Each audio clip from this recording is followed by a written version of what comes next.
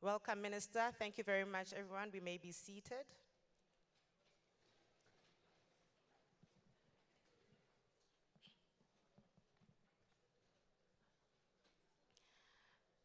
Good morning, everyone, and welcome to the 17th Annual Competition Law, Economics and Policy Conference. My name is Karabo Mutaung Mushala, and I'm accompanied by my handsome co-hosts. She says handsome, but she's outstood me today. My name is Ofente Musimanawa Mutwana Mutudi. Thank you very much.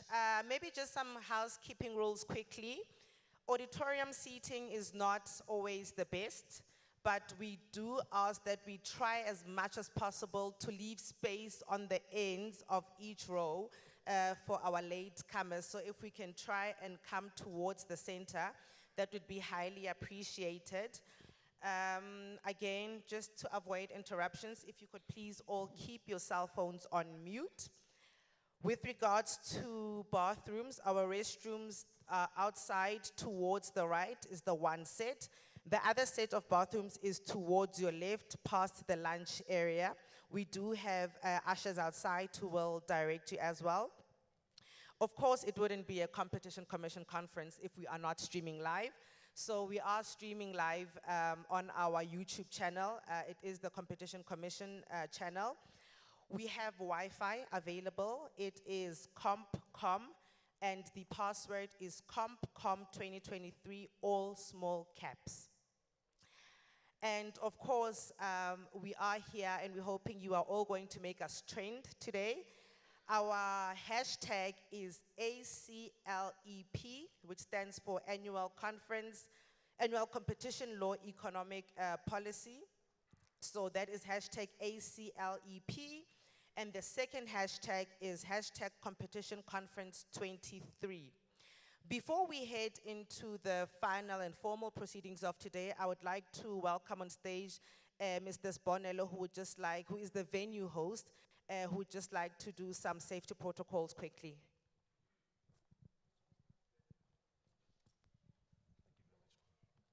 Thank you very much.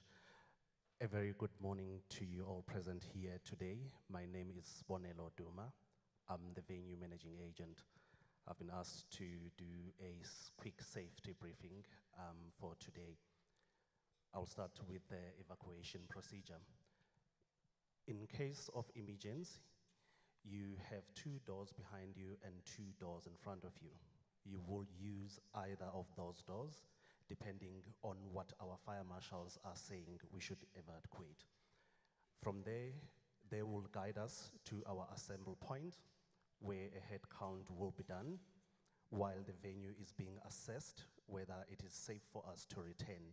If it is safe for us to return, we will be advised as such, and then we will return.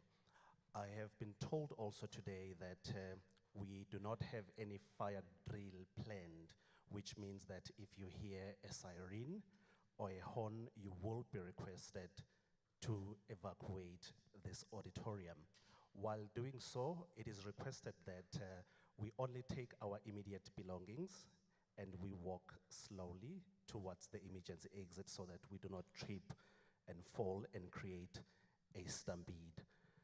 This venue is a smoke-free venue. However, those that do smoke are allowed to do so in a designated areas, which is outside, and you will see where it is demarcated.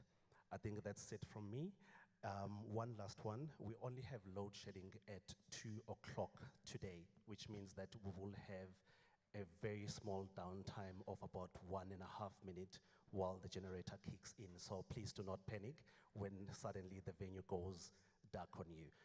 Thank you very much. I wish you all a wonderful stay, and I hope you have a good time. Thank you.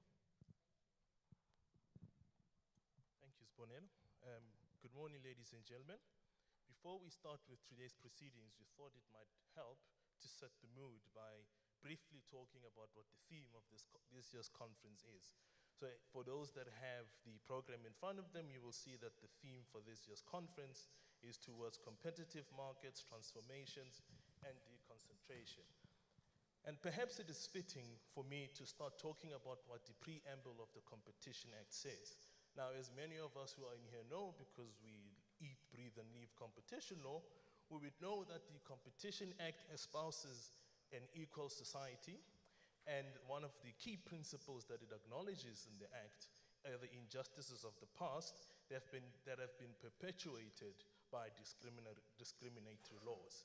Now, in 2021, the Commission published its first economic concentration report, which highlighted persistent levels of concentration in our market. And a couple of those markets that were identified were farming, grain, fishing, forestry, livestock, and the like.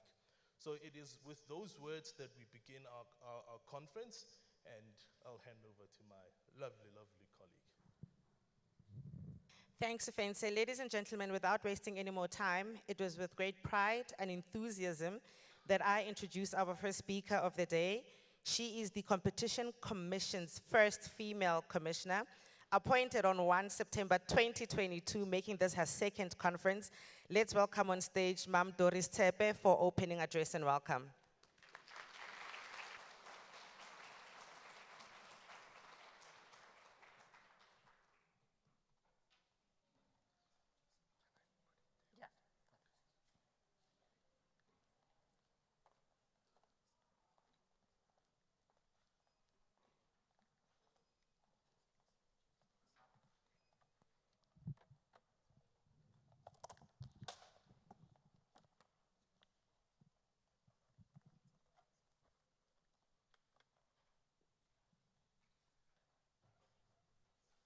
Thank you, Karabo and Ofense. Good morning, Minister of Trade, Industry and Competition, Honorable Minister Ibrahim Patel, representatives of the Department of Trade, Industry and Competition, the Chairperson and Deputy Chairperson of the Competition Tribunal, delegates from international competition agencies in Africa and beyond, including the BRICS competition authorities, colleagues from the Competition Commission of South Africa and other competition authorities, stakeholders within the legal and economic fraternity and academia, friends, ladies and gentlemen, I would like to warmly welcome you to the 17th Annual Competition Law, Economics and Policy Conference. As always, the annual conference serves as a critical platform for stakeholders to discuss and advance the understanding of competition issues within our economic landscape. It enables us to share knowledge, promote best practices, and to foster collaboration among experts, practitioners, and policymakers with a view to ultimately promote competitive and fair markets for all in the country. Before I proceed, Minister, I think I would like to thank the technical committee from the Competition Commission of South Africa and the Competition Tribunal for organizing this conference. It is a conference of huge magnitude. Some of you would know that it actually started with some activities yesterday, and we are hoping to have this in the coming 2 days. So far, everything has gone so well, and I think it would be remiss of me not to take this opportunity to thank them and appreciate their support throughout. I would also like to thank all of our panelists who have traveled far and wide to enrich the discussion emanating from this conference. It is your contribution that gives depth, relevance, and quality to the conference. Your presence and contribution is highly appreciated. I would also like to finally thank all the participants who are here. In fact, the conference would not happen without your presence being here and participating even from the floor. I would like to acknowledge the significance of the venue that the technical team has selected to hold this conference. The Riversands Incubation Hub was founded in 2015, Minister, as a non-profit business incubator and accelerator designed to support and nurture small businesses and startups. It provides a range of resources and services to help entrepreneurs grow their businesses, which is in line with the role of what the Competition Commission should be doing. There are many small businesses supported by the hub, and I think when you do find time during this conference, I would encourage delegates to walk around. As you enter, you would have seen some of those offices to see the work of these small businesses and to try and see how we can support them. This is the work practically that we do to ensure that these businesses participate, expand, and succeed in the economy. It's actually been remarkable for me to think that a year and some 20 days ago, I was introduced as the Competition Commissioner of South Africa. Minister, it has been a very conflicting feeling because on the one hand, I felt it's gone too fast, but as I reflect, as I will do on the work that we have done in this period, it feels like a very long time.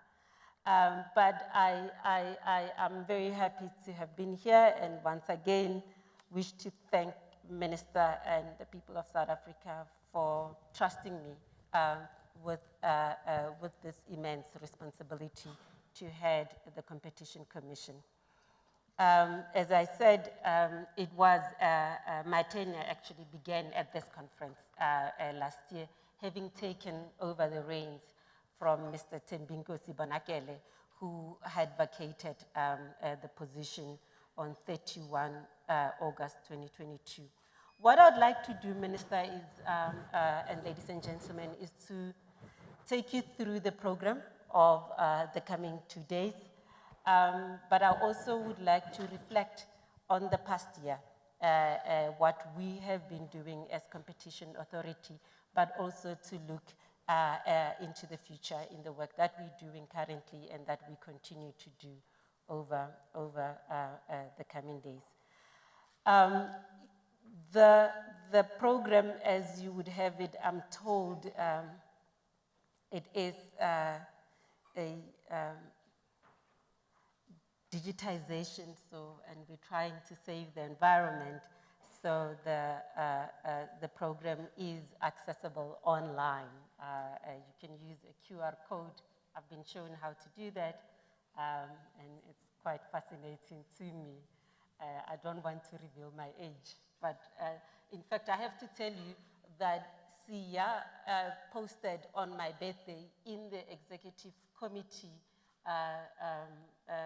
WhatsApp group on my birthday, my actual age. So I think it is public knowledge just how old I am. Delegates will see from this year's progress that some conversations that we would have had last year still require a bit of further discussion. These include the AFCFTA competition protocol. That discussion will happen and it will be moderated by Deputy Commissioner Hadin Rachisusu. And I think it is appropriate that we would engage on this topic, given that the competition protocol has since been signed and adopted by member states and government. This development has significant practical implications for cross-border trade and for cooperation among competition agencies and regional bodies. It is these practical implications which the first plenary of the conference seeks to focus on. Secondly, given the significance of the food industries to sustainability, employment, and economic well-being, food remains an important theme on the conference agenda. This year, our focus under this theme under this theme will be on whether there is a cause for concern around the incremental impact of food inflation and whether the market structure that exists currently make the sector less resilient.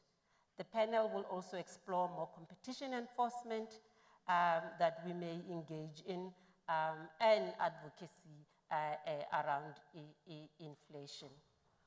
On measure control, we now need to, as we all know and understand, measure regulation has a crucial role to play in promoting inclusivity and worker participation. Hence, the focus of this year's discussion will not only look at the narrow focus just of Section 12A3, but it will look at deeper conversation around pursuing meaningful transformation and deconcentration through measure control. We will also look at issues on measure creep. Among the sectors that we will provide a spotlight on in the conference are the healthcare and energy sectors. Both of these sectors have experienced significant developments in the last year. Healthcare because of the passing of the NHI bill and energy because of the escalating blackouts accompanied by the growth of alternative energy markets in South Africa. I trust that the conversations in these plenaries will be the start of what will ultimately become concrete competition intervention in both these sectors. It's important that these sectors, as they develop, we ensure that they develop in a more competitive manner and inclusive for all South Africans. At a global level, there has been considerable debate, which is ongoing, on appropriate legal standard within competition law, and part because of the challenges of digital market, but also within the context of developing countries. It is for this reason that the last panel will be looking at the amendments and legal and liability standard, particularly for abuse of dominance provisions that has come about as a result of the 2019 amendments. The Constitutional Court decision in Mediclinic has set out some legal standard for interpreting the constitutional requirements within competition law, and it is appropriate that the panel will then delve into this to ensure that we do so. Finally, as you know, we will be looking at within the conference that we are going to have a launch of the study that has been conducted by our Advocacy division, looking at barriers to entry by women entrepreneurs in the economy. I've been informed, and I'm very excited to hear from the head of the Advocacy division, Ms. Kanyisa, that we will, in fact, at the launch, have two of the women entrepreneurs who will be speaking to us on their experiences in this regard. And we are very excited that we'll be showcasing this at the end of the day. And we think this is another area of law that we need to be thinking about as we develop our public interest provisions in South Africa. I also look forward to sharing the stage with the Minister, who will be addressing us shortly, but also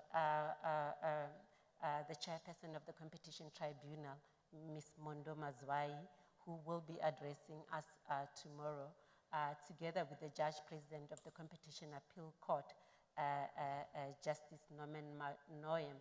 Both of them tomorrow will be addressing us on the insights from the judiciary and the Competition Tribunal.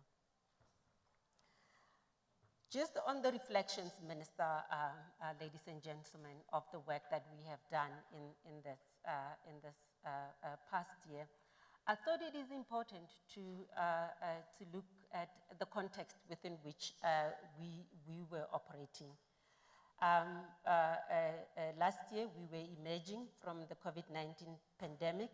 As a result, you would remember that during that period, the Competition Commission and the Competition Tribunal and the Competition Appeal Court had to pivot rapidly to try and resolve issues that were competition issues that had resulted from the pandemic, including a significant number of price gouging cases, high levels of inflation, particularly in food. So it was appropriate that as we started towards the end of the year, we had to shift our resources back to the core mandate of the Commission, including the implementation of the 2019 amendments to the Competition Act, whilst at the same time still responding to a challenging economic environment, especially to the cost of living challenges and high food inflation. Consequently, the Commission prioritized competition issues that are affecting hard-pressed low-income consumers, those issues that are creating barriers to economic growth, and those that are resulting in exclusion from the economy, especially for SMEs and historically disadvantaged background. Dealing with measures, as you know, measure control is a very important tool used by competition authorities, including ours, to ensure that acquisitions do not undermine competition or public interest factors, including employment, small and medium enterprise participation, retention of productive capacity, and the promotion of greater spread of ownership, both by historically disadvantaged persons and workers.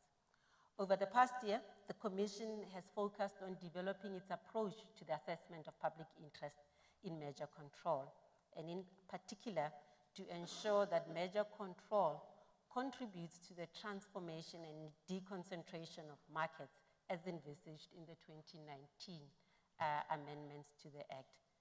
This has culminated in the development of the revised public interest guidelines, which should provide greater certainty to merging parties, businesses, and the whole competition law fraternity on the Commission's approach to public interest.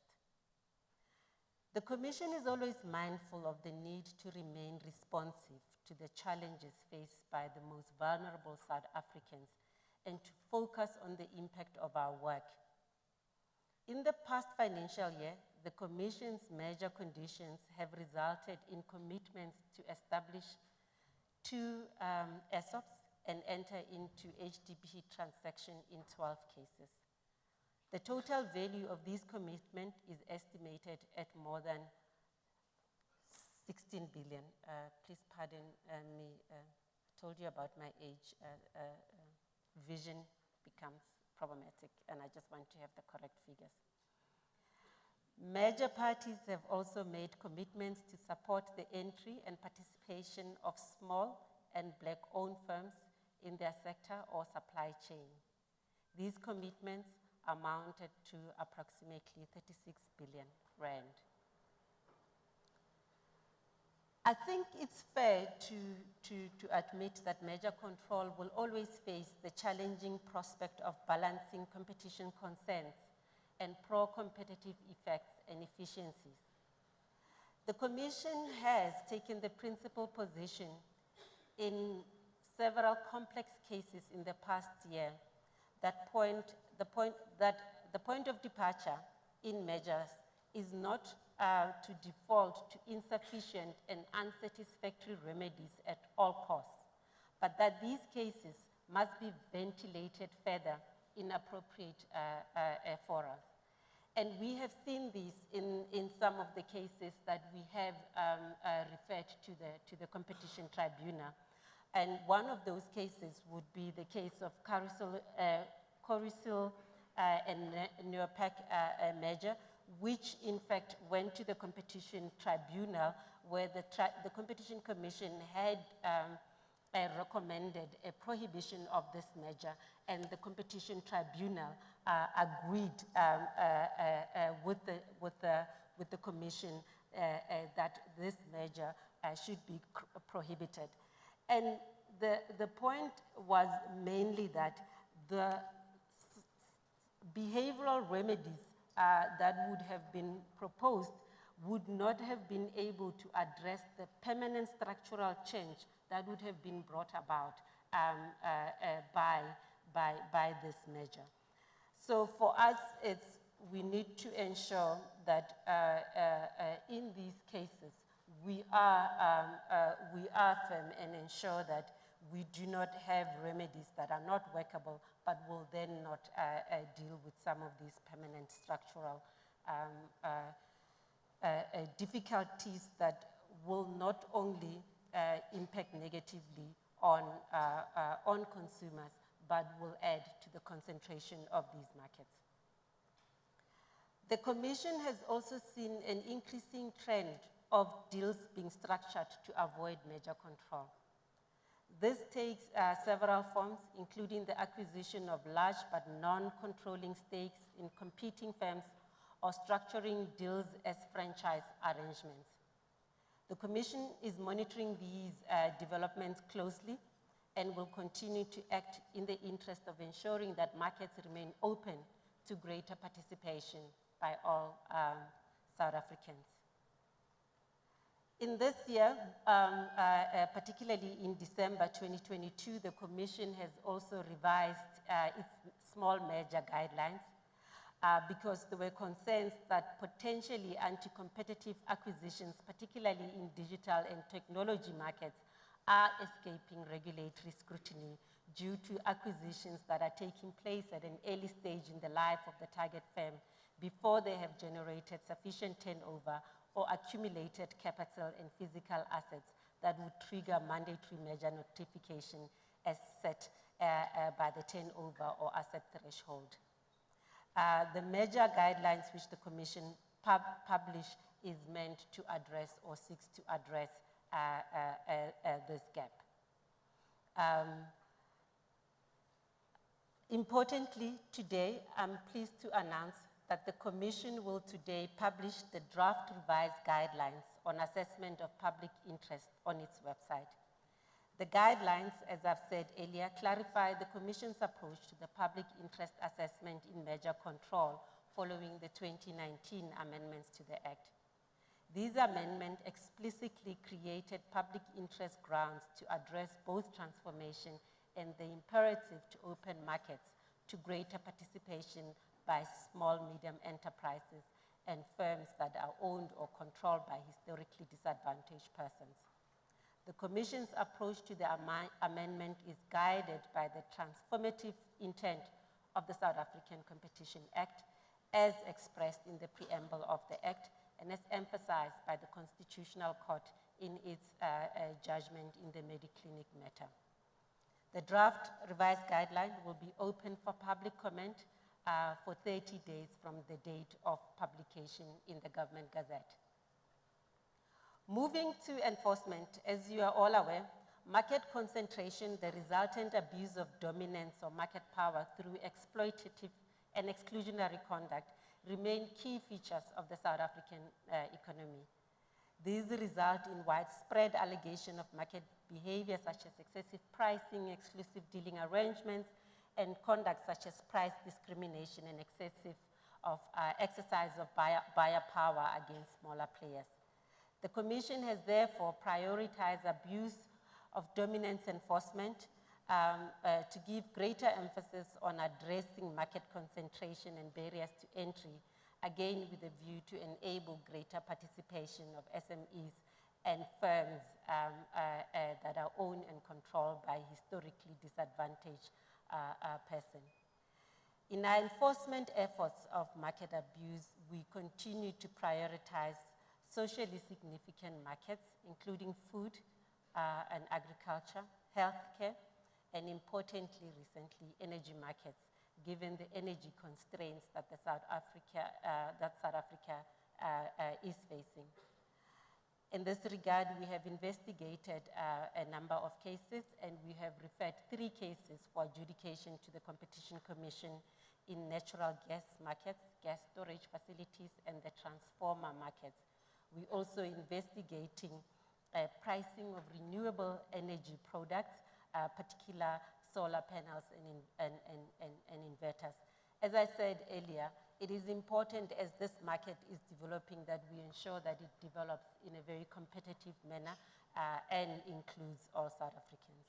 Regarding healthcare, we've placed effort in addressing the issue of access to essential medicines and life-saving drugs, particularly as our country is transitioning towards achieving universal health coverage through the National Health Insurance. In this regard, we are looking at alleged excessive pricing cases in cancer and TB drugs cases, for example, as well as possible restriction of competition from generic or biosimilar matters through abuse of patent rights. We have also, as you would know, prioritized the conduct of market inquiries as an additional tool to address issues of concentration by looking at key features in these markets that may impede, restrict, or distort competition. I'm going to touch briefly on some of the market inquiries that we have had. As you all know, in May 2021, the Commission launched the online intermediation platform market inquiry. This market inquiry published its draft report in July 2022, and I'm pleased to announce that on the 31st of July 2023, the Commission published its final report. This was an ambitious project, and it focused on a number of platforms that connect businesses to consumers. And this was due to the effect of these platforms on inclusive growth and employment.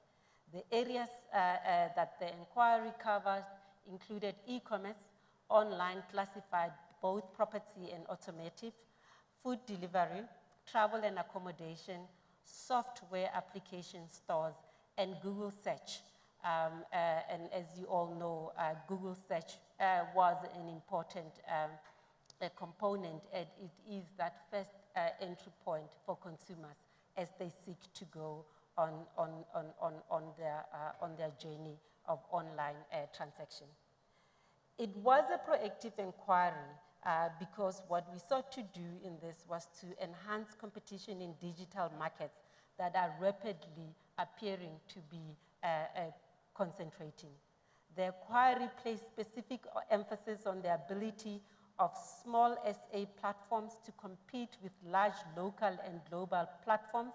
It also looked at the exclusion of historically disadvantaged persons from participation at both the platform level and as businesses that enlist on these platforms.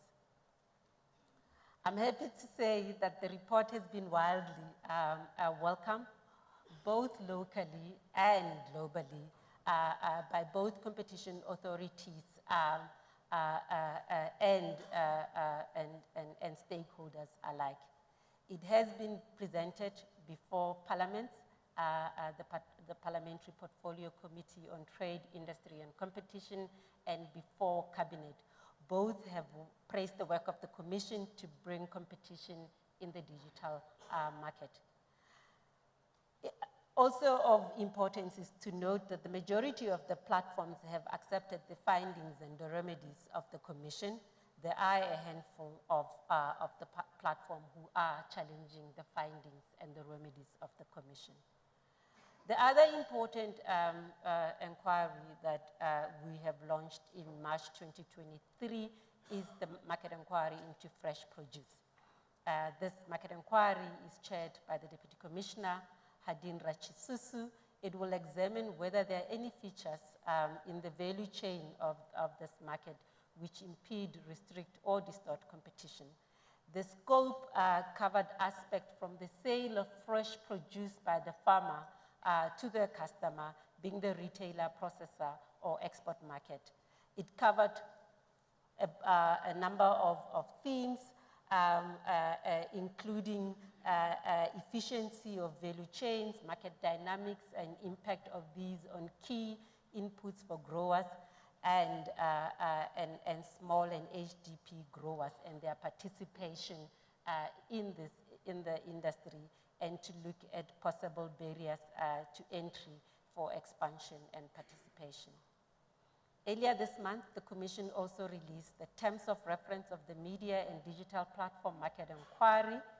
Through this inquiry, the Commission seeks to examine the distribution of media content on South African digital platforms and the advertising technology markets that connect buyers and sellers of digital market. The inquiry will also take a forward-looking approach and evaluate new technologies adopted by digital platforms, such as generative AI search support, for example, ChatGPT, and the impact these may have on operations of businesses in South African news media sector. The inquiry will focus only on businesses within South African news media sector, including news publishers and broadcasters. It will launch officially on the 17th of October. In addition to these ongoing market inquiry, we are further conducting scoping research in certain markets to inform our decision to initiate further market inquiry in specific sectors of the market. Turning now to advocacy, in pursuit of our objective to promote compliance with the Competition Act through education and awareness initiatives with key stakeholders, namely the public, big and small businesses, labor, government, and consumers. Our advocacy division, under the leadership of Ms. Khanyisa Qobo, continue to do amazing work. In this regard, the advocacy division has held various workshops targeted at both big and small businesses and various stakeholders, including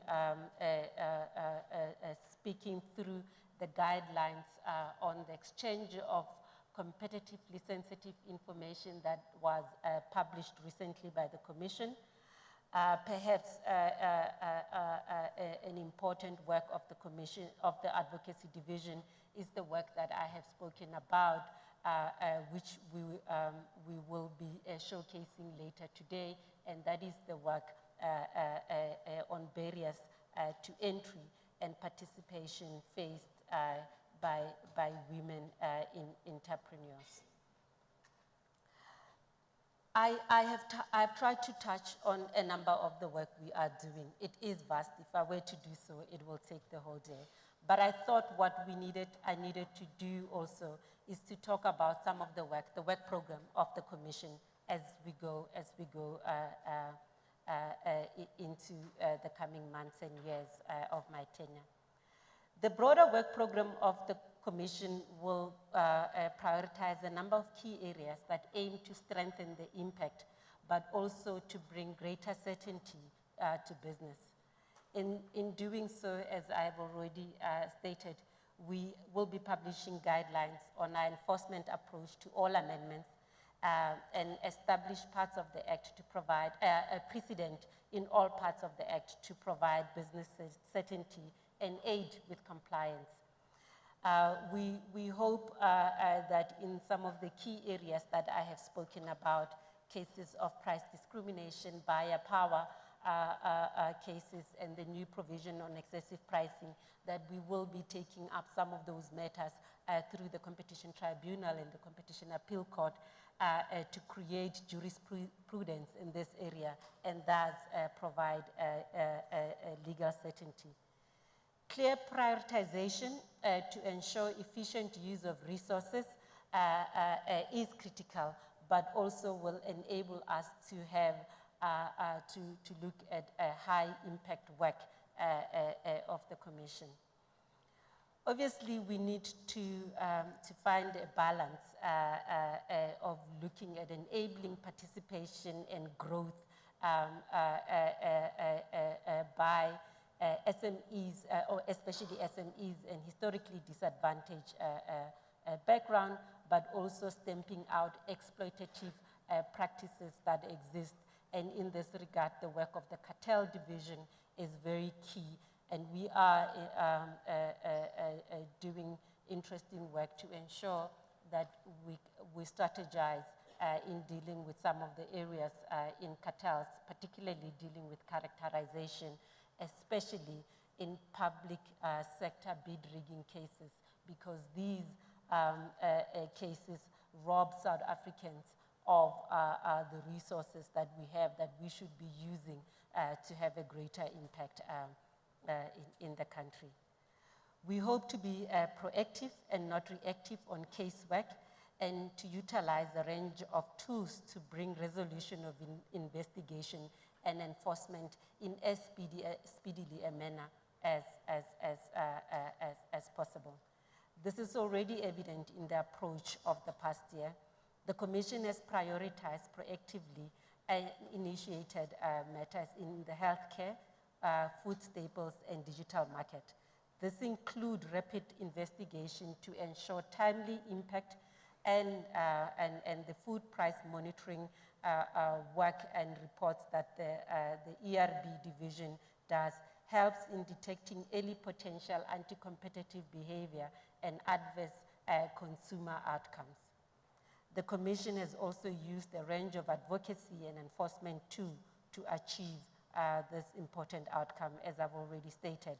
The essential food price monitoring report that the Commission publishes quarterly is quite key in creating transparency, but proactively looking to see areas where there could be timely intervention to ensure that some of these anti-competitive behaviors are rooted out urgently. In conclusion, ladies and gentlemen, Minister, the Commission has been entrusted with an important mandate to protect and promote competition for the benefits of consumers while transforming the economy to ensure broader participation by those who have been historically excluded. The Commission is committed to ensuring that its work achieves this mandate and provide critical support to economic policies of government to ensure inclusive growth. The current challenges facing our economy and the enormous hardship faced by the consumers has made the work of the Competition Commission more important than ever. It is for that reason that I wish to welcome you all once again to the 17th Annual Competition Law, Economics and Policy Conference, and I look forward to successful deliberation over these 2 days. And please, we wish to see you at all the social events that have been also been planned by the technical committee. I thank you.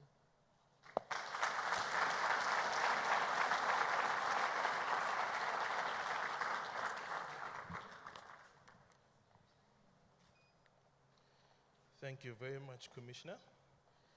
Ladies and gentlemen, it's no secret that we have not done well with time, so we are going to ask that everyone work with us when we have to take our tea breaks. We are quite mindful that in this digital age, a lot of us haven't seen each other in quite some time, but you'll have your lunch time and your tea time to meet up and chat. But we would then ask that you please keep to the time that we'll announce shortly. And now we move on to our next speaker.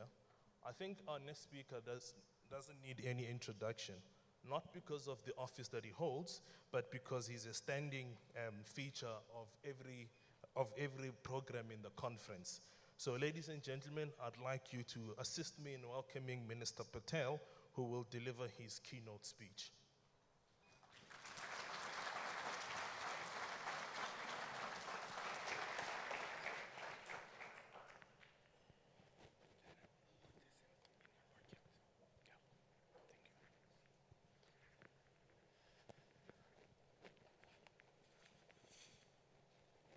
Good morning. How are you? Very well, thank you. Good morning. How are you?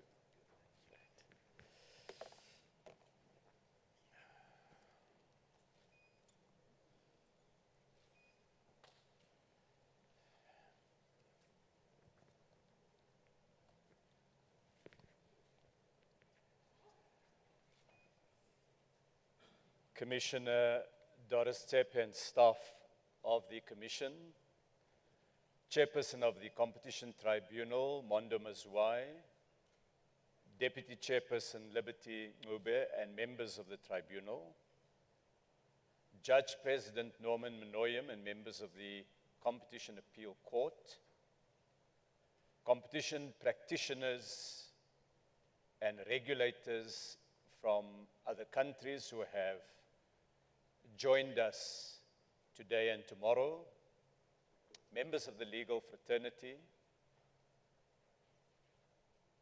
practitioners in the economics profession, ladies and gentlemen. It's a great pleasure to be with you today. Today marks, of course, the opening of the 17th Competition Conference. Last year, I spoke at the Competition Conference on the changing context of policy and the serious disruptions, globally and locally, of the landscape within which the competition authorities are required to carry out their mandate. These included the impact of the pandemic, geopolitical tensions, and new technologies. I noted several policy developments either at corporate or policymaker level. Among these were the focus by corporations on de-risking supply chains, the rise of strategic industrial policies in a number of countries, illustrated then by the substantial financial incentives provided for production of semiconductors. There were new focus areas of competition regulators, particularly in the United States, developments on trade-related intellectual property rights, and progress made with the finalization of the African Continental Free Trade Area. The matter of economic concentration was a big focus at last year's conference. And I covered its history in South Africa and the outcome of the seminal report by the Competition Commission in December 2021, which quantified concentration levels at subsectors, and we pointed to how the new legislation will enable the authorities to address such concentration. In my remarks, I also drew attention to the nexus between trade policy and competition. That was last year. Since the last conference, we've seen significant developments globally and domestically. The green transition is rewriting a number of rules.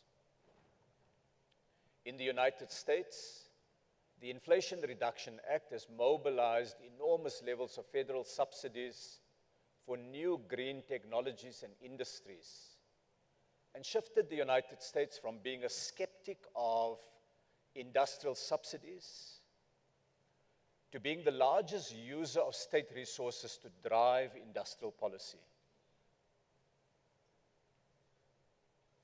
The European Union, in turn, is using trade protectionism to support its own industrial sectors. After years of strong advocacy on multilateral rulemaking, the EU's unilateral new carbon border adjustment mechanism will impose a border tax on industries and firms in developing countries that do not meet EU carbon rules.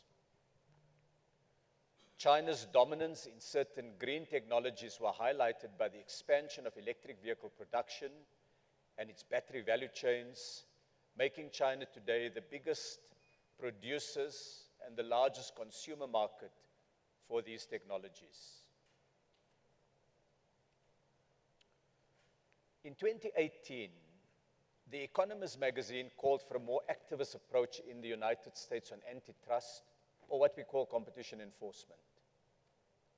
It noted that in the 30 years from 1970 regulators brought an average of 16 cases a year, while from the period 2000 to 2014, this dropped to below 3. In this past year, this has been spectacularly upended, with high-profile cases against Google, Amazon, and a number of other large corporations. In Australia and Canada, regulators have and are pursuing actions to address the concerns of media groups about the impact of social media and search platforms on their business models. We are celebrating the 25th anniversary of the Competition Act in about 3 weeks' time, marking the date on Tuesday, 20 October 1998, when President Nelson Mandela signed the Competition Act into law. This was the first administration, the current one, to incorporate the competition mandate in the formal title of the ministry, showing the importance that is attached to competition. That it's not only trade and industrial policies that reshape our economy, but also active competition policies. The administration has also seen a changing of the guard in the Competition Commission, the Competition Tribunal, and the Competition Appeal Court. This is the last competition conference prior to the end of the current administration, a period that has seen significant developments in the competition space in South Africa. I want to look at some of the notable developments or achievements in the competition field in the past 5 years. I'll take a longer lens than the Commissioner has dealt with, focusing on 8 areas of progress, and then conclude with a few observations about the future, covering the impact of geopolitics on competition, some implications of artificial intelligence on competition policy, and the need for more research and intellectual work on competition and inclusive growth. Let me start, therefore, with summarizing the 8 main areas of progress connected to competition in this administration. They are, first, that we are fostering greater policy coherence by the location of competition policies within a broader set of economic and industrial policies, mindful of the specific mandate of the competition authorities. Second, we have made progress with the implementation of legislative reforms since 2019 that puts in place a new framework for competition policy. Third, there's been a step up in the focus on the role of competition policies to promote inclusive economic growth through the use of public interest criteria, the impact it's having, as well as the implications of the Constitutional Court ruling in the Mediclinic matter that brings a Bill of Rights lens to competition policy. Fourth, a solid and important start has been made in this administration to address high levels of economic concentration with the seminal report I referred to, issued by the Competition Commission in December 2021, but also the use of new legislative powers which shifts the examination of the impact of market structure, not only of market conduct. It's a seismic change in how the competition authorities are looking at markets. Fifth, we are building a flexible, rapid response competition regime that has served the country well in an extraordinary period of severe market disruptions caused by the pandemic, social unrest, and an energy challenge. Sixth, the competition authorities have moved their past focus on traditional sectors of the economy to the new growth sectors of digital industries, specifically data services and online platforms. This has been an important shift. Seventh, the competition authorities have focused more on prices than has generally been the case in the past, following a period of exceptional inflation pressures in the global and domestic economy, And some of the steps they've taken include price monitoring and an interesting enhancement of coordination between trade and competition policies. And finally, we've concluded the text of an African Continental Competition Protocol that has the potential to enhance the effectiveness of competition policies to deal with cross-border transactions involving firms with a presence in the South African market. So Commissioner Tsepe, if you started last year taking the reins officially at the end of the last conference, with the hope that this would be a peaceful period, you have been rudely awakened to the reality that so much of what is happening in the world and in our own economy has been driven by and shaped by competition-related issues. It's not going to be a boring journey. I'd like to unpack each of these briefly. First, I spoke about the efforts made to foster greater policy coherence by the location of competition policies within this broader frame of economic and industrial policies. Now, traditional industrial policies, particularly in the middle of the 20th century, often referred simply to sector promotion policies, supported mainly by financial incentives and trade policies. A framework pejoratively known as picking winners. There's been many examples of celebrated successes as well as oft-cited failures.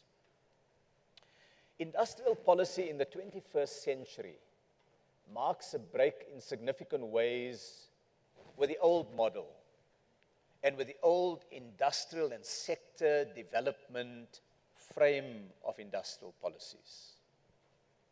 And it has an implication for competition policy. In a book, The Industrial Policy Revolution, Africa in the 21st Century, Nobel laureate Joseph Stiglitz points out that recent economic history has shown that it is possible for countries to achieve substantial growth, becoming successful in both manufacturing goods and product innovation. And the resurgent industrial policy has learned the lessons of both failures and successes elsewhere. It must be smart. The concern of industrial policy today, as Stiglitz notes, is not just about expanding the industrial sector. Rather, it is predicated on the idea that government has a pivotal role to play in shaping the direction of economic change, and this includes green transitions, or greater levels of job creation, or promoting food production, or addressing inequalities in an economy.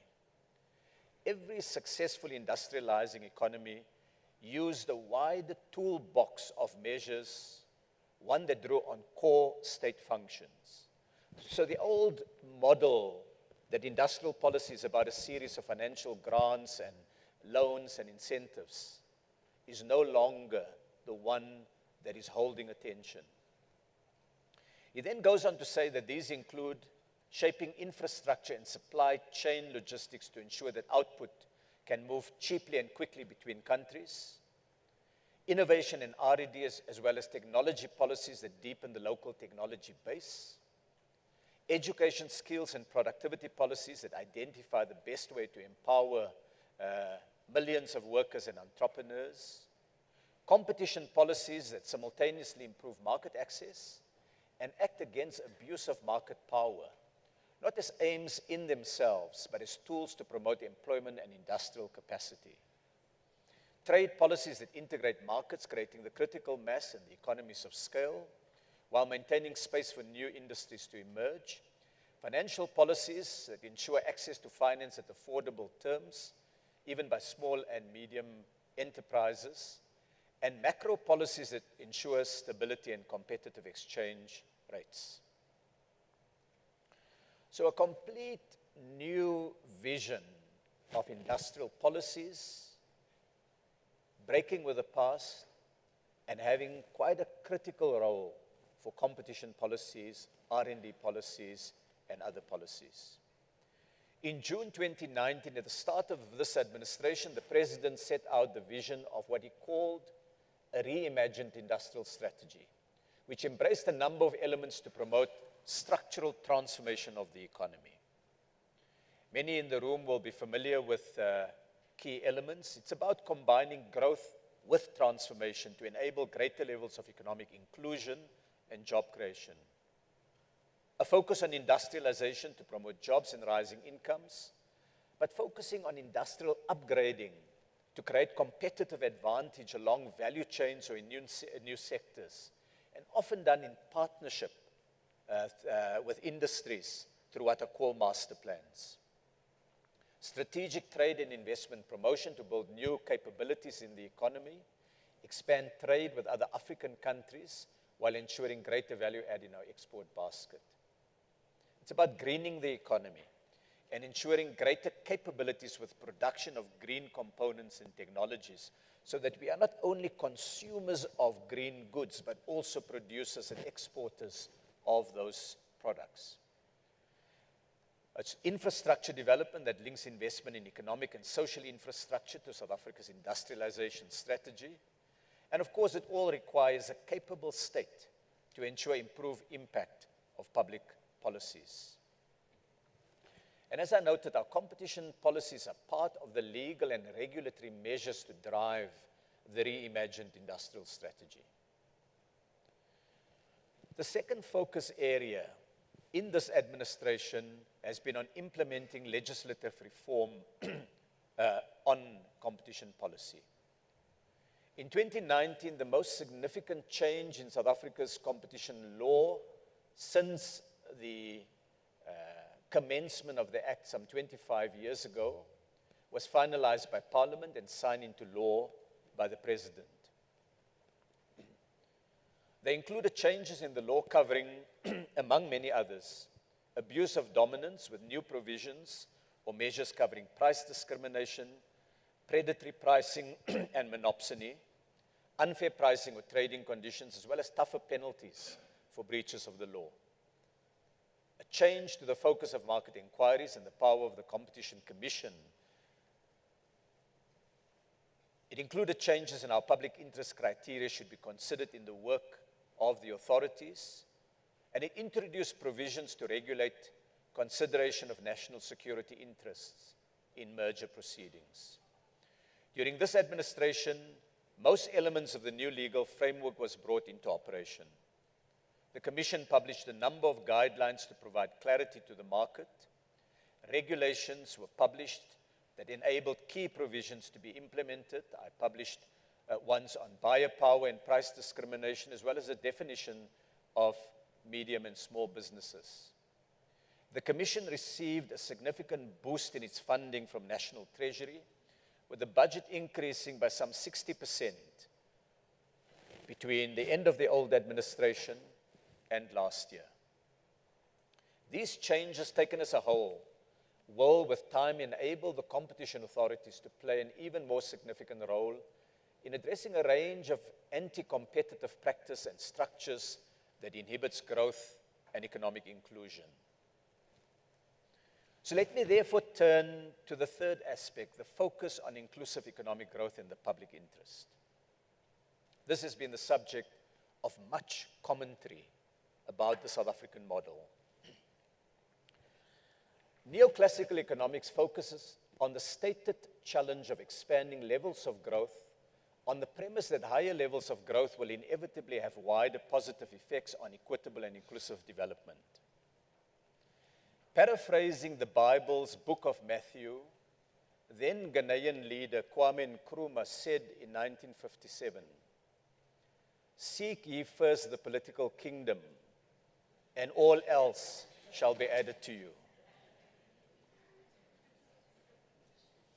If I in turn paraphrase the mantra of the Washington Consensus, it seems to say, "Seek ye first the growth kingdom, and all else will follow." Experience has shown that this nexus does not always, or indeed in many cases, hold. Nor for that matter has the fastest growth in the past 20 years taken place in countries that have followed the Washington Consensus. Look around. Pertinently, in the complexity of South Africa's transition from a racialized market economy characterized by exceptional levels of market concentration and inequality, the path to a more inclusive economy requires purposive and targeted measures as recognized in our Constitution. In this regard, I wish to refer to legislation, policy, and jurisprudence. Competition law in South Africa in the democratic era took on a wider responsibility than in OECD countries to create not only conditions for competition and support competitive markets, yes, that too, but also to address the consequences of the lack of opportunity that resulted in distorted markets and locked in advantage to one demographic. The legal framework for this is provided in the Competition Act, particularly its preamble and Section 2, which sets out the purpose of the Act, as well as codified public interest criteria that should be considered during merger proceedings set out in Section 12A3 of the Act. The legislative reform of 2019 expanded the public interest criteria in that section. The reforms made it clearer that public interest and competition criteria have equal weight, and the impact of a merger on both need to be examined by regulators. The reforms expanded the list of public interest criteria to include worker ownership and clarified that the competition authorities ought, in respect of both Black economic empowerment and worker ownership, to consider not only the impact of a transaction on existing ownership patterns, but whether a transaction increases the level of ownership by historically disadvantaged persons and workers in firms. This is a significant shift in emphasis. In addition, the reforms introduce public interest criteria in other sections of the Competition Act, dealing with abuse of dominance and market inquiries. For example, the competition authorities are now required to consider the impact of price discrimination and of unfair pricing or trading conditions on Black South Africans and small business.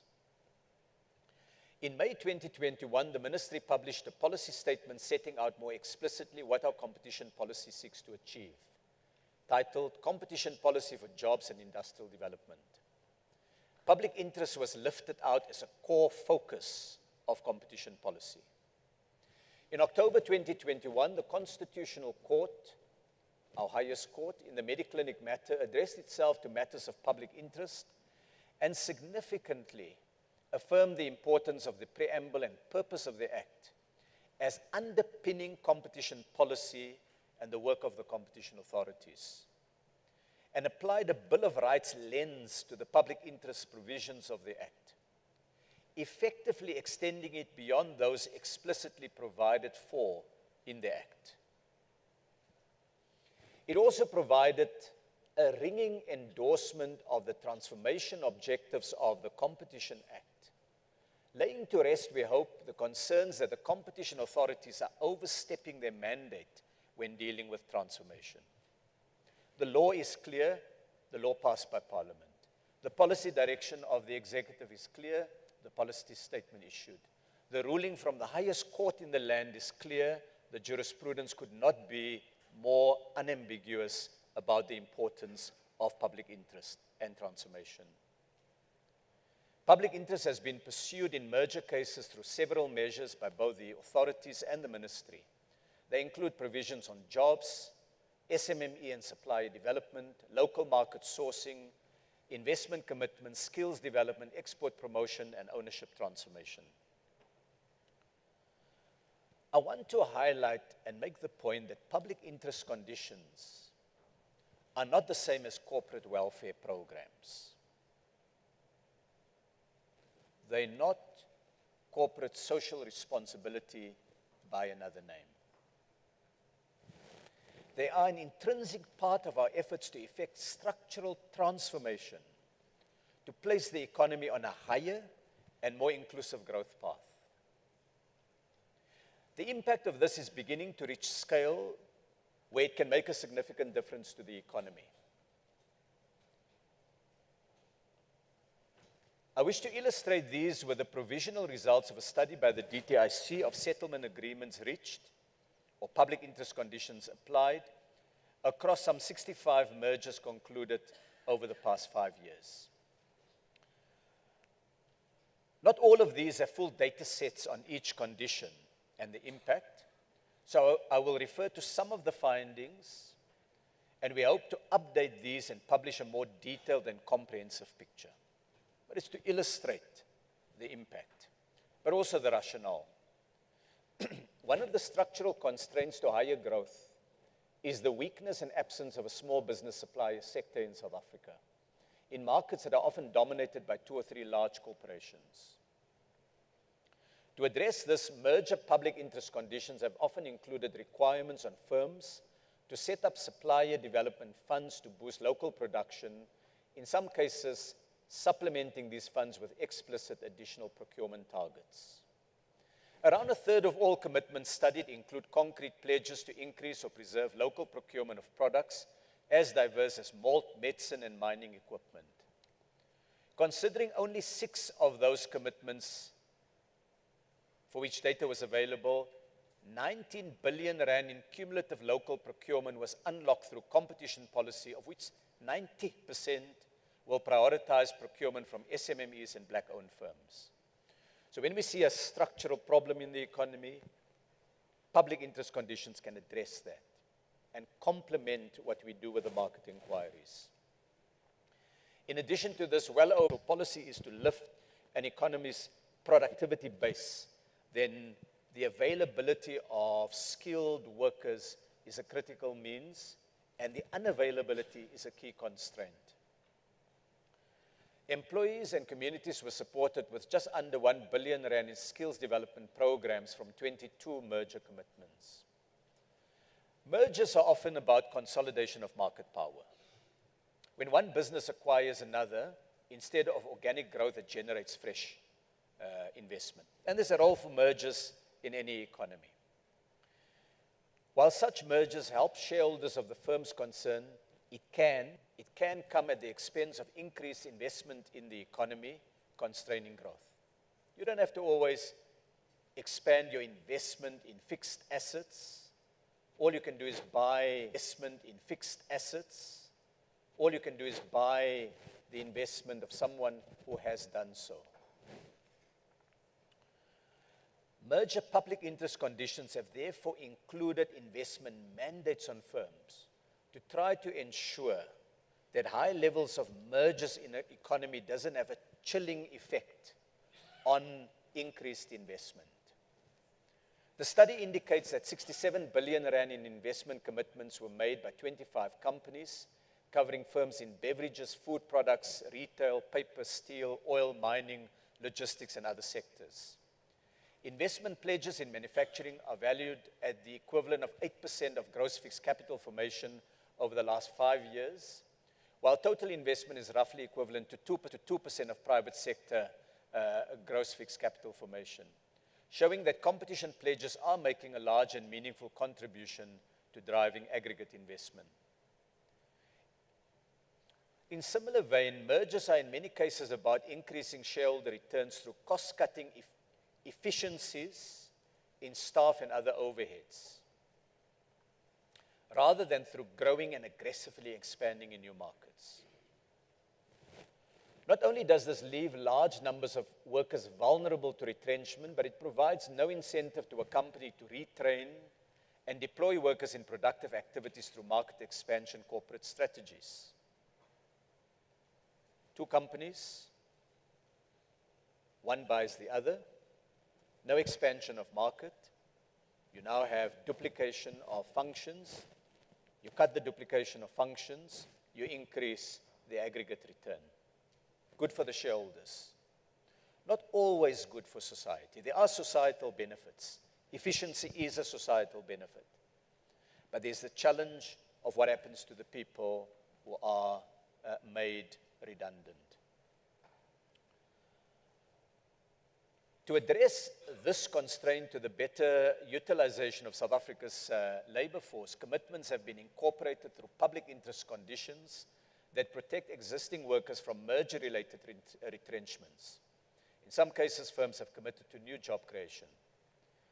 In addition, in an innovative move, a number of merger firms have been required to maintain their aggregate levels of employment, often for a 5-year period. The economic logic of this is clear. Firms effectively have an incentive then for market expansion programs to utilize labor that they're obliged to maintain on their books.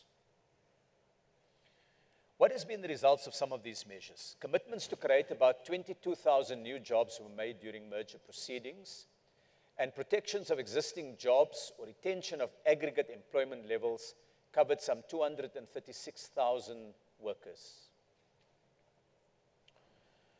With over 258,000 jobs protected and created through 30 competition settlements we've looked at, the DTIC estimates that about 20 billion rand in salaries for South Africans have been safeguarded through these measures. No data is available as yet on the economic value add through these measures. I turn next to ownership patterns in the economy. They, in large measure, reflect the effects of past capital accumulation under colonialism and apartheid, and act as a limit to developing a broader base of ownership. Aside from redress and historical justice, there are, however, also clear economic advantages to developing a broader economic base. And it ranges from expanding the pool of entrepreneurial talent in the society to promoting a less adversarial relationship on the shop floor. Merger conditions have required companies to have black shareholders. In some cases, parts of businesses have been divested and sold to black industrialists. I will, at the Black Industrialists Conference to be held in 5 months' time, provide data on the full extent of the many billions of rands worth of black ownership fostered and facilitated through measures by the competition authorities. But today I want to focus on one part of it. Through merger public interest conditions, 143,000 workers are now shareholders in the companies they work in, with equity worth well in excess of 10 billion rand. This is a significant and a remarkable broadening of the base of ownership in the economy. And what has been interesting is, by focusing on worker ownership, it has the effect of enabling equity participation by very large numbers of black South Africans, but also by white workers within the workforce, beginning to build a non-racial frame for empowerment policies, focusing on socioeconomic status, which in this case has a large overlap with demographics, but beginning to prepare the ground for transformation policies to unite people, workers on the shop floor. In many cases, or in some cases at least, this has been accompanied by arrangements for representation by workers on the boards of companies concerned, including very large companies, Coca-Cola, PepsiCo, Heineken, and others, breaking new ground in South African corporate practices. Some of the investments have had a particularly important sector impact. And while I've cited several numbers, I hope the main message is not drowned out by the statistics, that public interest conditions can reinforce competition measures to drive structural transformation, changing the base of small business suppliers, incentivizing the full use of available labor, encouraging the stock of capital to be increased in the economy, and effecting transformation of ownership patterns in South Africa. I have focused on the South African case, but we're not alone in seeking a wider remit to competition policy than the Chicago school paradigm. Public interest concerns have been incorporated in a number of African competition regimes. These include Namibia, Botswana, Ethiopia, Nigeria, Tanzania, and Kenya, with their laws covering a range of different matters, but with employment very often occurring in the legislative or policy framework. This broader vision is shared also by policymakers outside the African continent. As I noted last year, the work of Lena Khan and her colleagues in the United States has ensured a renewed focus on market power by the gammas, Google, Apple, Mega, and Amazon, and their work has extended the scope of competition law far beyond the focus on consumer welfare in the strict sense. Martin Wolf, an eminent Financial Times commentator, wrote in the period just before the pandemic that economies are not delivering for most citizens because of weak competition, feeble productivity growth, and tax loopholes. He then marshals the evidence for falling incomes and a slowdown of US productivity growth. He goes on to say, and I quote him, "So why is the economy not delivering? The answer lies in large part with the rise of rentier capitalism. In this case, rent means rewards over and above those required to induce the desired supply of goods, services, land, or labor. Rentier capitalism means an economy in which market and political power allows privileged individuals and businesses to extract a great deal of rent from everybody else," unquote. Now, this is from a commentator in a fairly standard daily newspaper read by businesses across the world. And it shows that the challenges we have to face so acutely are challenges that policymakers, thoughtful people in the business community and in trade unions and elsewhere are needing to grapple with to build a sustainable economic model.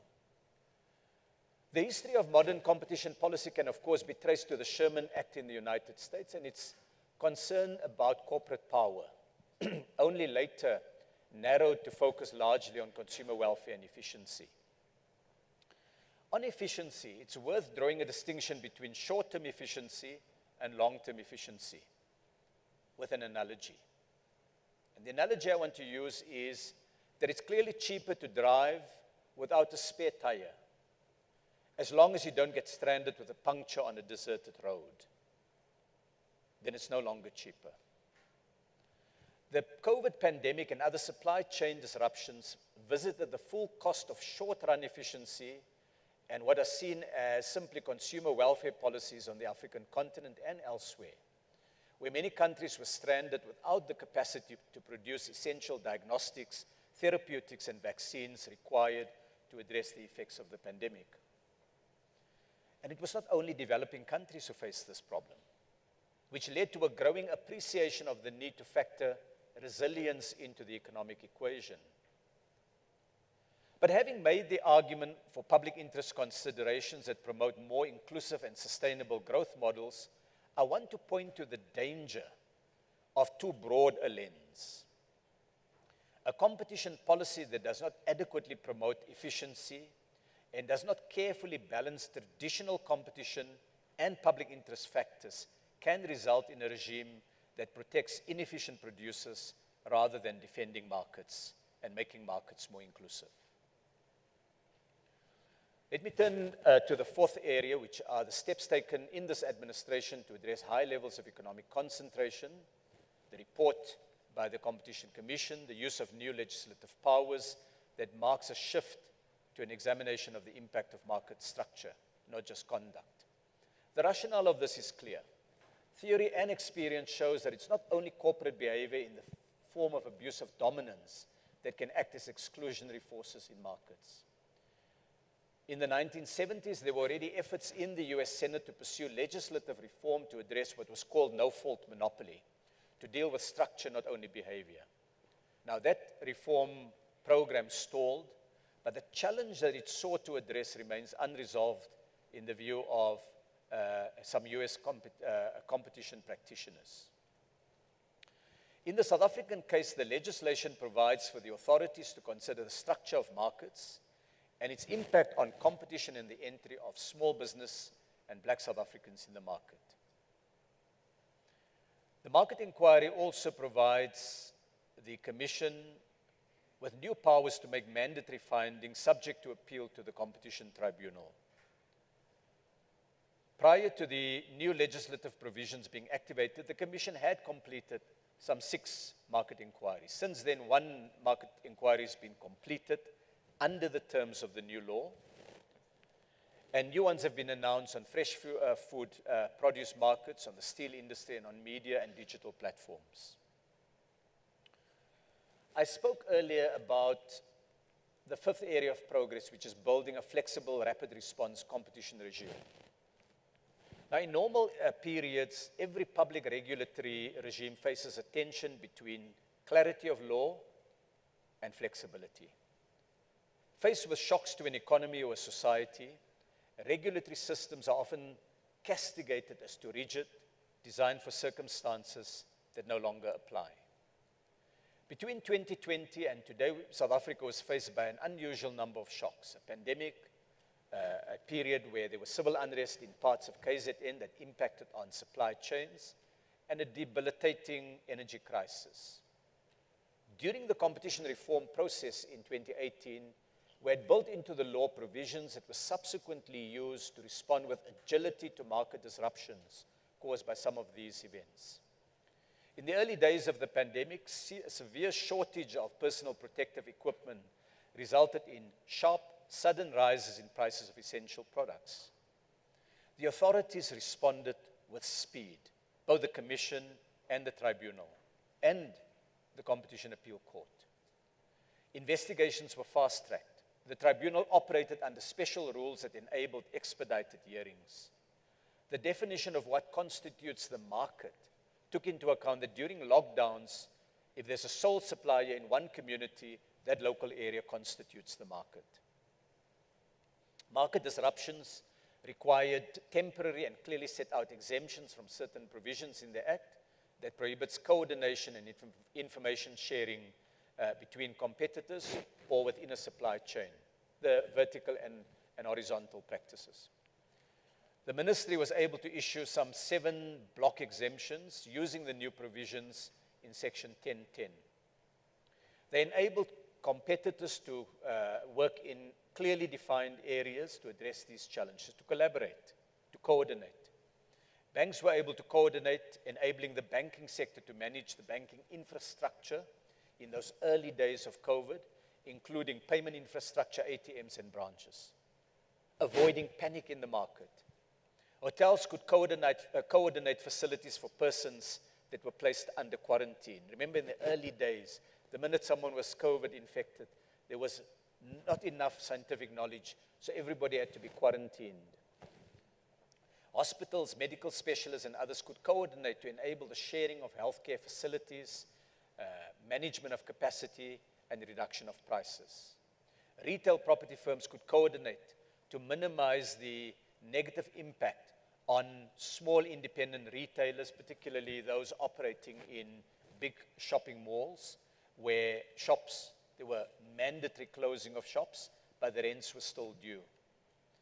Retailers and producers could coordinate to address supply chain disruptions during the July 2021 unrest in parts of KZN where trucks were not able to get into particular areas of the province. More recently, energy suppliers could collaborate to increase or optimize the supply of energy in the market, to reduce the cost of energy supply, to secure shared sites, infrastructure, equipment, and facilities. And finally, energy users could collaborate to secure backup or alternative energy supply and optimize the efficient use of energy supply. The effects of these measures were to preserve the competition system while providing for greater flexibility in defined areas during those periods of market disruption. The Competition Commission has used soft law as a means of guiding the market with guidelines on matters such as collaboration between competitors on localization initiatives, small merger notification, exchange of competitively sensitive information, and buyer power enforcement guidelines. The guidelines for competition in the South African automotive aftermarket ensure that insurance companies change their practices to take township panel beaters, small businesses that were historically excluded, and bring them into the economic mainstream, put them on their panels. The school uniform guidelines followed an investigation by the Commission. It nudged a shift away by schools from highly customized and expensive school uniforms, often sold through a single distributor, assisting parents in the process to procure cheaper school clothing. Consent orders were used widely in the past 4 years, enabling not just negotiated outcome, but sometimes rapid response. The shameful incident where companies exploited the market during COVID by putting the cost of PCR testing at levels that had absolutely no economic logic could be addressed fairly rapidly with a consent order that brought a sharp reduction in price, much earlier than would have been the case through an ordinary competition process. And that brings me to the sixth area of significance, that the Commission and the authorities are moving their focus to the new growth sector of new digital industries, particularly data services and online platforms. This marks the shift that recognizes we're in the digital age. It's a fundamentally different moment in economic history. Markets are being reshaped. The rise of big technology companies introduce new market dynamics and features. Look at additional output that's associated in many cases with virtually zero marginal cost increases to the firm concerned. Large players in developed markets are able at very low cost to enter and dominate developing country markets. So regulators struggle to address the new market dynamics with old paradigms. It's apposite to note that Google was founded in 1998, the very year that South Africa's Competition Act came into existence. So the act was written in the pre-Google age. The digital technology revolution has transformed our economies and societies with enormous benefits and improvement in our lives.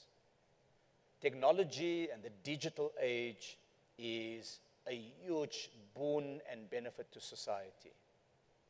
Yet the economics of digital enterprises, coupled with a regulatory system and practices unprepared for this new form of economic activity, favor the emergence of a few large players.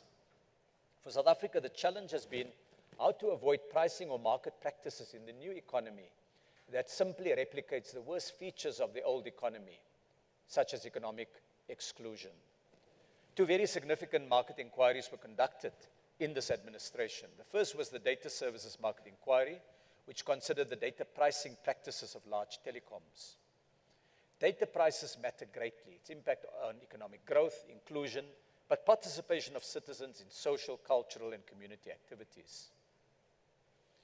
And so the outcome of the Data Services Market Inquiry resulted in a very significant reduction in data unit prices and enabled also free access to some public and community platforms. The second market inquiry on online intermediation considered the dynamics of 7 distinct markets with similar practices: online search, travel accommodation, e-commerce in the form of shopping for consumer goods and groceries, software apps, online car sales, online property sales, and food delivery services. The online intermediation platform was a giant step forward for the competition authorities to utilize the new provisions of the Act and open up opportunities for new entrants and small and medium enterprises, as well as individuals from historically disadvantaged communities. It has findings that can enable township enterprises to become part of the digital ecosystem. While no financial assessment has been done, anecdotally, Commission staff believe that the set of measures in that market inquiry will provide assistance or market access worth at least hundreds of millions or perhaps R1 billion per annum to smaller players, suppliers, platform users, and others. That most of the affected firms in that market inquiry have chosen not to challenge the findings of the market inquiry is both welcome and an indication of the value of the Commission's engagement with them, taking legitimate concerns into account and coming up with meaningful yet implementable remedies. I know there are many legal practitioners in the room. I call on law firms to encourage their clients to work with the spirit of the new legislation. Adversarialism helps no one.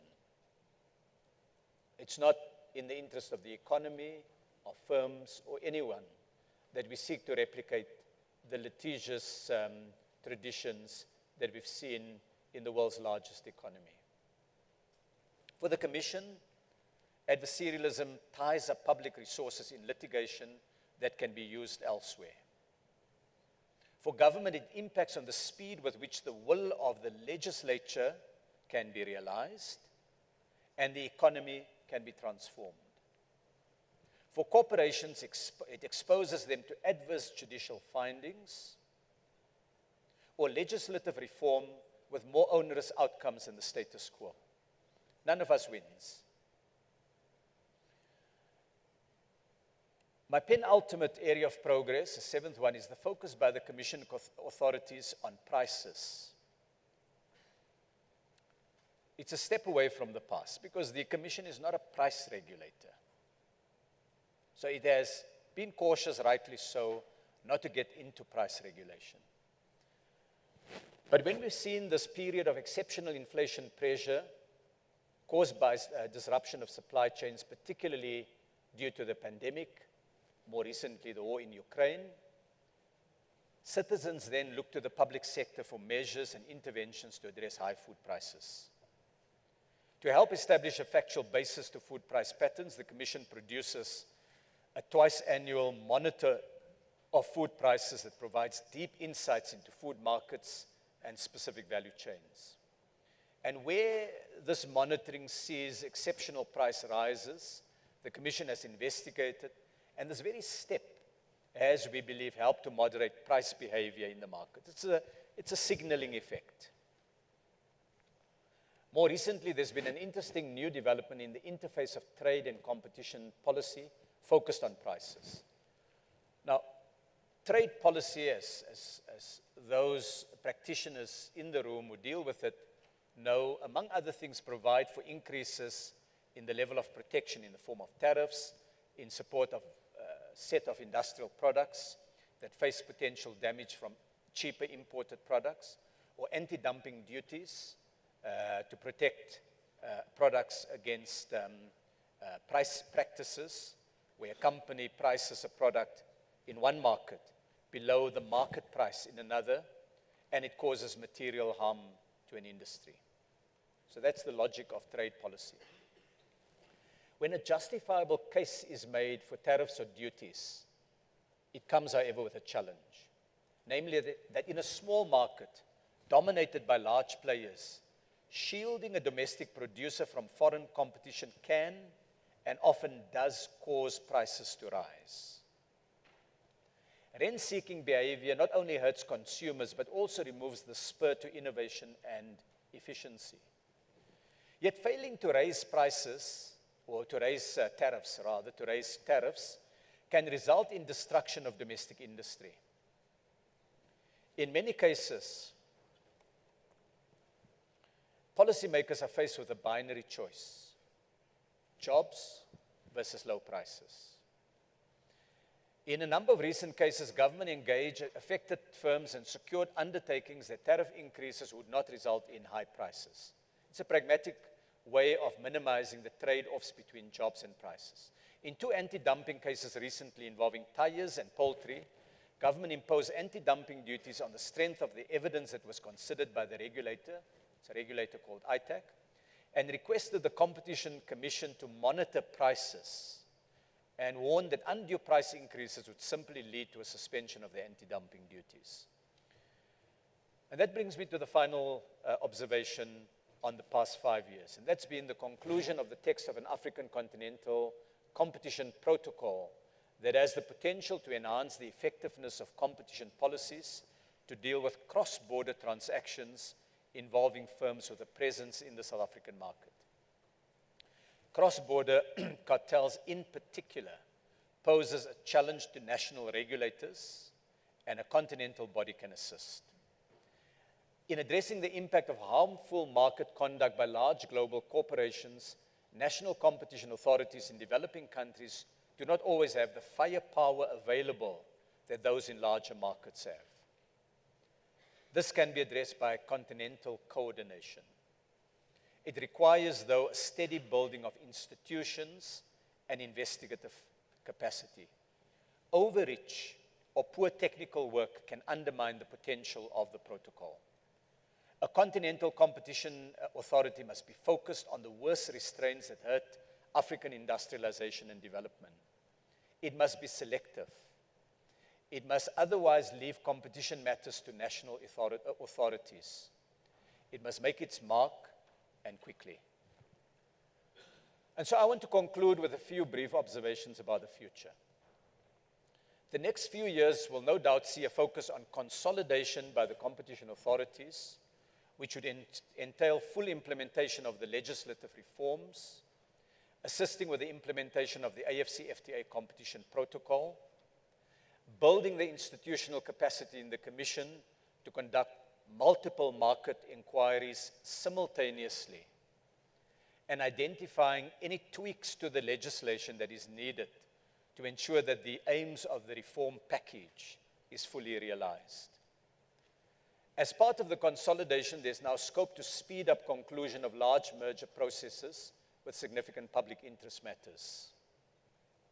There's a role that can be played by all stakeholders. There is much precedent now that can guide the market and regulators. Legal firms can prepare their clients better to address public interest commitments. Instead of a slow incremental shift over a protected period, a good set of preparation when the merger is contemplated can help the merger processes.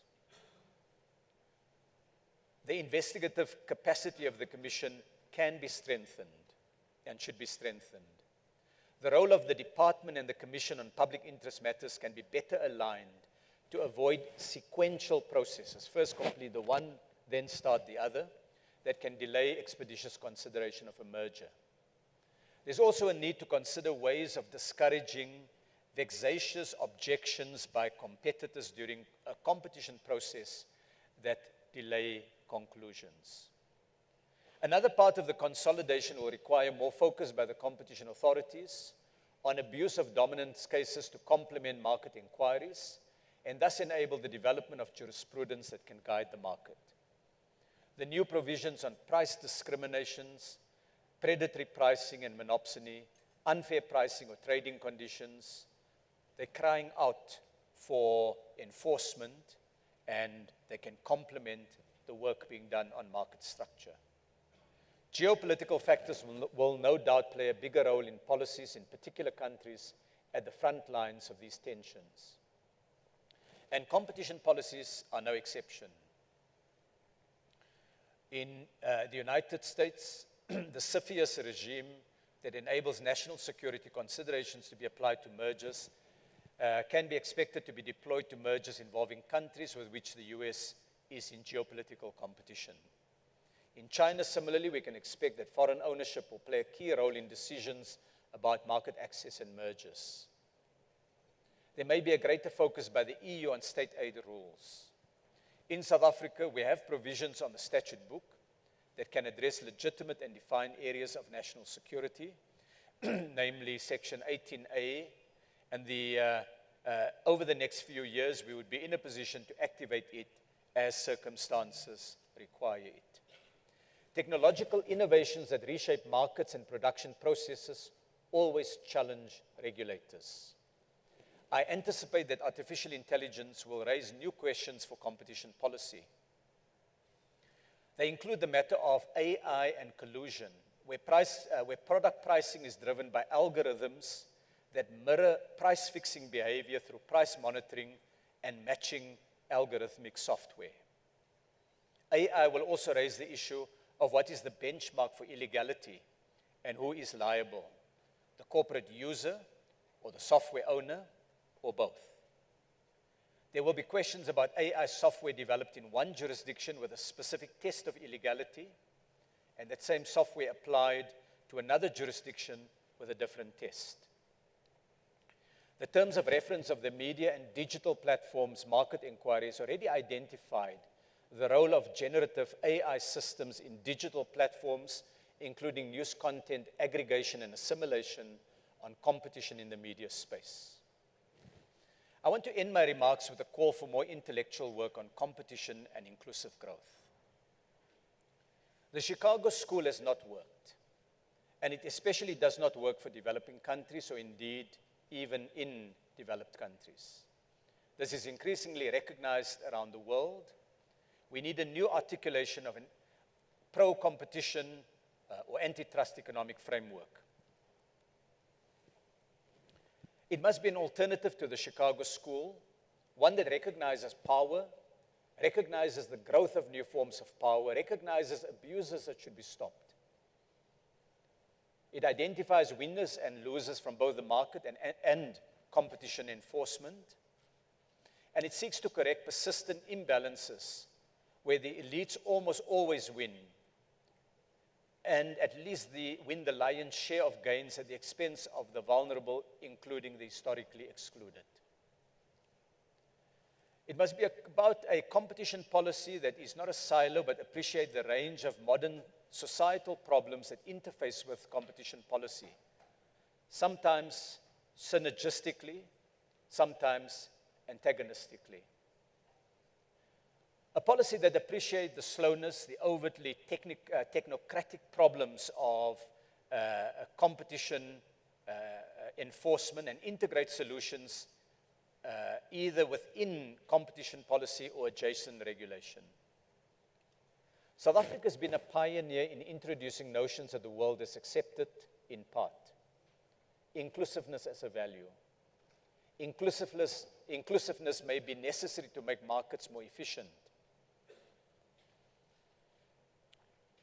So I'd like to encourage more PhD work, more studies, possibly a prize for the best research paper annually on the issues.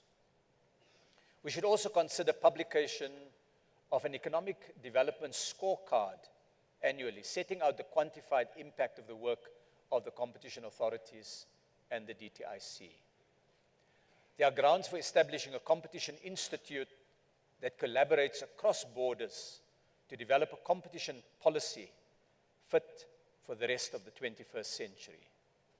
I wish you well in this conference, and thank you for this opportunity to make these remarks.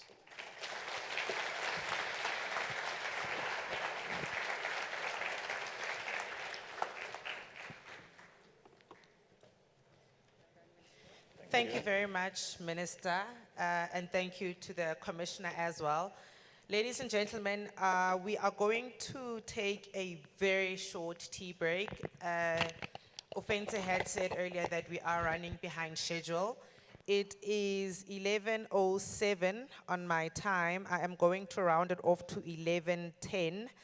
Can we request that we are all back in here in the next 10 minutes, so at 11:20, so that we can start the next session? Just one more, one announcement.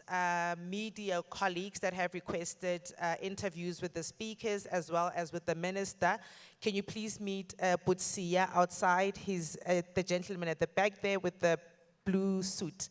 Please meet him outside. Ladies and gentlemen, we can go for a break and see you shortly.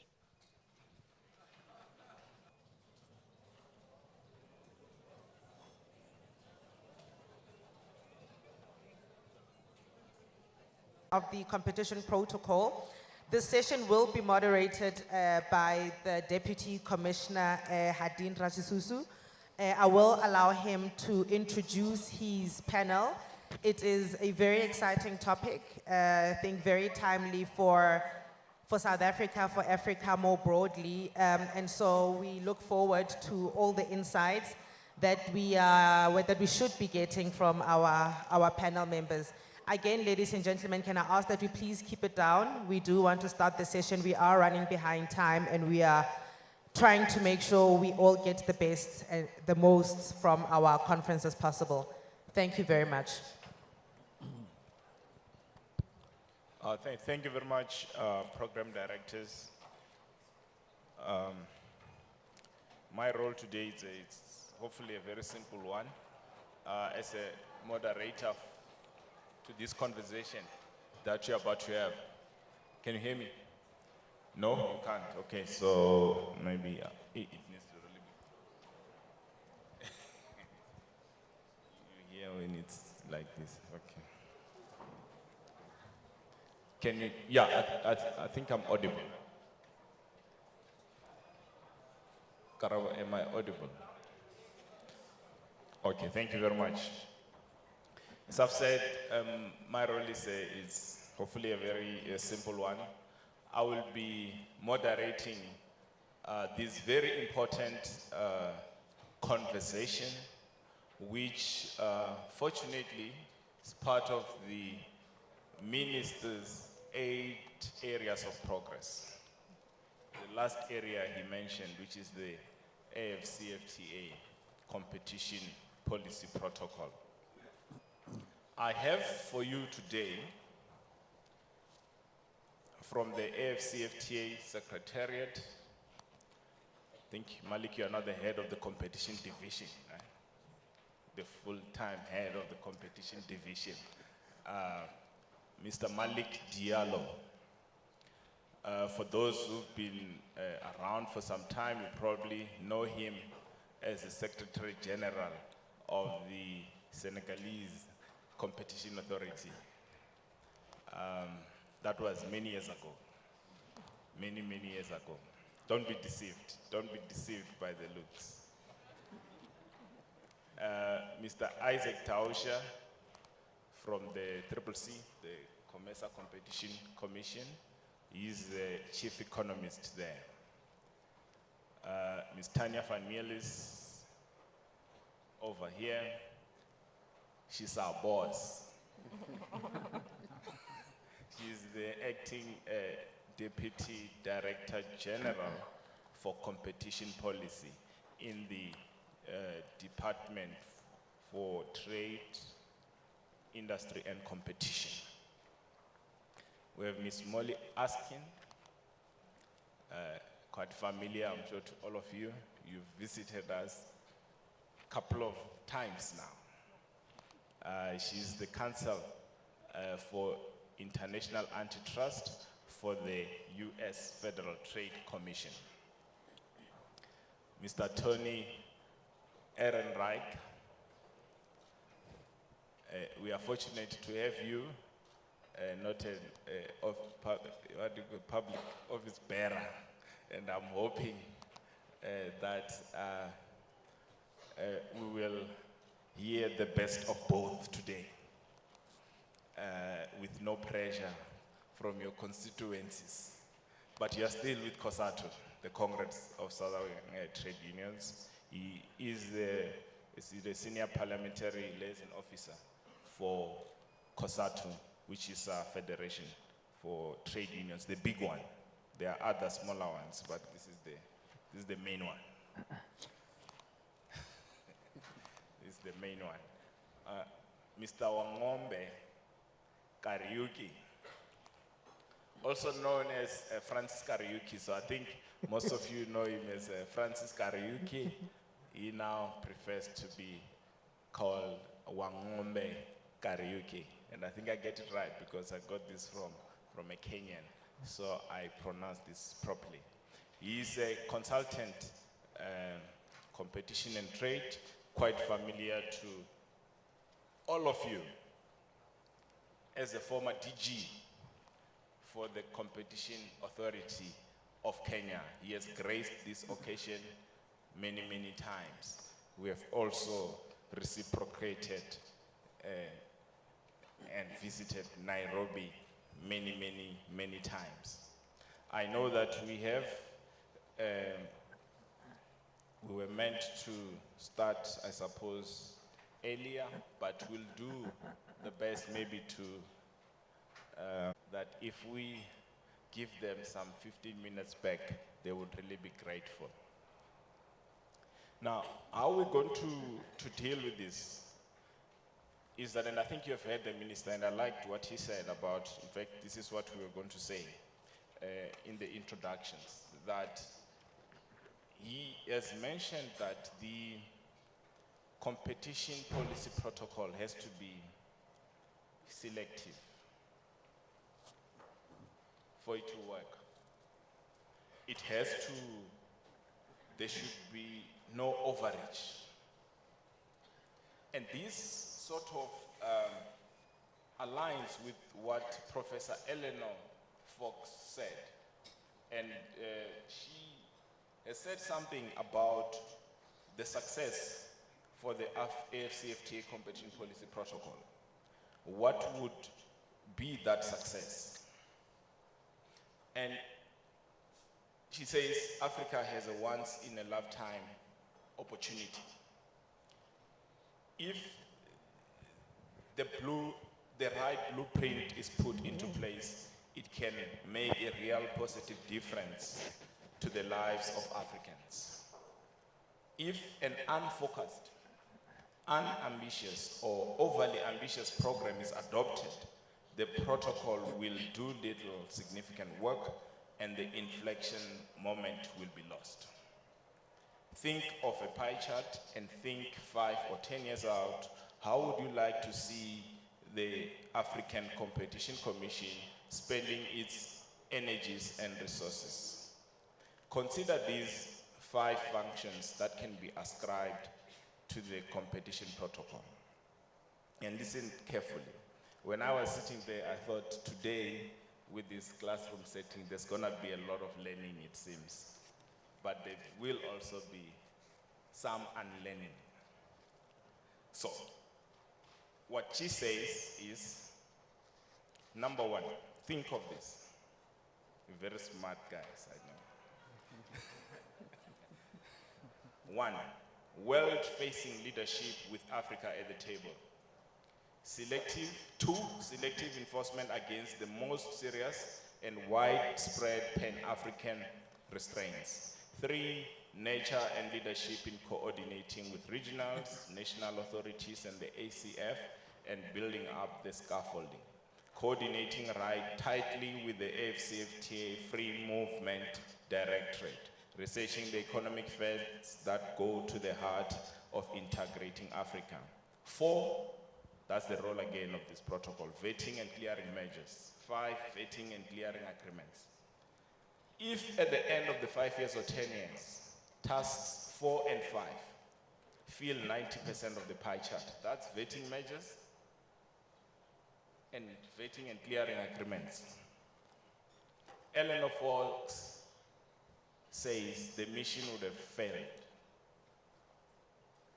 If tasks 1, 2, and 3 fill 90% of the pie chart, that's world-facing leadership, selective enforcement, promoting coordination in the region, that will be the success.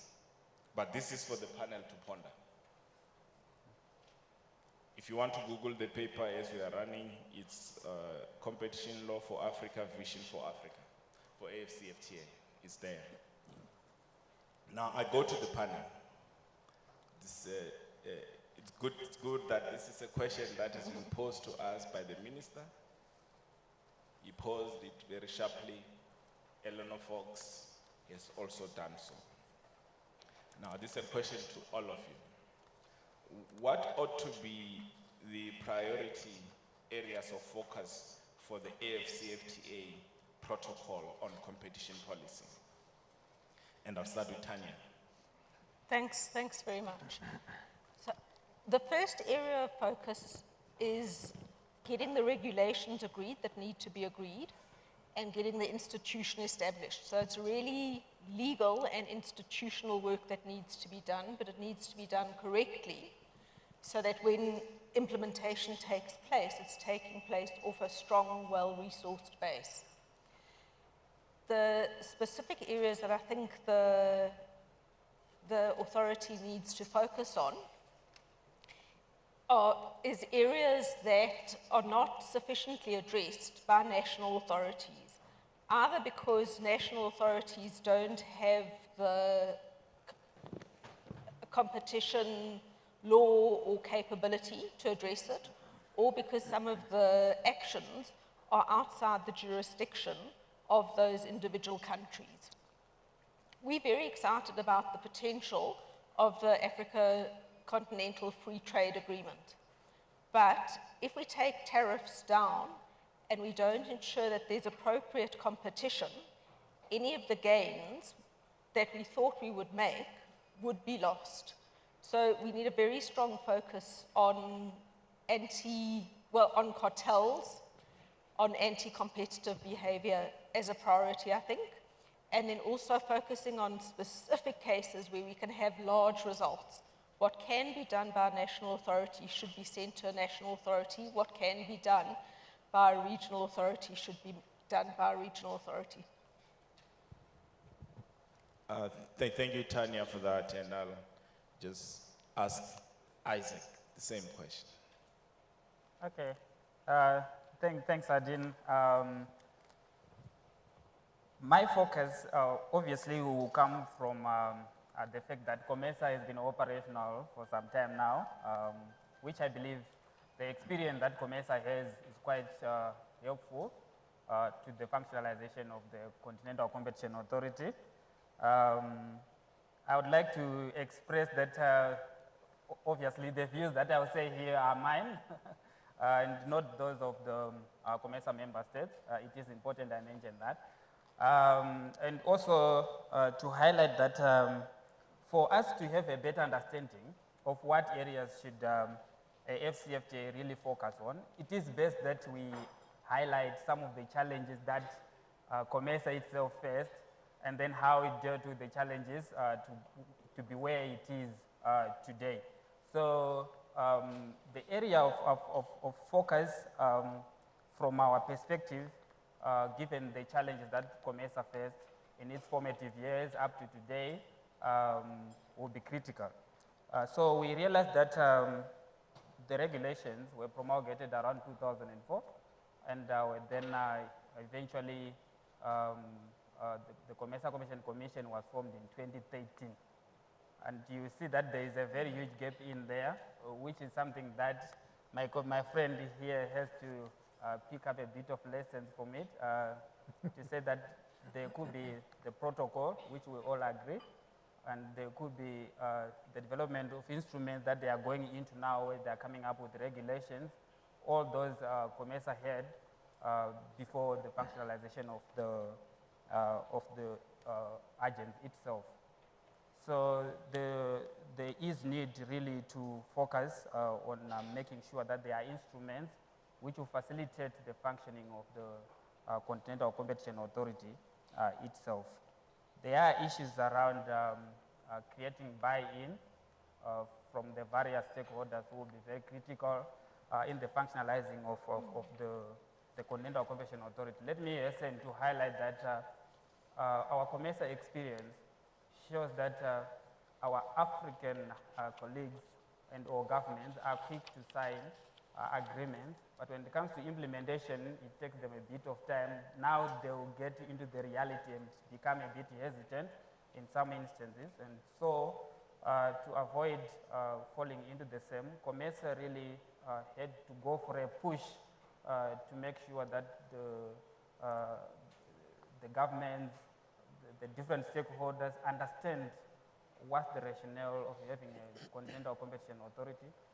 Equally, it was important to highlight that the existence of a regional competition authority, that's from COMESA perspective, hinges much more on the effectiveness of national competition authorities, which to this end, my colleague Malik, I would highlight that the effectiveness of the Continental Competition Authority hinges on the regional competition authorities as well as the national competition authorities.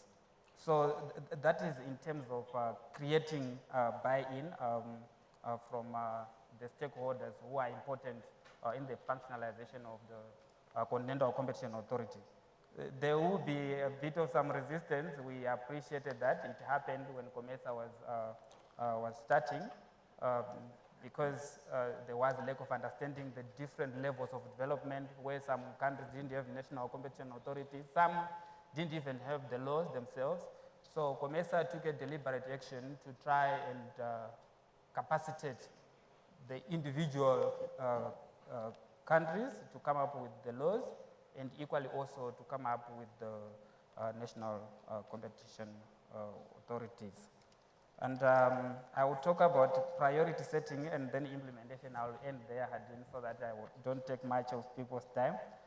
So in terms of priority setting, it is very critical for Continental Competition Authority to try and prioritize coordination and harmonization, as has been highlighted. I prescribe to Elena Fox's submission that the first three are very critical. It is very important that AFCFTA is also aware of that. COMESA, when it started, there is a perception that was developed that it was mainly a majors institution. We acknowledge that, but we also learned that it was a learning curve where we're building capacity, where we're building capacity amongst the national competition authorities themselves. And equally, it was a learning curve, which I believe actually laid a good foundation for the Commission to be as effective as it is today. Majors, they are the ones that they are a bit obligatory. You know, when firms want to merge, they really want to do business, and that needs to be facilitated. Because COMESA Competition Commission is one of the institutions that is at the top insofar as promoting regional integration is concerned. And major regulation is one side where you want to ensure foreign direct investment comes into the region. And then therefore, the purpose of the competition authority is not to frustrate investment, it's actually to promote investment. And in so doing, you find that the issue of looking at measures, and measures are 10 years, we had to prioritize them. And, but I'll allay your fears to say that by now I think it's evident from the Commission's work that we are also focusing on anti-competitive practices. I'll stop there. No, thank you very much, Isaac. And Malik, from the Secretariat. Of course, you have to be a bit removed from state parties, Secretariat, as to be that moderating voice. But what, in your view, ought to be those priorities, having been part of the negotiations, from the start? Thank you, Ardin. I could not hear very well Tanya. I think there is some issues, I think, in the... but anyway, happy to be here, Ardin, and to share this panel with the distinguished colleagues. One of them, my former boss when I was Secretary General of the ACF. So working with also Wangome was a great pleasure. So you are serving us a pie to start the day. I skipped breakfast, but I would say that it's not something I usually take as breakfast. But looking at the pie that Eleanor Fox and the chart, I think one of the issues I think we had to tackle in developing and negotiating the competition protocol was to make sure that all the stakeholders and the, let's say, regional competition authorities and the national competition authorities were on board. Maybe to put it like sharing the pie. We are happy today to see that the heads of states have adopted the protocol in February this year. We are now in the phase of developing the implementation rules, the regulations, as said Isaac from COMESA.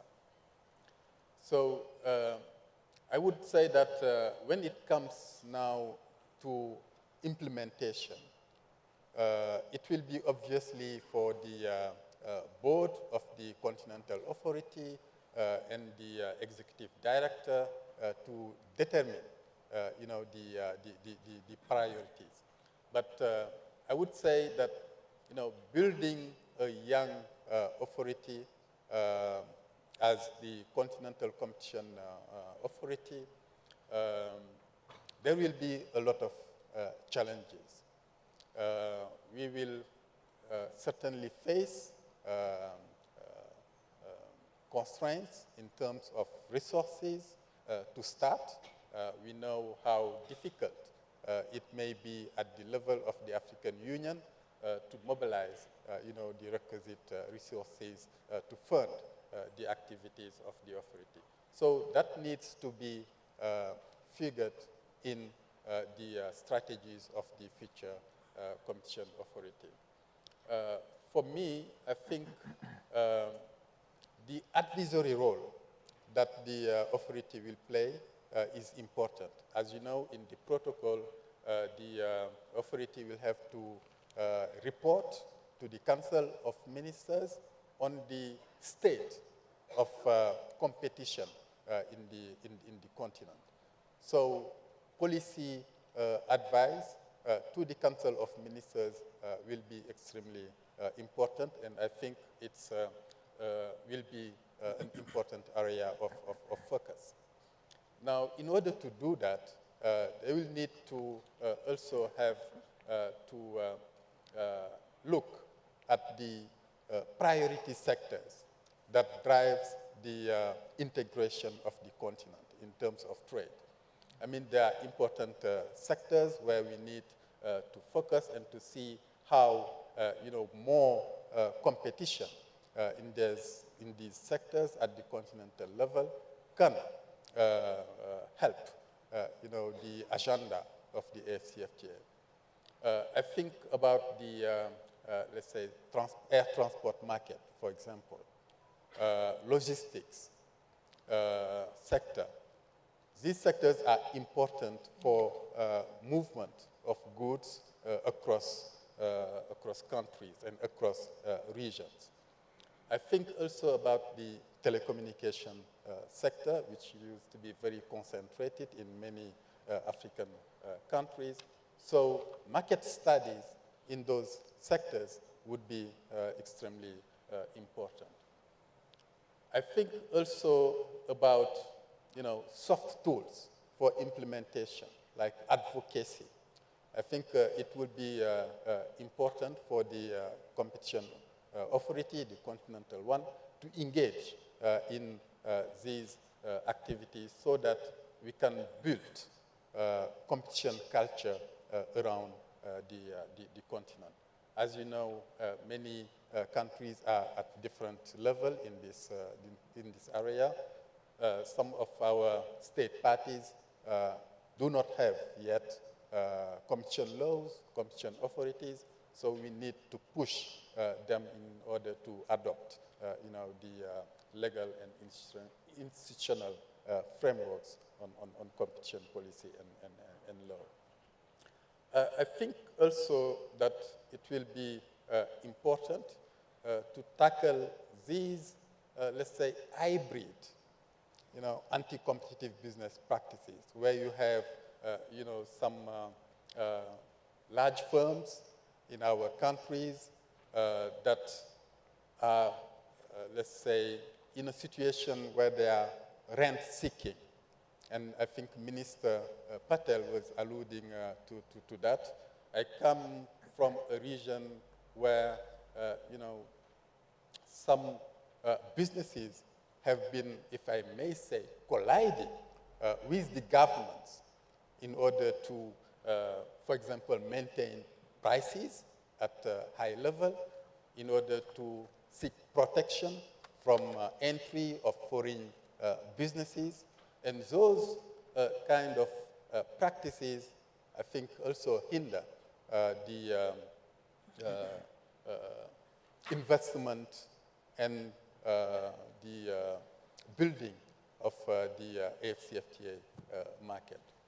So I think those areas will be important for the competition authority to focus on. Thank you, Malik. You seem to have enjoyed the pie because you've given us a lot of very important ideas and things that I think we should work to implement and consider as we implement this protocol. Now, I turn to Molly. Molly, this is now again priorities, from outside and looking inside. What do you think ought to be those areas for the AFCFTA? Sure. I think at this position, it's also easy to say, I'm just adding to the list of the priorities that others have identified. But if I think through the foundations of a strong institution, whether that's a competition authority, but it would apply to other government entities as well, it's really expertise, clarity, and predictability. And in that context, the protocol itself, I think, gives good guidance and a roadmap to how to achieve that. And from the objectives listed in the protocol itself, I think there are two that I'll highlight. One is that the institution would provide a continental platform for research, information exchange, capacity building, training, consultation, cooperating, and coordinating on competition policy and law in Africa.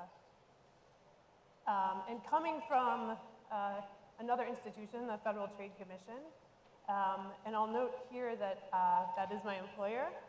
The views I share today are my own and not necessarily those of the commission or any individual commissioner. But within the context of working at an authority, what I look to is what are those strong partners and how do those strong partners develop as we're undertaking a common goal of promoting competition policy and engaging in competition law enforcement. One of those foundations relates to that sort of clarity and predictability. And I think within the broader context of the development of a new continent-wide authority, having real clear distinctions, and distinctions that could evolve over time, but about what are the relationships and what are the expectations of a national competition authority, a regional authority, and the national, and the supranational authority is going to be very foundational. And part of that, from a clarity, transparency perspective, and something also that's important for that authority engaging with others outside of the continent, will be clarity related to information sharing mechanisms and confidentiality protections that exist.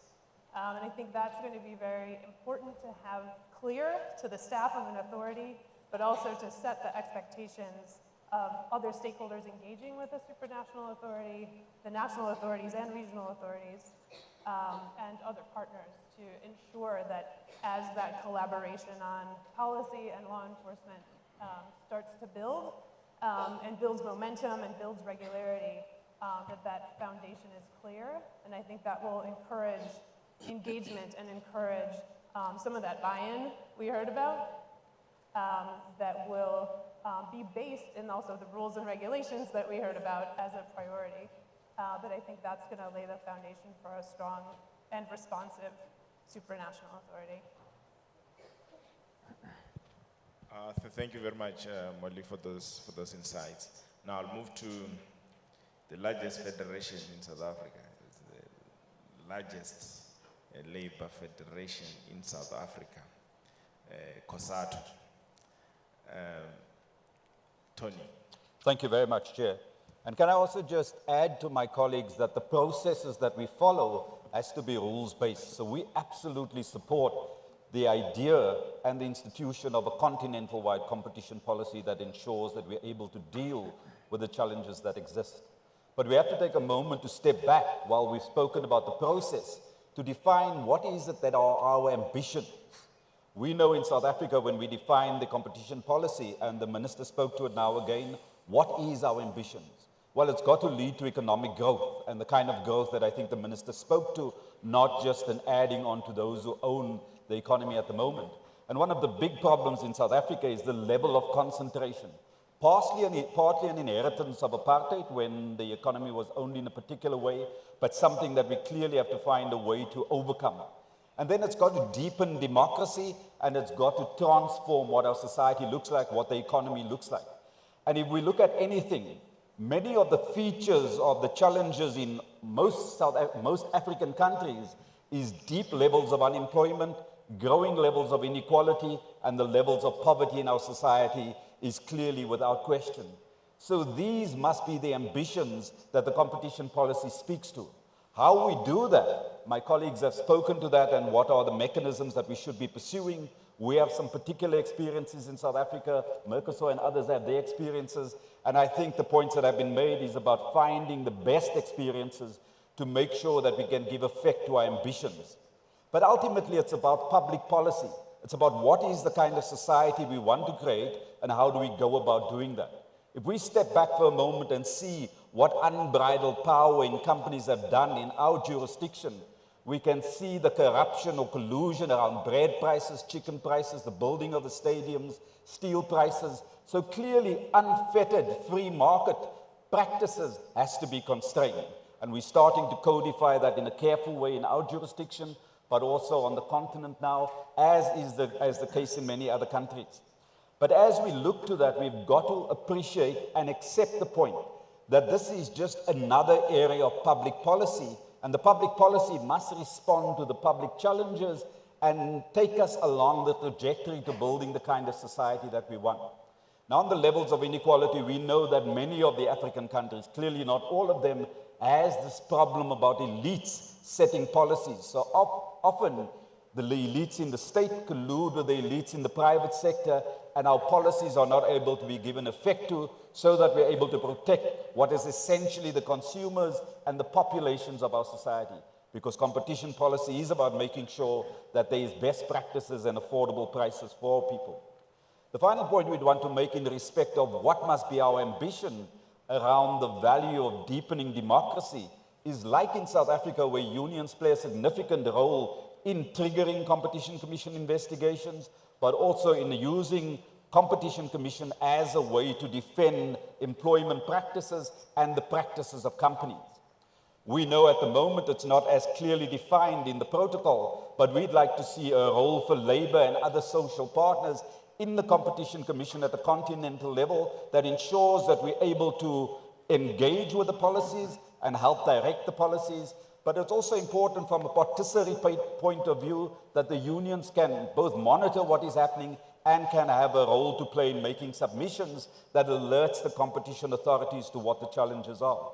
So while we've spoken in large part around the process we need to follow, and we completely agree with that because we embrace a rules-based system, but it's got to be a rules-based system that is fair and has fair objectives.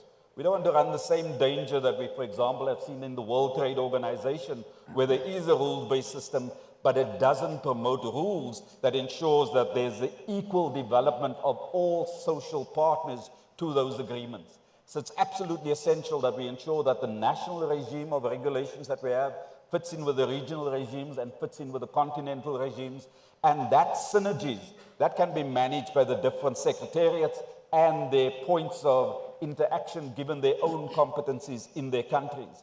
But it is important from the point of view of labor in South Africa, and I hope labor on the continent, that we make sure that the Competition Commission has a clear objective about addressing and undoing the horrific legacies of colonialism and different forms of oppression that we experienced on the continent over a long period. So this is just another tool to ensure that we achieve the kind of society that we committed to. Thank you, Chair. Thank you very much, Tony. I see they want to clap. You can clap.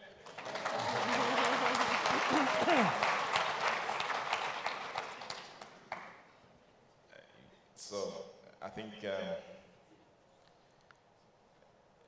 Wangome on that note, because I think it's really about the ambition. You're right, Tony. You know, what is it that we want to achieve?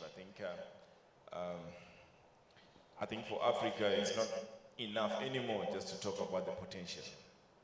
Everybody talks about Africa rising, potential there, potential here. But we need to see these instruments producing tangible benefits. We should be seeing standards of living rising, less unemployment and so forth. Wangome, you said you'll be representing business. What's your view? Thank you, Erdine. And my intervention is informed by the discussion I've had with the private business. And one of the concerns has been that we are very good in signing papers, And after that, we asked ourselves, when it comes to implementing, what have we signed? What are we supposed to take the implementation from the signing, process to achieving the objectives of whatever we have signed? And I'm glad that this platform is discussing the implementation of the African competition, free trade area competition policy. The fear of the private sector is not informed, it is informed by the past. The COMESA-Kenya wars, when it came to implementation of the COMESA competition rules. And therefore, the private sector is genuinely concerned. And they are saying that the most important thing is creating what Molly mentioned here, predictability. Number two, there's need of creating transparency. Number three, there's need of creating accountability to the institution formed. And number four, there's need of creating clarity, what Malik talked about, creating soft regulations. And how do you create this? First is this need of, constituting the institutions envisaged within the protocol. And after constituting those institutions, ensure that you give them the capacity in terms not only of the skills, but the adequate regulatory resources and capacity to be able to undertake the role they are supposed to undertake. Because Hardin is nothing. Okay. You can see they don't want the private sector to talk. Hardin is nothing. We're making sure you're heard. Yeah.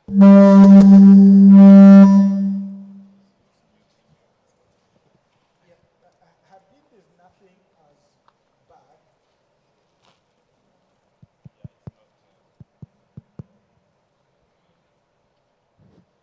We all know there's nothing as bad as having a law which is not being implemented or which is not being implemented properly.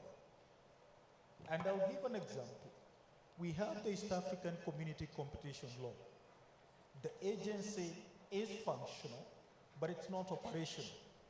So anytime an investor wants to invest within the East African community through a merger, is that he is always coming and paying advocates and asking them, is the EAC regime operational? That's a transactional cost which should not be there. So my friend Malik here, he has articulated very clearly the undertakings he is going to take. So the first thing, build credible institutions and create that transparency. And the process of creating the transparency also is that you need to carry along the private sector. There are some novel areas where you require as regulators to appreciate markets before you promulgate rules governing those markets because of the dynamism.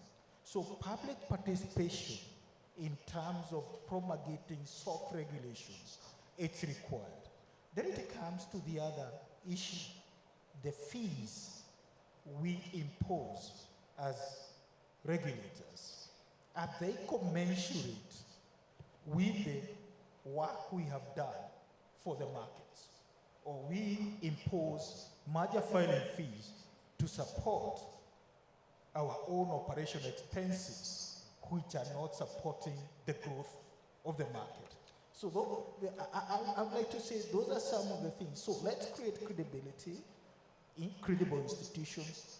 Let's create transparency, predictability, accountability, and clarity. And then also, lastly, dispute resolution mechanism outside the institution which will be enforcing.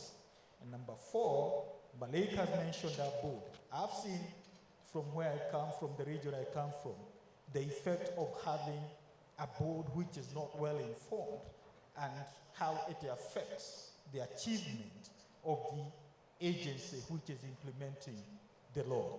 Now comes to what Elena has indicated, what are the priority areas.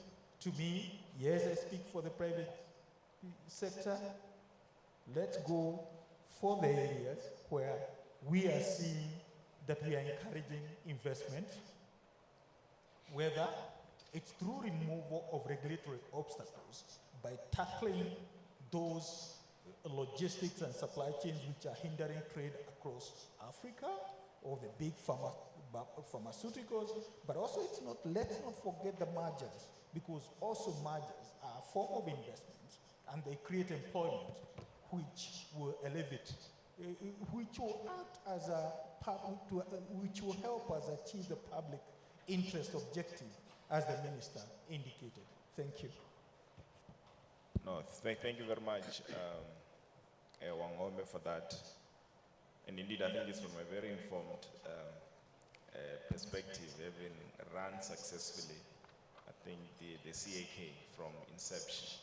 And I think these are things that it's important, I think, for regulators to always think about. You know, we should not make it costlier for businesses to operate on the continent. So the FCFT is about trade. So we should be able to promote that trade for our economies to prosper. Now, maybe we shift gears a bit, and Tanya, I hope you are able to, but let me try. Are you in a position to speak to South Africa's official position on the competition policy protocol and what is government's vision on implementation of the protocol? Unfortunately, the minister has already laid the blueprint, so this should be hopefully easier now for you. No, it's certainly easier. I think the ambitions for the protocol are, one, to ensure that the benefits of increased trade are met. So, for example, Malik had mentioned transport and logistics. Where there's abusive dominance in transport and logistics, that stifles increased trade. So that's the one thing. The second absolutely key thing is to effect structural reform. So in terms of structural reform, we don't want to just be exporting primary materials off the continent. We want to be able to deepen our supply chains and produce more manufacturing, more services in the continent, selling to ourselves. In order to do that, we need to make sure that the markets are open for new entrants. So as soon as you've got dominant players, as soon as the barriers to entry are too high, you're stifling new small companies or medium companies growing. You're also stifling FDI because the market isn't attractive. So specifically what we want is we want to ensure that we are not only growing the market, but we're growing the market to include more businesses, more workers. And then lastly, it was an issue raised around transparency and participation to ensure that the increased economic activity translates into greater participation and democracy in other fora. So Africa would have a stronger voice on competition issues, as an example. Thank you, Tanya. Thank you, Tanya, for that. Isaac, you've already spoken a bit about this, on the implementation challenges, right? But I think just from COMESA experience, just highlight briefly what are those kinds of challenges that the FCFTA Secretariat or Competition Authority should anticipate and try overcome those, so that with that experience we should be able to implement this successfully. Thank you, Adin. I think in my earlier submission I'd tried to highlight some of the issues which I think if we to operationalize the Continental Competition Authority, obviously there is the issue of harmonization of the continental protocol and the different regional competition regulations as well as the national competition acts. So that one is one of the hurdles that the FCFTA really has to be prepared for. But our understanding is say that a continued engagement with the different stakeholders will be very much helpful in that respect. There could be issues around the diversity of the different countries in terms of priorities. That one is a big challenge as well, where you find that particularly for those countries that are on the lower end of development, competition regulation might not be one of the priority areas. So what is critical in that respect is to try and have capacity to develop a competition culture within those countries, and equally also assist in terms of developing the regulations and the expertise.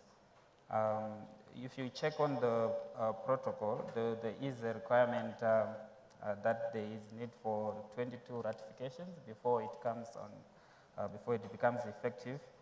So there could be domestication challenges as well in that respect, like what Commissioner Wangombe said before, that you find people or government sign protocols, but when it comes to implementation, it can be a bit of a challenge. So it's something that we need to be alive to and make sure that we work hard to ensure our governments appreciate that process. So the main issue here is for the Continental Competition Authority really to try and demonstrate its significance insofar as reducing the most pressing issues, like our colleague from COSATU has highlighted, those real issues. We have to demonstrate that our existence as a Continental Competition Authority, this is how we are going to reduce some of those problems. And finally, I would like to highlight that there is need to demonstrate the significance of a Continental Competition Authority in fighting those problems that the regional and or national competition authorities cannot attend to. So it is very important to come out clearly on those ones, and then the transparency, the predictability that has been highlighted, I think will be very, very, very useful. Thanks, Anil. No, thank you very much, Isaac. So I know yesterday there was a discussion on digital markets, and I think Wangome, I needed you to just share some thoughts, because I think there's some novel provisions there in the protocol, about economic dependence and gatekeeping that talk to the issues that were being discussed yesterday, and I think all these topical issues that we're dealing with.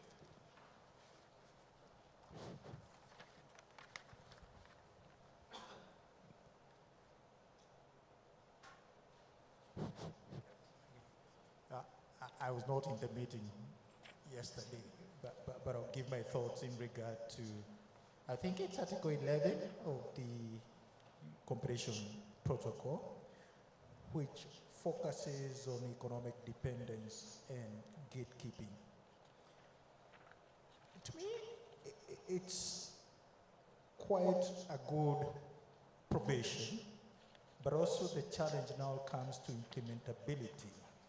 In terms, are we going to transplant what has been done in Global North and bring it to, Global South, not appreciating that platforms are what I may call the indispensable umbilical cord in the supply chain, where we have concentrated producers in urban towns and disparate and concentrated consumers and markets in the rural areas in Africa. And therefore, we need to notice that they have created some kind of innovation and reduce the transaction costs for brick and mortar. However, if those markets tip is that they cannot be rectified. In a region I come from is that one of the mobile payments has become a strategic risk. If it fails for 2 seconds or 1 second, is that the whole country is at standpoint. So it's a challenge to the regulators on how do you balance this kind of innovation and also ensuring that the inefficiencies which may be caused by this tipping does not cause market externalities and affect what they are supposed to happen. Also, the other challenge I've had, it's in regard to that the current economic concepts, competition policy economic concepts in, analyzing market challenges, they are outdated. And therefore, we are moving from those economic concepts to fair concepts. Fair, it's quite a social justice and morality issue. What is fair to Wangombe might not be fair to Mole. And therefore, is that private sector would like some clarity or the boundaries, beacons, in regard to what the regulators will be calling what is fair and what is not fair. And for sure, there's that kind of superior bargaining position from these platforms, but how do you ensure that the position is fair? Number 3, we've heard that there are some challenges in terms of how do you define markets, or do you require to define markets to analyze competition issues among these platforms. And also there's the issue of merger thresholds. Do we require merger thresholds, or regulators need to change and consider considerations to be the merger thresholds? This is something which the private sector would like clarification from the regulators. Number 2, also would like change from the current maybe regulatory approach where the regulator is the one who is driving the agenda, but create what I may call a collaborative and cooperative approach, not only between the sector regulators and competition policy, but also, the sector regulators and the competition authority, but also among the network providers, because it's very critical, as we have seen, to support the supply chains in this part of the world. Thank you. Thank you very much, Ongombe. This moment, because at some point we'll invite the audience, and we've been pondering whether this is the time, and I think it is the time. If there's anyone with questions so far, if you have a burning question, because we've gone for some time, it means all questions are being addressed, which is good. Now we move on. Thank you very much. Now, so Molly, maybe let me come to you. So on just your observations and experiences from international jurisdictions on the practical challenges to the effective implementation of regional agreements. All right. To start, I think in a more optimistic standpoint, I'll say there are challenges, but there are solutions. And I think both can be informed by the wealth of experience that authorities around the world, around the continent have in terms of establishing new authorities, including people sitting here with us today, and what their strategies were to both identify those obstacles and challenges but overcome them. I also think there can be some lessons from the US perspective, where we have the Federal Trade Commission and the Department of Justice as national enforcers and competition policy institutions, but we work together with attorneys general in each of the 50 US states that also has a role and also have laws that affect competition just within those state borders. So we've over time developed those types of working relationships that allow for joint enforcement if we're bringing cases before courts. And that, I think, is one of the challenges that Wangome had mentioned earlier, but the question about how will the tribunal within the continental competition protocol be established, and how will that function? Because for, I think, accountability or for transparency, there's going to need to be trained and well-appointed tribunal members that are able to hear cases. So I think the establishment of that and the relationship between the tribunal, the clarity of rules that are applying to the tribunal, and the role of the investigative body and other components of the supranational authority appearing before the tribunal will be quite foundational. I think this is a big category of institutional challenge that relates to the attraction, the hiring, the retention of staff members, and that's also tied to resourcing for the agency in terms of human and in terms of financial resources. And I think that's been a challenge that I think anyone in the room can relate to as somebody who's been employed and worked for an institution. But the consistency there among staff members and developing a strong sense of place for people working at the authority where their opinions and expertise are respected. And then hopefully that leads to retention of employees, which helps with consistency of a new authority.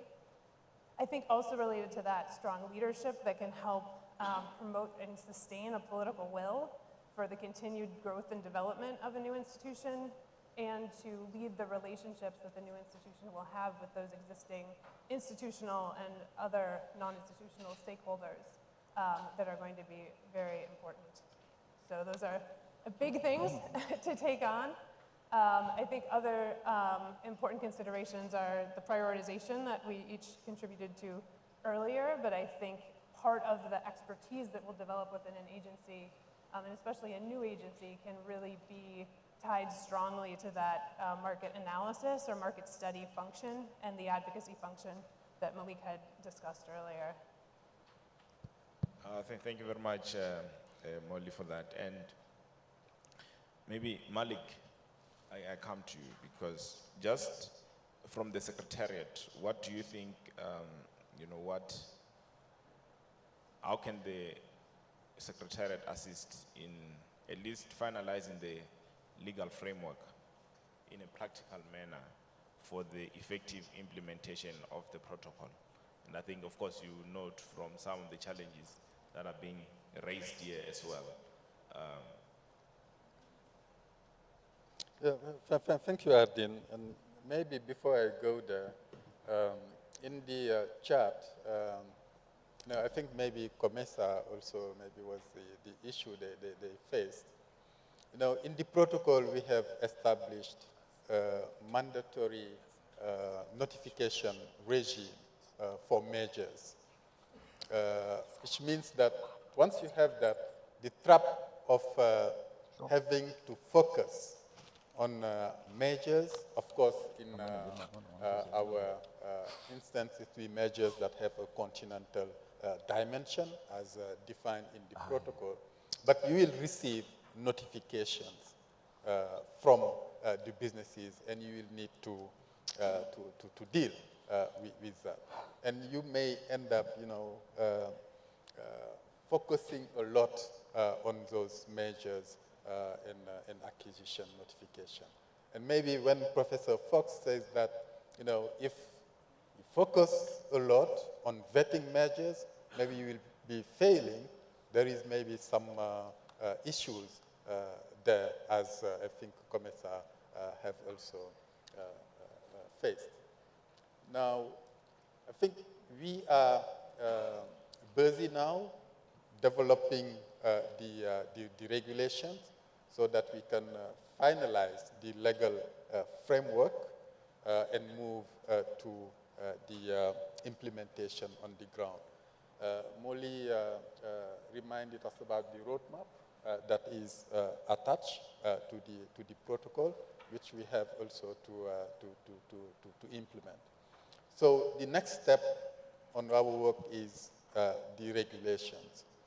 I think finalizing them will also assist in having the protocol ratified by the state parties.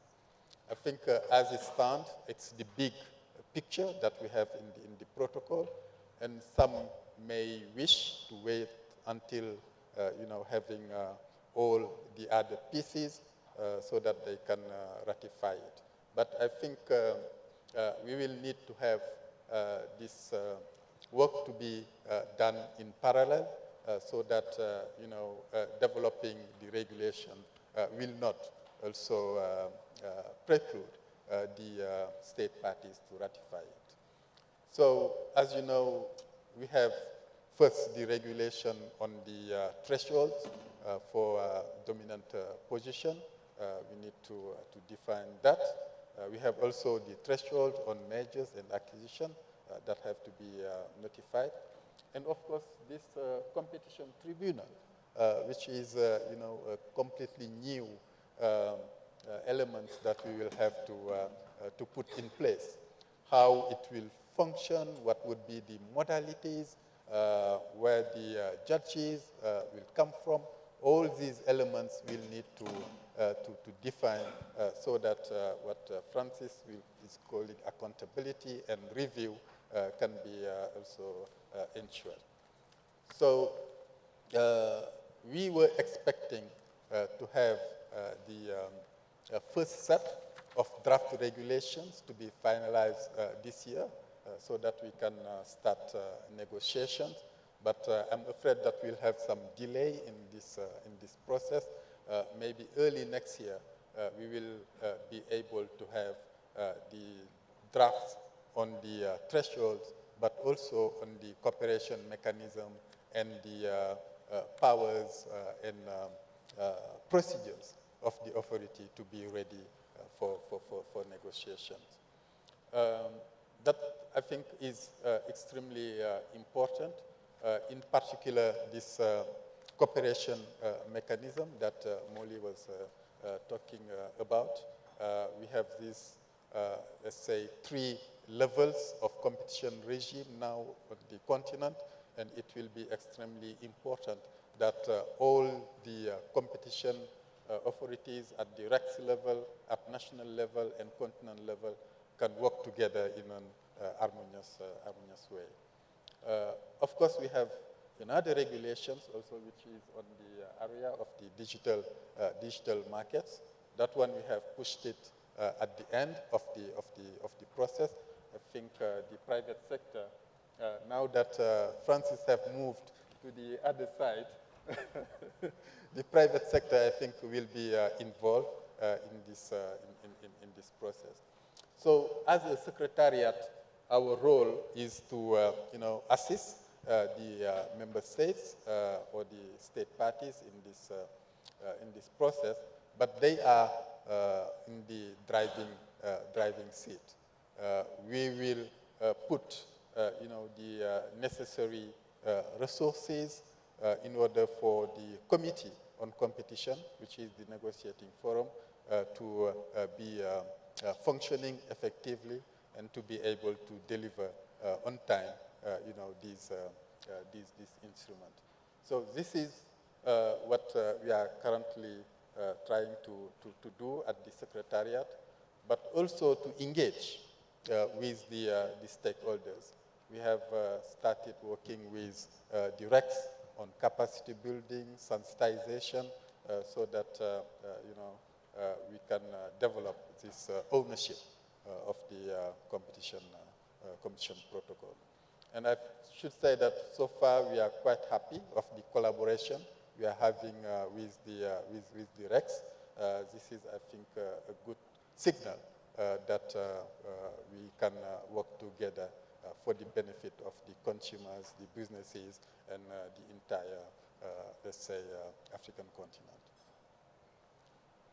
No, thank you very much, Malik. I think that's real ambition, and that's also speed. And I think we have seen this. I think the Secretariat has been quite effective, and I think we see this energy also from the Secretary General himself, His Excellency Wamkelemen. But now, Tony, I think I should ask you this question. Because we're talking technical regulations and all of these other things. But what do you see as the main workers' interests that should be prioritized in the implementation of the protocol? Thank you very much for the question. I think for us, what we'd like to see in the protocol is the issues that the minister had raised previously. And he made amazing examples. For example, there's now space for employee share ownership schemes. And we saw the quantum that the minister had outlined that's already been apportioned to workers as part of the Competitions Commission engagement. So ownership, democratizing corporations by making sure that workers are on the boards and making sure that the institution plays a more developmental role and contributes to the kind of economic, industrial, and social development that we want to see. So those are the things that I suppose are most obvious. The public interest issues that we think have been touched on by the minister also and that my colleagues have referred to is an important issue. Because while it's slightly separate to the process that we need to follow to give effect to the protocol, it does have instructive examples. And there's a need for us to reflect on whether it is more or less fair. The example that the minister made around the COVID medication. How is it that people can overcharge people for medication, completely unrelated, as he's pointed out, and really, depending on the severity of the disease, condemning people to serious health complications? And these are companies that just came together and colluded around that. We were able to identify and track it in South Africa, but I hope my colleagues can talk about what's happened in the rest of the continent. Because clearly this is immoral conduct. So there's not moral equivalence between doing the right thing or the better thing and doing the wrong thing. And for us, that's the example that must be carried through the continent, because it's about this question about solidarity and how do we support each other to have a fair outcome. There's no doubt that as we give effect to the Continental Agreement, that many South African companies who are well developed, sit on cash piles of money, will go onto the continent and will pose a threat to many of those domestic companies. So how do we regulate that? Well, we've seen in South Africa when we get investments, and let it not for a moment be thought of that the unions are anti-investment or anti-economic growth. Of course, those are the issues we want to see. But we want to see that accompanied by development of our society and of our communities. So that raises the question then about how do we interact on those issues. So the question about the COVID issues and the effect that that has on our communities is instructive on how we've got to respond to the challenges. But the ministry had also reflected on how they were able to engage with companies in South Africa, many of them multinational companies who came to invest here, and the conditions that Tanya has alluded to, and I'm sure she'll give us more information on, the conditions under which those mergers took place was, for example, putting workers on the boards, making sure there's employee ownership schemes, but also making sure that there's investments in facilities that will promote the rest of the economic development. So, for example, the Localization Support Fund, which many of the merging companies are putting funds into, they are supporting other industries to ensure that the ecosystem is one that supports growth of the South African and the continent's economies. So that raises with us the question and gives us an opportunity to reflect what we've done in South Africa and what our colleagues have done on the rest of the continent or elsewhere in the world where they've been approached by such requests for mergers or investment. Because clearly what happened here, and we haven't heard about it happening in the same form elsewhere, but what happened here is that the Competition Commission on a case-by-case basis engaged with those companies and did what is best for those companies. And clearly there's a lot of latitude around the availability of resources in those companies. Because if you look at the amounts of money that the minister quoted in what was shifted to worker ownership, those are significant amounts. Now, if they have those amounts of money in their purses for a South African merger, do they have that in their purses for a merger in Kenya or Uganda or Zimbabwe or anywhere else? And are they having the same effect in those jurisdictions? Because it's only when we harmonize in practice what we are doing to make sure that we have greater and more fair outcomes that the benefits of public policy visits itself on people. Otherwise, it's just laws that doesn't affect people's actual lived experience, but just is a tick box for what countries should be doing in terms of code protocols and best practices. So it's absolutely essential that in the implementation of it and the monitoring and evaluation of how successful we are, that we do reflect on good examples and how those good examples compare with what is happening in other jurisdictions. So what does Labour want? We want to see continental solidarity. We want to see workers in Zimbabwe having similar conditions to workers in South Africa. Now, we accept that there are going to be different levels of development, but again, it raises the question about how are we approaching these matters to ensure that there's a fair outcome, appreciating that there's different levels of development.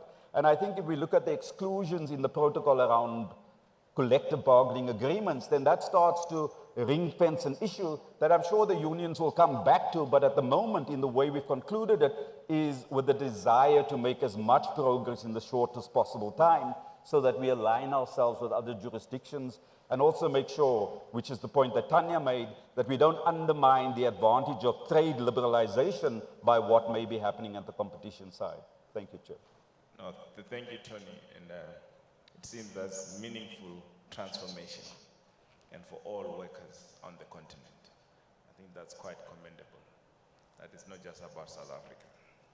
It's about the success of the continent. Now, I will be less generous in this round, so I'll give you, each one of you 2 minutes. 2 minutes. Unless if there's someone with a question, I still have some time for questions. It's available. So I have, just as we have, I think, engaged with the framework, Ellen of Vox, how would you measure the success? So if you were to assess this 5 years, 10 years, also maybe 15 years, what are those things that you think if we achieve as the continent, we would have succeeded through this instrument? This is really my final question to you, which you should also give your final thoughts if there are other thoughts you have. So it will be 2 minutes, 2 minutes each, and we'll start there, just like this. So I won't call you, so as soon as you finish, another one, you know, we just flow like this, and then I will walk out like this.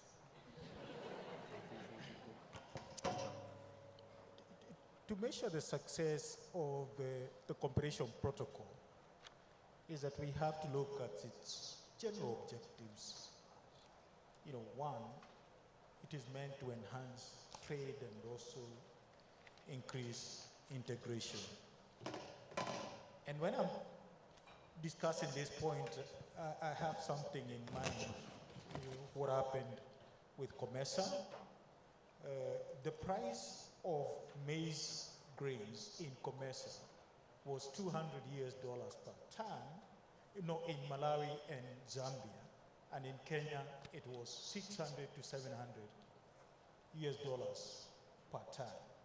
And Kenya was finding it easier to import from Brazil, and yet we are in the common market.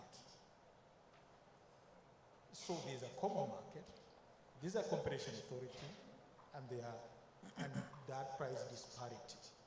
So the point I'm trying to put is that the success of the aspirations are not only housed within the protocol, but there are other mechanisms, not only looking at non-tariff barriers, but also is that looking at ease of movement of persons and also logistics within the African continent. So it's not just the Malik who take the baton and run with it, but to me, I'm seeing kind of synchronized regulation rather than a relay of handing over a baton. That's what we want to see as the private sector. Thank you. So I think I'll tie this back to some of the where we started with the pie chart. And one of the key elements, or the 5 elements that Professor Fox had identified, was nurture and leadership in coordinating with regionals, which I think is important, national authorities and the ACF, coordinating tightly with the AFCFTA Free Movement Directorate, And I think that was highlighted to a degree by Wangombe, but having an institution that is successful will be obviously having it established, but having it able to build that expertise and have the voice and have those relationships beyond just the competition community, to be able to break down some of the regulatory barriers that might exist within sectoral regulators, and really having the voice to advocate for competition and a better understanding of competition across other AFC-FTA institutions will be particularly important. I really do think that the foundation of any institution is the people there. So I think another important metric of success relates to that retention of employees and the development of the expertise and the ability of the people working for the institution to apply that expertise and to have learned enough in 5 to 10 years to take on leadership roles within the institution and have a capacity and an institutional knowledge that's going to help with all of the very important roles that a competition authority at the supranational level would play. And I think that is going to be informed by the broader goals and the trade environment, as this is a competition authority pursuant to that type of agreement. And those are going to be the ways I would look to measure success. Yeah. Thank you, Adin. I would say the same. A well-established authority, and I expect we will be able to have the good staff of the Commission of South Africa to start with. When we say we are hiring, we'll be able to get one of your well-trained staff to come to the competition authority, and will benefit from the investment you've already done. So I think that will be a good thing in the next 5 years to have the institutional framework up and running. Another measure of success, in my view, would be also, to have more state parties and non-state parties adopting competition laws, but also putting in place, enforcement agencies to implement them. Another measure of success, I think, if we have more, let's say, hybrid restrictive practices, public-private, it will be a good thing, I think, for the cross-border trade. If we look at, let's say, on a trade perspective, Tanya was talking about tariffs, but I think all the research have demonstrated that maybe it's less the tariffs that will impact more the success of the AFCFTA, but the NTBs. And I think it will be also the case for the competition issues, where you have, these restraints that are also vetted by the governments to be tackled. Last one, I think, would be more cooperation, a well-functioning cooperation framework between the continental, the regional, and the national competition authorities for the enforcement of the protocol. So in a nutshell, I think that would be a good starting point for the competition authority to do its mandate.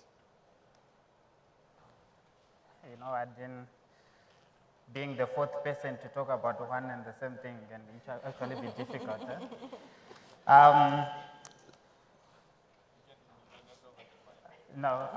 Okay, I want to put the COMESA voice there.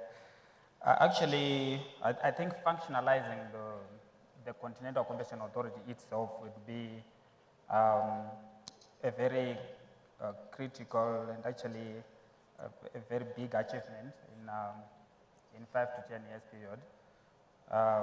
Like we highlighted earlier on, having a seamless process, well laid out and well coordinated competition regime from national, regional, up to the continental level, which will actually be focusing on identifying all the possible restraints to the functioning of markets itself, not necessarily enforcement, but even through research to identify areas that require attention itself will be a very good starting point. And like we've always been saying that a soft approach will be much better for purpose of adoption and appreciation by different stakeholders. It will be very, very critical for the Continental Competition Authority to have that. So for me, functionalizing the Continental Competition Authority and it being in harmony with the national and regional competition authorities and having that advocacy role to try and create a competition culture will be a very big success in the next 5 to 10 years for the Continental Competition Authority. Thank you. Yes, sir. Oh, I'm sorry. So competition policy brings both opportunities and clearly it brings threats also. What we completely support that's come out of this discussion is that we've got to synchronize the work that we do, what happens at a national, a regional, a continental and an international level to make sure that we're able to bring synergies between what is expected. But we've got to ensure that we also use best practices. Now best practices exist around the world and we've got to lift those out because surely we want to be better today than we were tomorrow. And we've got to build on what has been the best out there. We think that if we don't take advantage of the opportunities now, as we try to develop the continent, for example, an infrastructure development program will be severely curtailed by the cement cartels that exist on the continent at the moment. So that's got to be an issue that we speak to. The trading of goods, unless we deal with the question of what we can do around shipping lines to move goods between our ports, because the rail line across the continent is going to take not in the next decade. So we've got to find short-term measures that respond to the short-term challenges. And the only way that's going to work is if we work together. And if we take what I took out from the minister's presentation about making sure that the overall effect of the architecture of legislation works together and support each other to make sure that we use the social outcomes. But ultimately for us, this engagement around public policy is important, enlightening, but it's got to translate into real improvements in the quality of life of our people. Thank you. As you said, it's difficult speaking on the same thing when you speaker number 4, try being speaker number 6. So I agree very much with points that have been raised, essentially the institution up functioning, well-resourced, an institution of excellence. The second key thing would be that while we have very high ambitions for the institution and what we want to do, I would like to see a very narrow scope of things that we've addressed successfully. So, for example, we could look at collusion in tendering for state tenders impacting infrastructure, or we could look at food pricing and how we address the cost of essential goods for the poor. The next test would be, are we opening up the economy? Are there more entrants? Are they able to grow? Are they thriving? And the last thing I want to add, but it's somewhat of a new point, we've discussed collaboration a lot, and it would be collaboration between the various authorities, whether national, regional, continental.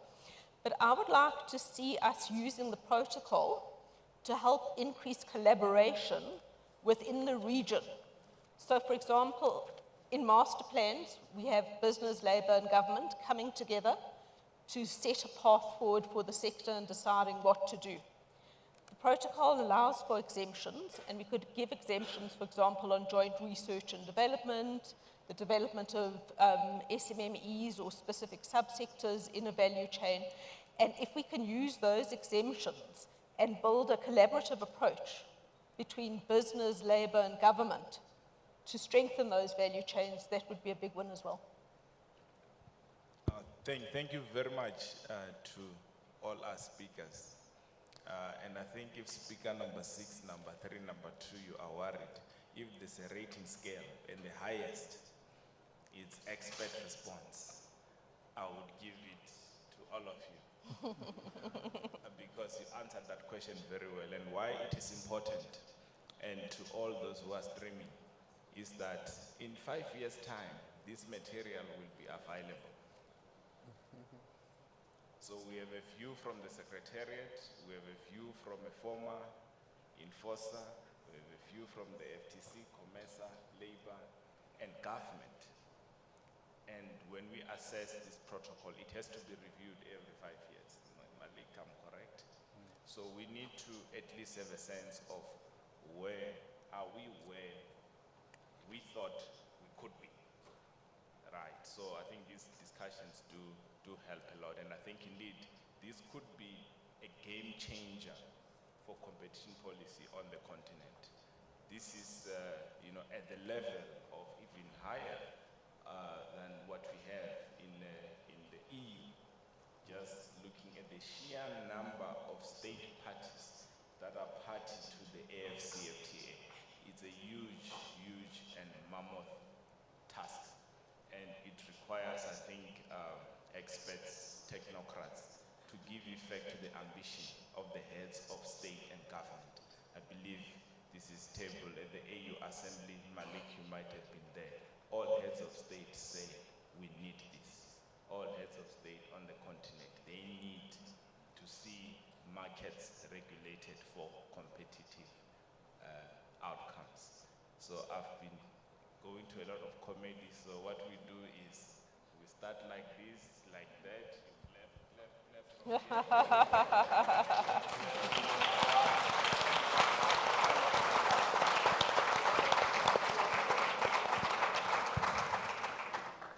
Thank you very much. You've been a wonderful audience.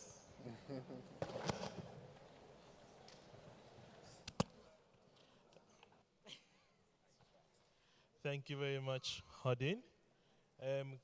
Can I just ask that the panel members move over to that side for photographs? Ladies and gentlemen, please settle down. I have an announcement to make. We are going to move straight into the next plenary session because you would recall that this morning I did tell you that we're running out of time. I would have been a bit more sympathetic to your hunger, but I do know that you were given finger foods a couple of minutes ago, so I think you can hold on for a couple of more minutes. So while we have our photographs being taken, I'll ask that the next plenary session speakers make their way to the stage.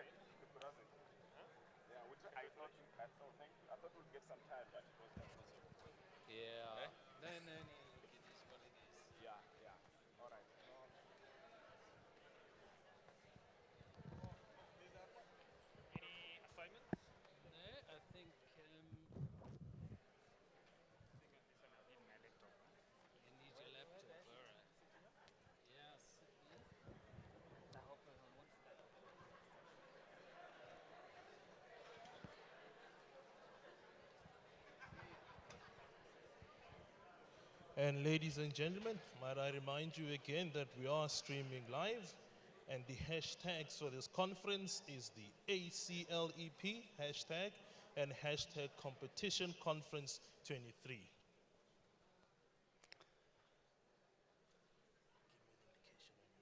Yeah, I'm ready, so I can go. So, ladies and gentlemen, we're going to move straight into our next session.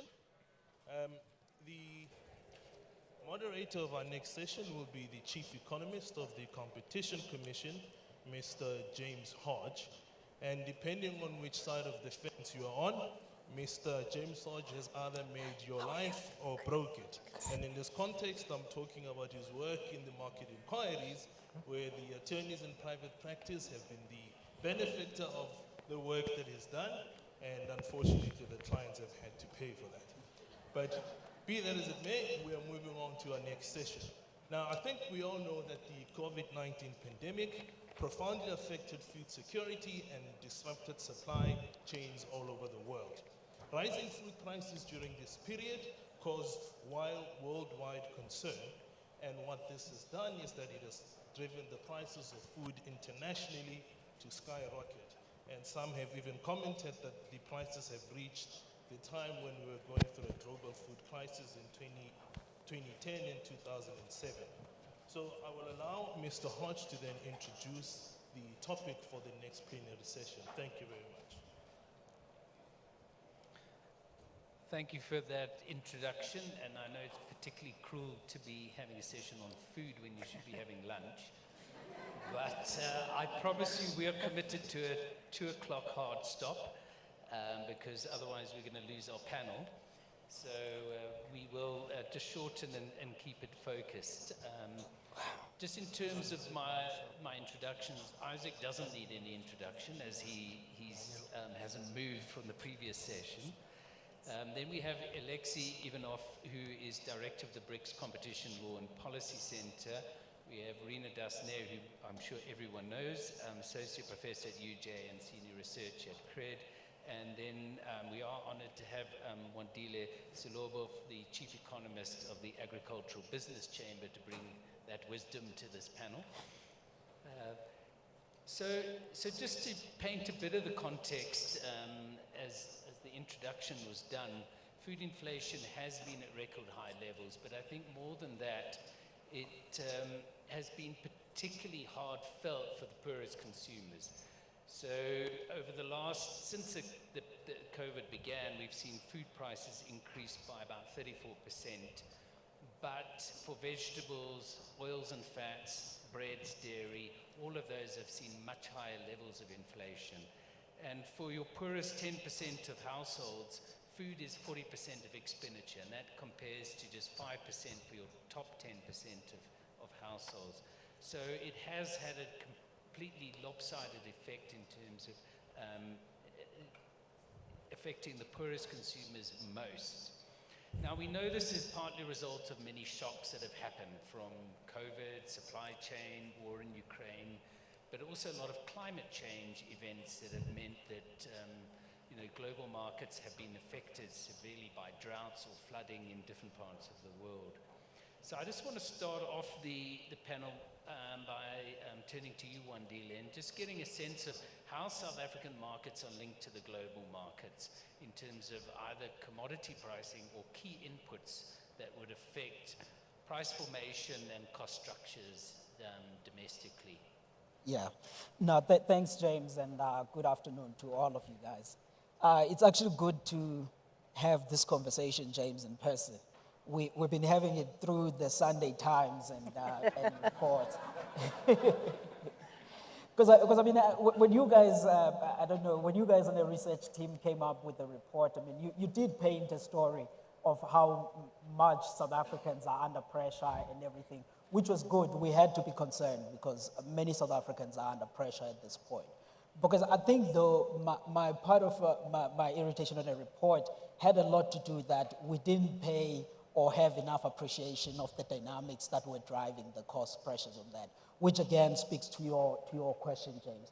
And I would like to start off the conversation by making, firstly, 2 points. Because I usually hear people, when they talk about the cost of inputs, fertilizer, seeds, and all of those things, and linking them with the prices of food or commodities, which I think we have to realize that between the price of seeds and the price of a commodity, there isn't really a good direct relationship there.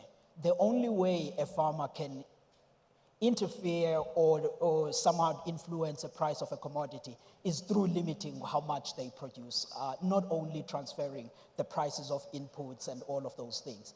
And that discussion in South Africa tends to come up a lot because, I mean, we import almost all of our inputs. I mean, fertilizer, 80% of it imported, 98% of the agrochemicals and all of those things. So whatever happened to the prices of those commodities, the farmer has to take those on, and they have to cover themselves by making sure they get better yields and they position their trading in a better times to be able to cover those costs. That's the first part of saying there is no direct link between the fertilizer and the prices. But then back to the story around the commodity prices. And I think you were right to be worried because right before we went to COVID-19, we started to see commodity prices increasing. You may remember you and I exchanged an email a week or two before lockdown because maize prices, white maize, had rocketed to a record level, and you were asking what's going on in there. Is there some bad things happening? And I think the key things there, James and the colleagues, there were about 3 major drivers of the commodity prices that have been in the system for some time. The first one was, of course, China buying a lot of grains in the market. And when we were heading towards COVID, they bought a lot of soybeans and maize, and that had a major impact on the global commodity prices. And South Africa, when you think about our oil seeds or grains, we are directly linked to what is happening in the world market. Suffix, you're literally deriving on what's happening in Chicago. So that was the China story. The second thing was the drought in South America, because that went on for roughly 4 years. And South America is an important story because when you think about global agriculture, 50% of soybeans comes from Brazil and Argentina. And you also have roughly 15% or so of maize also from those countries. So the supply constraints that they were facing was something that was feeding in the global commodity prices. And I guess then this is what, to some of the colleagues in the Competition Commission, was also a conundrum, was the fact that we were busy saying, look, the Crop Estimate Committee says we have the second largest record grain harvest, yet the prices are not behaving the usual way that we typically do. And those were some of the aspects of that. And of course, the logistic stuff that you had referred to. And I think the Russia-Ukraine things, they came in as a much more later aspects on those prices. But let me close off, James, by something that, because I mean, I don't only criticize your team only in here, because there are good things. I mean, your last report, for example, was really helpful because it began to speak about the time lags between the commodities and the retail prices, which is something that the guys had omitted on the first part. That time lag can go anywhere between 5 months or even much less, about 3 months. So I think those were the aspects that we hadn't really considered a lot when we were thinking about these things. But fundamentally, what has been driving the prices is really those global factors that I've outlined. Yeah, and I think, you know, obviously these global events and climate change is going to be a primary driver. I think the question we obviously have is there a competition dimension to that? Yeah. And maybe just to have one follow-up question. I mean, in areas like vegetables, fruit we may export, but those seem to be less linked to global commodities and far more to cost drivers. So is there a closer link between what the farmers are paying for those inputs and what we're paying on the retail shelf? No, I mean, you are right. The only thing that is largely linked to what we see in the world markets is the grains, oil seeds, and to an extent meat. But when you think about the fruits and the vegetables, the link is not so much stronger on there. If anything, I mean, that is determined by the bidding that you see in the Johannesburg fresh produce, Durban and the others. But I think now in the fresh produce space, there's even more competition. I mean, you have the likes of Kula that are using the agri-tech, and all of those, they come up with all kinds of pricing that is there. Even there, James, I wouldn't say there is a stronger link between the inputs of fertilizers and stuff, as well as the output. The linkage on that is not that strong at all on that.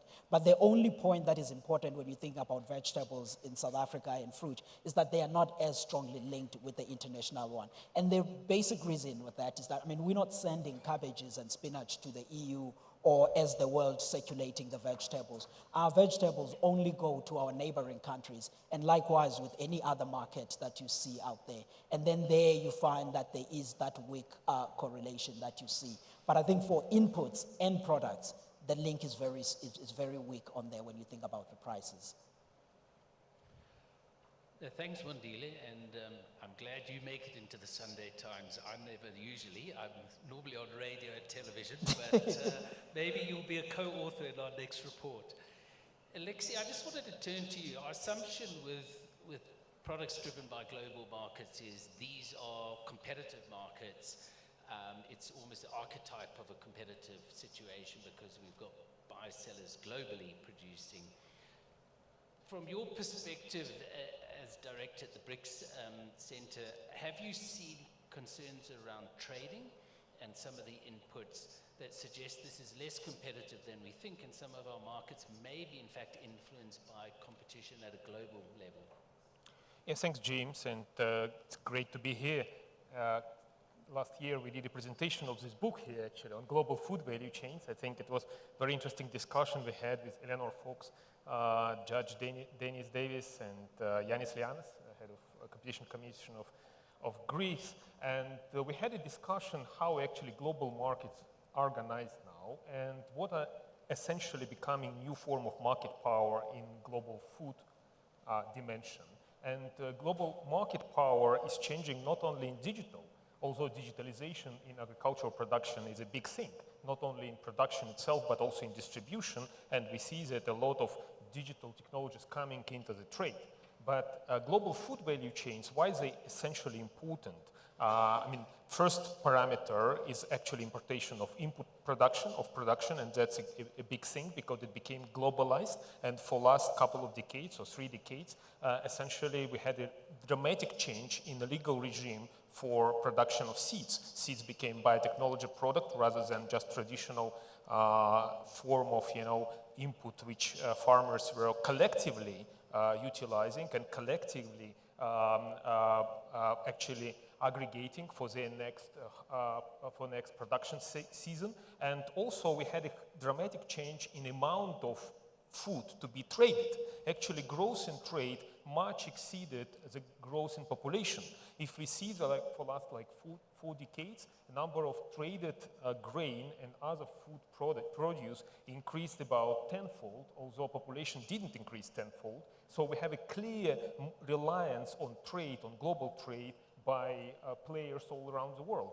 And in the global trade segment, we have input of productivity, which is actually heavily monopolized or oligopolized to a very large extent. And we have a chapter on this, how production of fertilizers, production of seeds, production of agrochemical products actually heavily monopolized in the last several decades. But in the trade segment of value chain, we also have quite significant monopolization through usage, utilization of new types of market power, access to information, a big thing, and financialization of trade.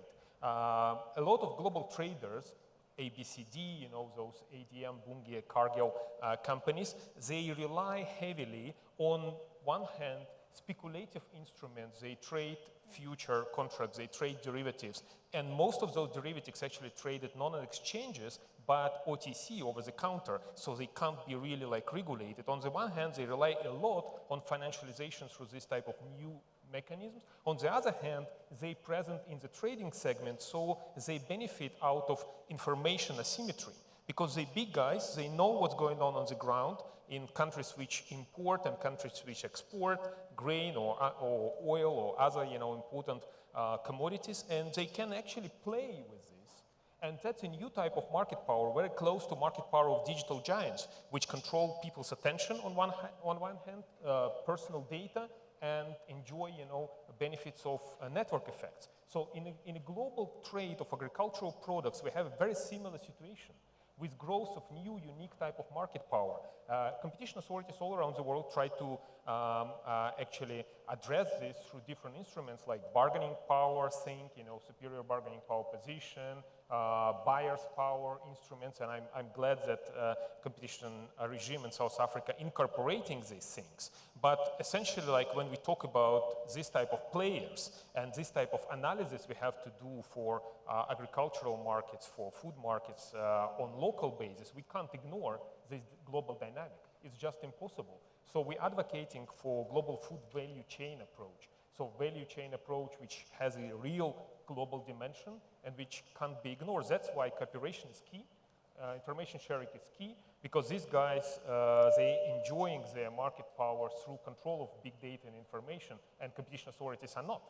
So there is a clear, actually, disparity in, let's say, bargaining, negotiating positions of global traders and input producers and competition authorities in our countries.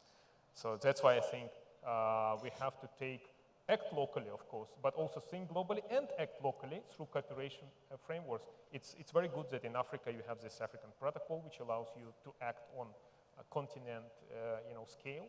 But I think at the BRICS level there should be something similar, at least when dealing with global mergers. Bunge, for instance, buying Viterra is a really big merger.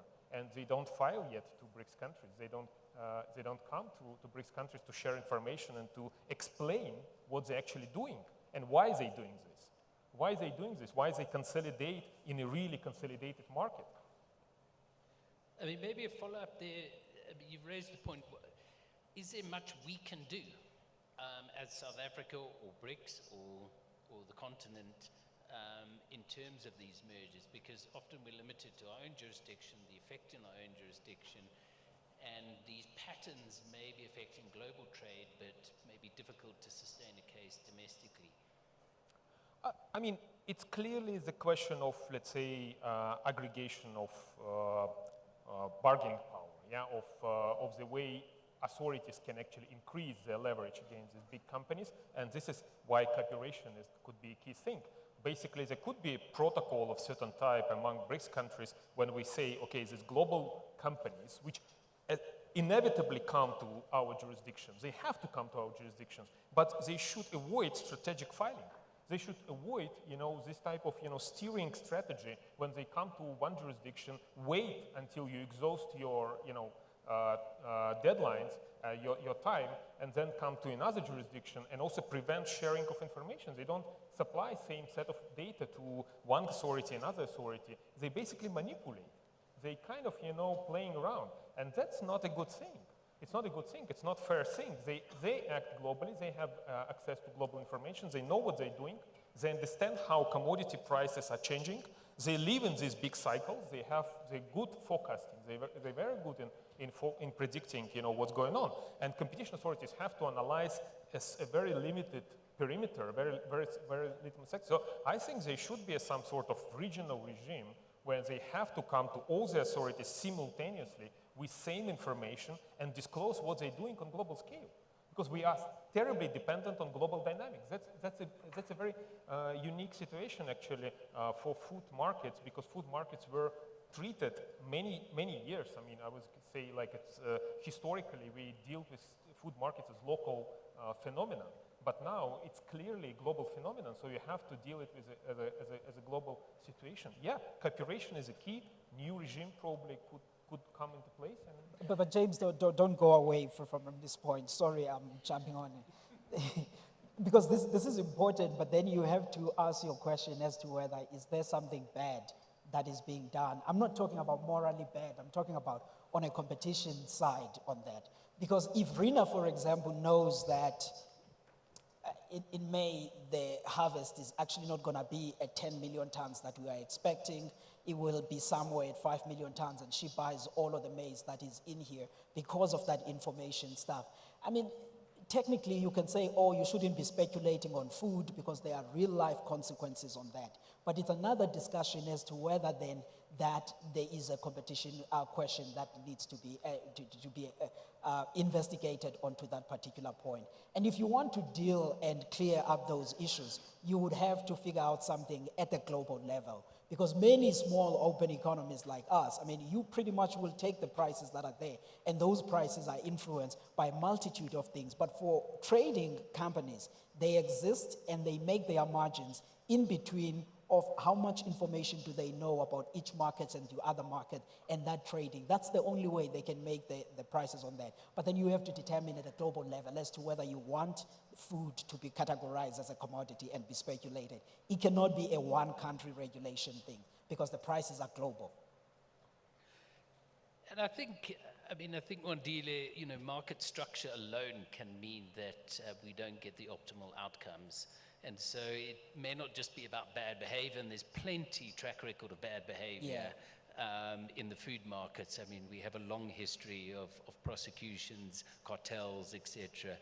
But I think some of the questions that are coming up for authorities is the emerging structure. Does that create outcomes that are not necessarily optimal for consumers or particular countries? And maybe on that, Rina, I just wanted to bring you in on the regional dimension because, as much as we are a globalized economy, the region is the breadbasket. I mean, some areas like Zambia can produce vast quantities for the region. There seem to be blockages and from your own research, potentially anti-competitive behavior that's happening. I mean, maybe if you can just sketch that from a regional perspective. Sure. Thank you, James, and good afternoon to everyone.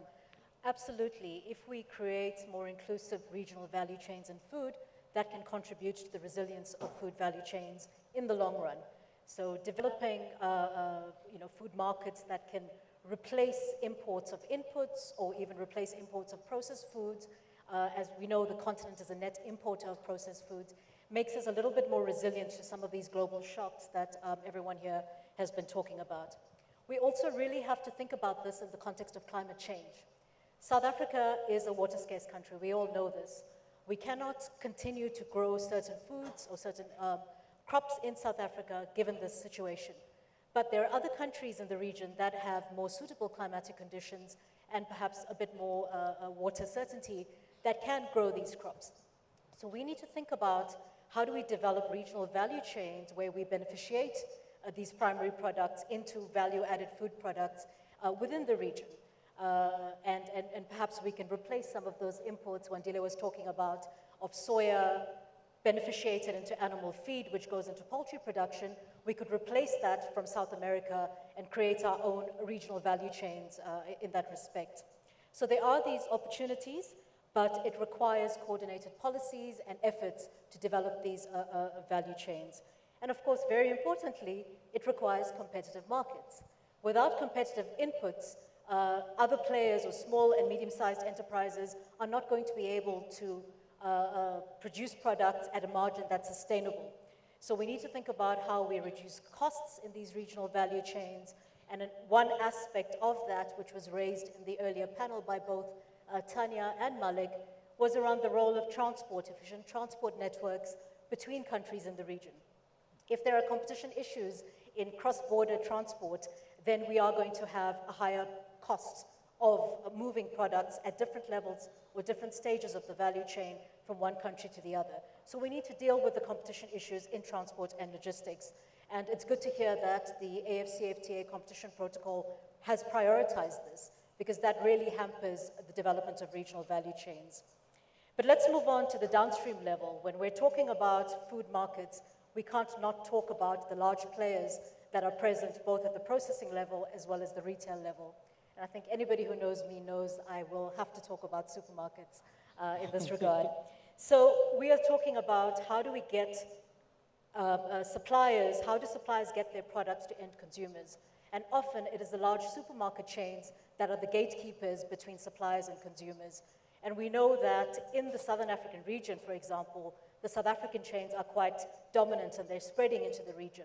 So we need to think about how we can work not in an adversarial way, but in a cooperative way with some of the large retailers to try and get them to encourage greater participation in food value chains. And that means opening up their shelves to smaller players. That means supporting them through supply development programs. And I think the minister said this morning, and I really like that, it's not charity, it's not corporate social responsibility, it's supplier development as part of a strategy to diversify value chains. And the region is a very important player in this. In some of the other platforms we've spoken we've talked about a regional charter. And it can either be a regional retail charter or a charter that incorporates some of the large lead players because they have a very strong role in upgrading the capabilities of input suppliers as well as processors along the value chain. And they have quite a strong role to play to make the value chain more inclusive. I think I just want to mention one more point, James, if I may. While South Africa, for example, under the competition regime, has legislation to protect suppliers through its biopower regulation, for example, some of the other countries in the region don't have that. So this concept of a charter where there's an understanding of what conduct is allowed or is acceptable and what conduct crosses the line in terms of squeezing supply margins would be quite useful. The last point I want to make, and I'm sure Isaac will speak about this as well, and this relates to Alexi's point around international issues and concentration in key input markets. My research center, through what's called an initiative called the African Market Observatory, has been collecting prices of fertilizer in different countries in Africa. And there is a stark contrast between pricing in, for example, Zambia and Malawi, and South Africa, where the prices of fertilizers are, I think I've got statistics of margins of 30 to 80% higher than in other countries. So if input prices are, there's such disparity on key input prices, it makes it very difficult for these countries to develop strong regional value chains. And this is an international problem. You know, this is global players who supply fertilizers into the African continent, highly concentrated markets, a history of anti-competitive behavior. And the question I guess I ask everyone here is, what then is the role of the AFCFTA competition protocol to represent Africa in these platforms to deal with these international anti-competitive conduct? Thanks. And if I could follow up, Rita, because I mean, your work on fertilizer and also on regional firms, I think is particularly interesting because it's South African firms often is a conduit for fertilizer into the region, and yet then we want to buy things like soya back.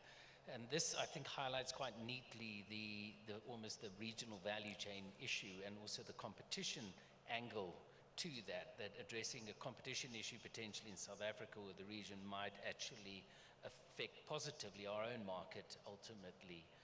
But you're also finding that there's ownership links between these firms. Yes.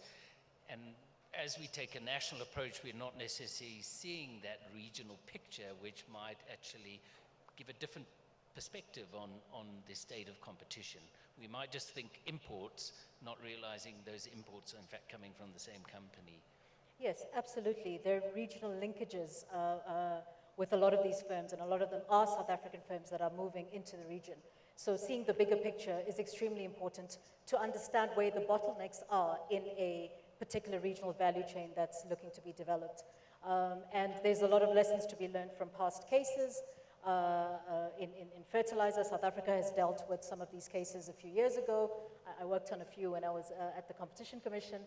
And there's a lot to learn about firm conduct and the types of potential anti-competitive conduct that exist in these types of markets.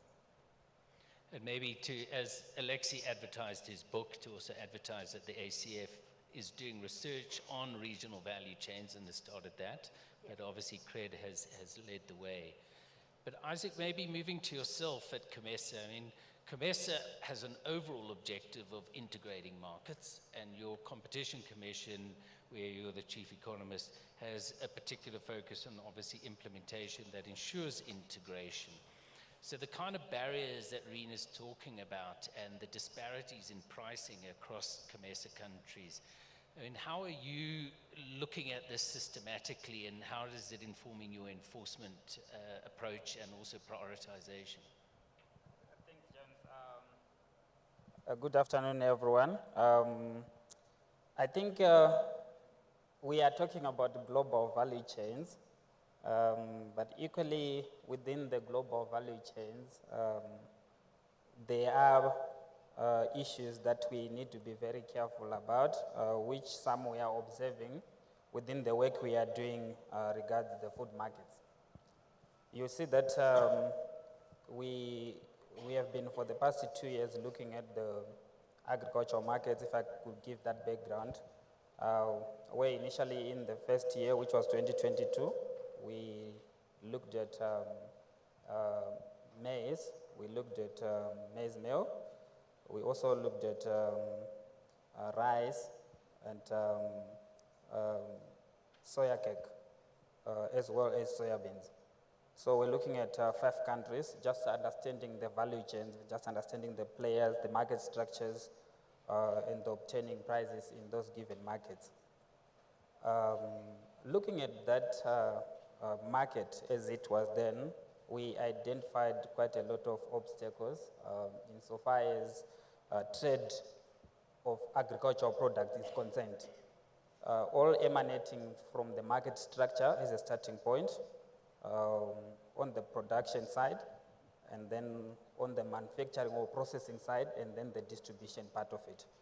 So you'll see that in the COMESA market, the commodities market are very, very concentrated. If we can start from there, they are very concentrated with very few players. And like what my colleague there was highlighting, the commodity brokers and developers, they're actually the ones who had more information regarding the logistics, regarding the price, which then on the other hand, we have farmers who are not very much informed. When they make decisions, they rely basically on the traders. So you would see that at the end, if we take, for example, in maize production, you find that maize producers are paid very low prices. But then when you go to the end market, which is where I think I differ a little bit with my colleague there, you find you go to the end market, which is the mill market, you find the prices are very, very, very high. And then you ask yourself, in between there, so where is it happening? And then you find that there are brokers, there are commodity traders who are in between, who would know and who can predict. I know you say that it's their ability to predict and their ability to gather data that then allows them to make more money. It's a business of making money. But there is a need to consider that we are looking at a vulnerable farmer here who doesn't have information and who is being taken advantage of because of one who is dominant in a given market. So it is dominance, it is coordination, it is information asymmetry that the commodity brokers are taking advantage of the market itself. We might look at it this way, you think it's farmers who are suffering, but if you look closely, you will see even other value chain players also suffer in the process. Because when we're looking at the maize to maize meal value chain that I'm talking about, you'd see the margins that are being levied in there out of this world. And who suffers at the end? You then see products are not traded across borders. And then at the end, you see the situation that we were talking about earlier on, where in Zambia, you have a glut of a commodity, but just less than 1,000 kilometers away in Kenya, we have excessive prices, and then you find products being imported from as far as India or Brazil. Then we become vulnerable again to the shocks in the global market. So really, if we look at it, fair and fine, there's need for businesses to make money. There's need for business really to be clever and try to see opportunities in the markets. But it's equally dangerous that we have situations where, as a continent, we depend on other far areas for survival, because we are talking of food here, which is very, very, very critical. So the issue of market structure, James, is something that is very critical.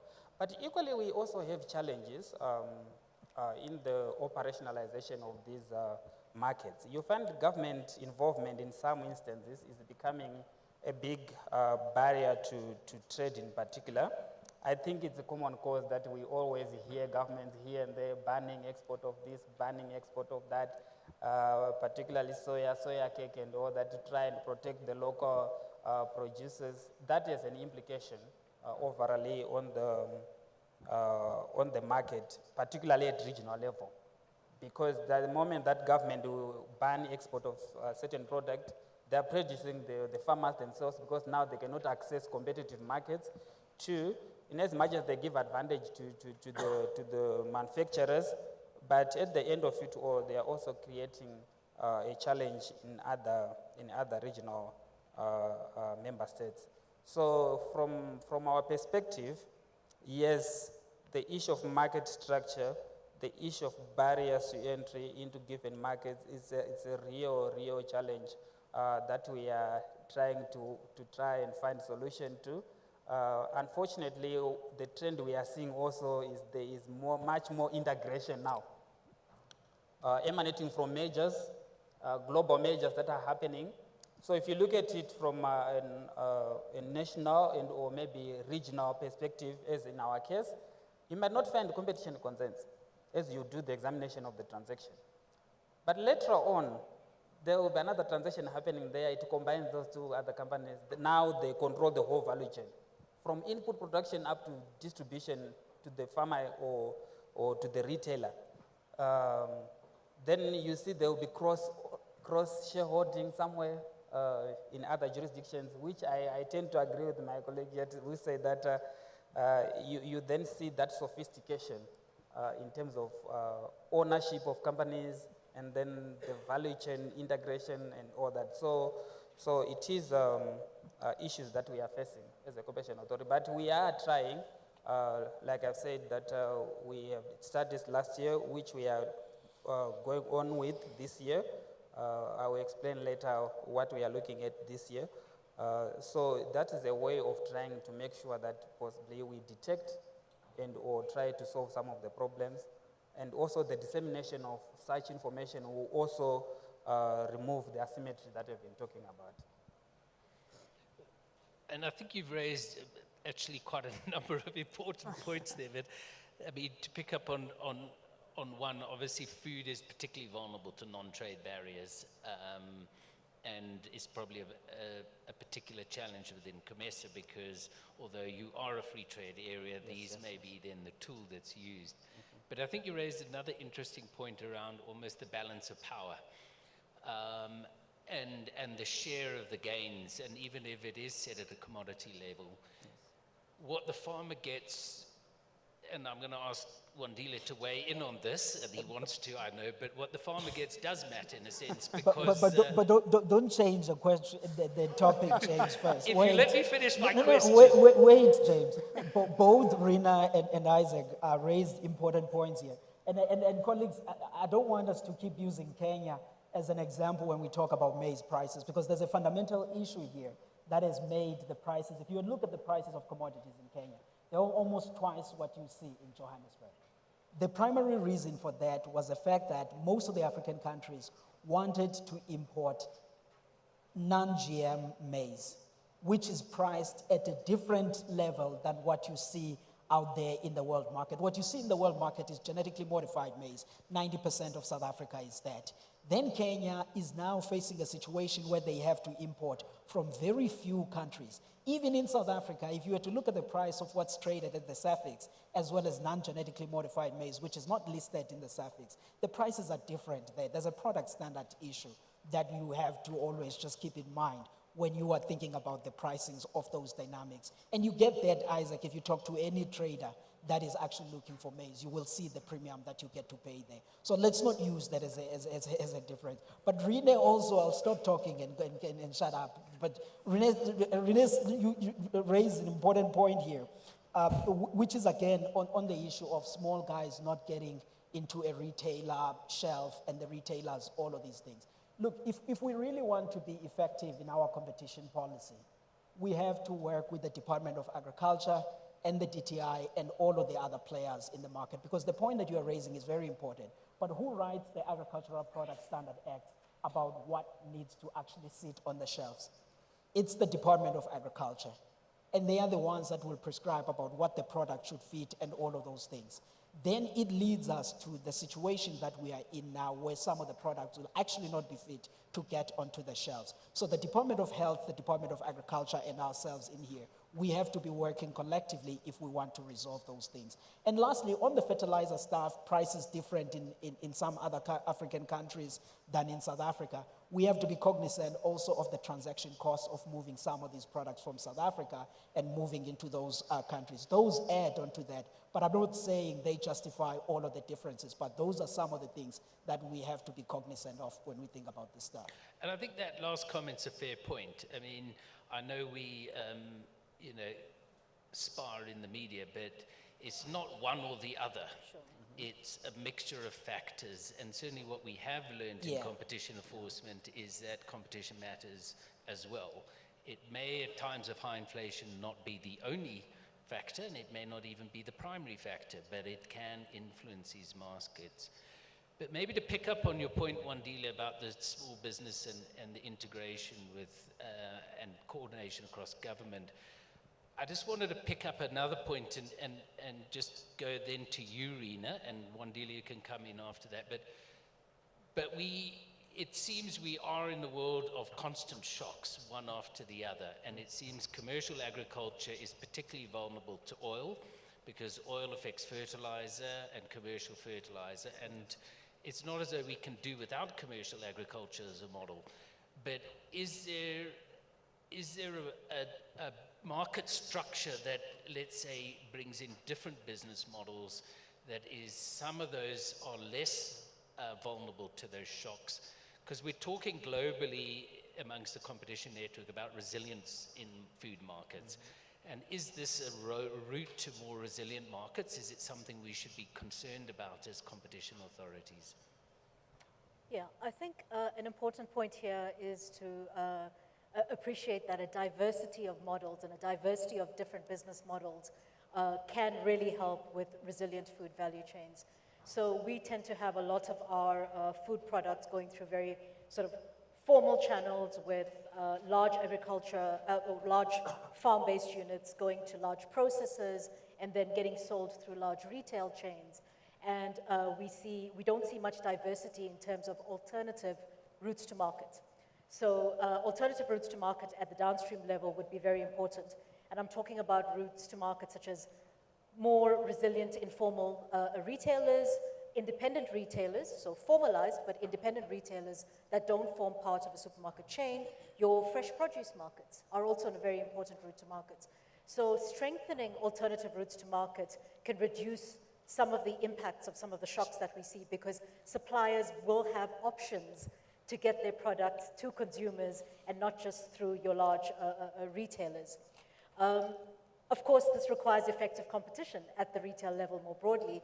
And I think the Commission has done some really good work in terms of removing, for example, exclusive leases in shopping malls, which have now enabled independent retailers to also locate in lucrative business areas. So that kind of intervention opens up the playing field for this diversity of models that I'm talking about. We've also, of course, got the buyer power legislation, which deals with suppliers. Similarly, the market inquiries provision. It's such a powerful tool to understand how these markets work and what the challenges that alternative models face. And that's a tool that can be utilized to understand what the bottlenecks are. Diversity of food systems is not just about different forms of retail, it's also inclusion of, as I mentioned earlier, small and medium-sized food processors. We know that the concentration tracker released in 2021 showed highly concentrated food markets in particular markets, and having more SMMEs in these markets also creates for a more resilient food system. So I think a package of measures needs to be introduced, or is already being introduced in a way with the Agriculture and Agro-Processing Master Plan, to nurture alternative routes to market, to nurture a diversity of business models. It doesn't only have to be big players supplying through big retailers. You can have various online platforms. You can order through very basic technology on your phones.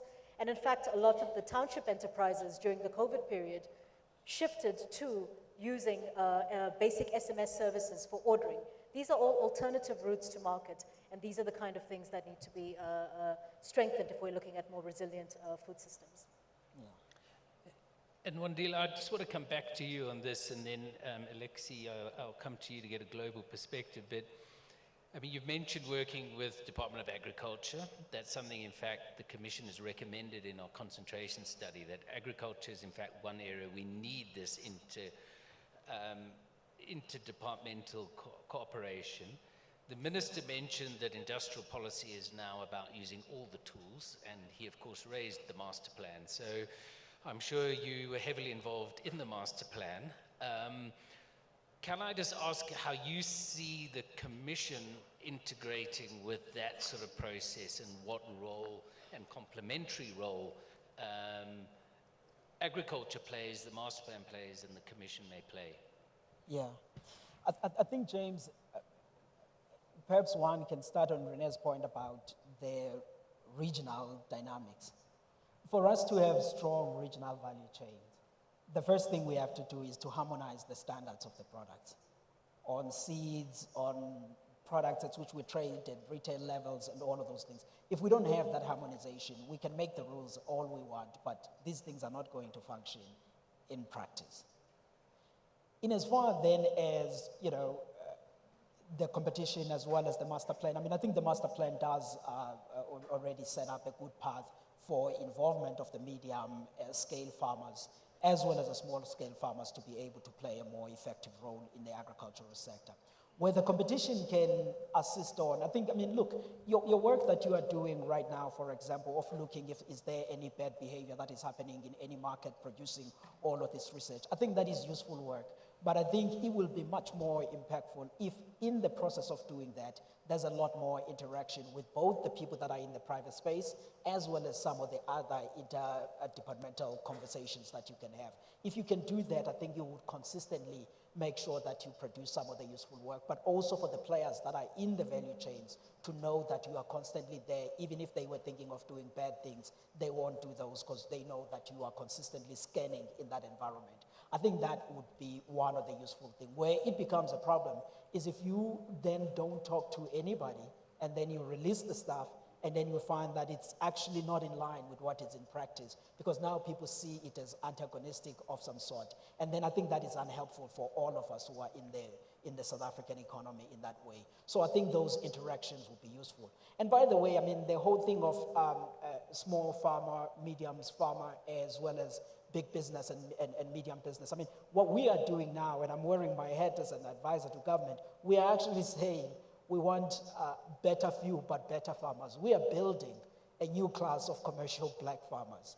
Because if you don't do that and you keep talking about let's serve the small farmers and make sure they also integrate in a value chain, you stay up with these parallel systems of two agricultures where you have the commercial one that has all of the technology access being white, and then you have black farmers being stuck on the small scale farming. What we are doing now, which is what Renee knows, she's part of the master plan, we were building the inclusiveness then of that value chain, but only then the competition by looking it throughout the agricultural value chains and saying, is there anything that prevents the integration on that? But much of the things that actually causes the system to be the way it is in South Africa is also just the higher costs of barriers in some of these formalized structures. And that it usually needs more of the entrance. I would say the Department of Agriculture, IDCs, NEFs, those are the people that we should be having conversations with as we are busy trying to do all of this productive work that we are doing in here. I think for me, that would be the better approach on this. Thanks. And Alexi, just turning to you in your book, because I've read most of it. But, don't only buy that book. There's another book. It's titled... Buy two, buy both. It's titled A Country of Two Agricultures. That's the book you should be buying. His book. Isaac, buy both. do you have a book, Competition. Diversity. Alexi, you know, something Isaac touched on, and I think your book touches on, is buyer power and also market power in upstream markets and potentially price discrimination. So as we move to diversifying the agricultural base, small emerging farmers growing into professional, getting access to the latest technology, it seems like on the input side we have a risk that this is technology based. It's a black box. It's not some traded commodity where you can look at the cost, and pricing can be determined by the few global firms.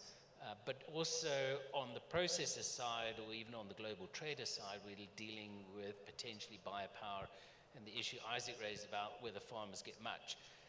And farms are only economic if they can get good priced inputs and sell at decent prices. Obviously, they need good soil and good farming techniques. But how much of this do you think is an issue that needs to be addressed for growing the farming base and the farming community and building that supply? Yeah, I actually liked what Isaac framed as suffering along the whole value chain. It's not only farmers who are squeezed, a lot of other players within the value chain actually getting a lot of negative implications out of the current design of the global value chain. And here, what actually comes into play is understanding what Minister Patel was telling today in the morning, that global value chains, they are designed. They are made by design. There are some architects of the global value chains. Not all of those global chains, they kind of accidentally became like this. I mean, we used to think that markets, it's a kind of, some natural, whatever, phenomenon, so it's coming by its own, and developing by some internal forces, but there are external forces which frame the markets. For instance, the current design of the global trade in grain is a product of American industrial policy back in 50s and 60s. There were programs introduced by Eisenhower to create this sort of oligopolistic structure which would allow American farmers from Corn Belt to bring their produce all around the world. It was not, let's say, natural way of doing things when you bring your corn from the States to Philippines or somewhere else.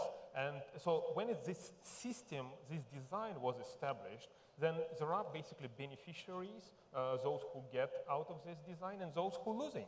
And we see that farmers losing enormously because it's probably the most dispersed, less monopolized segment of a value chain. So they squeezed from both sides oligopoly of producers of input, of seeds and agrochemicals, and on the side of buyers. So when you integrate it in the global market, sometimes it's very appealing, it's a good thing. There's a nice documentary, German documentary, I think it's called 10 Milliarden, 10 billions, 10 Milliarden, and it actually features the story of Mozambique, how local farmers turned into participants of the global value chain by converting their production of some local, vegetables and other stuff into, commodity production. And they started to integrate their businesses into global value chain. So they got a lot of benefits out of the global chain, but they got a lot of risks as well. And when global value chains have shown their non-resilience to shocks and different disturbance, so who became price takers, who became like cost takers of value chains? Farmers. I mean, most vulnerable segment of the value chain. That's why I think competition authorities have to think about design and who are designers, and they should become designers. So talking about industrial policy coordination with competition policy, yes, I think it's more like states should think about the design of the value chain rather than architects of these value chains who organize it according to their interest rather than to the interest of the public. That's why when you do merger review or other, interventions, when you try to build more resilient regional value chains, I think it's very important to keep in mind that there is somebody else in the world who's sitting, in Zug of Switzerland or, in New York, and they think about how to squeeze producers more effectively, by their organization of value chains. Why they merge. I mean, Bunge buying Viterra because they want to get access to sourcing. Why do they want to get access to sourcing? Because of all things we're observing now, climate change, all these disruptions, they probably anticipate scarcity of produce. They anticipate, upcoming scarcity. They think we're at the downswing part of the global, super cycle of commodity prices, and there would be upswing part. So they want to do this. They want to control bottlenecks. Are you sure, Isaac, you are not part of the Farmer Association? Is interesting is that the farmers are often supportive of the Commission's work and also ask why the farm gate price is so much lower than the shelf price.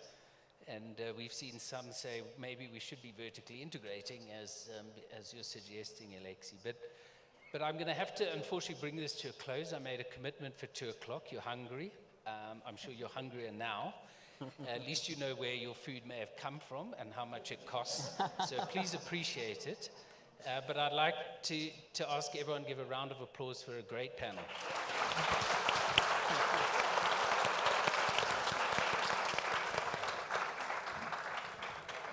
James, can I pass you my book? go buy A Country of Two Agricultures. Thank you.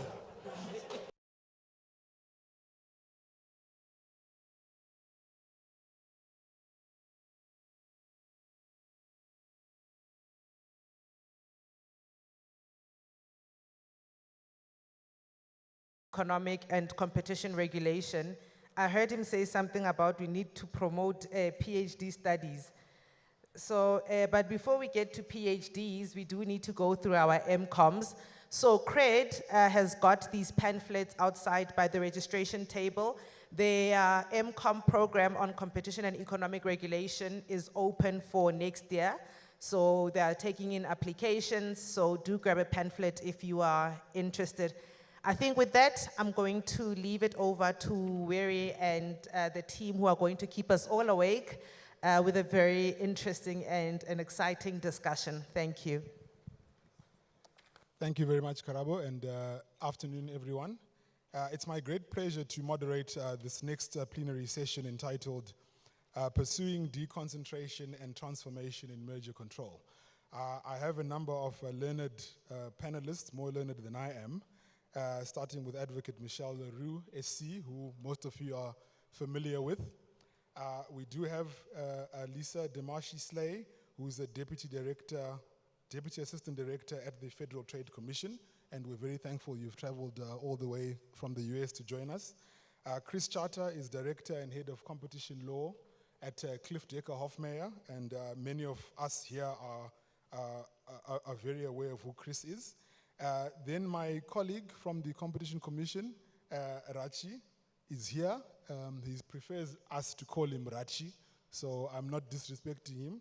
He is our colleague here, will also give his perspectives, and I want to stress that the perspectives shared by the panelists on this panel are their personal views and don't represent the views of their institutions or their employers.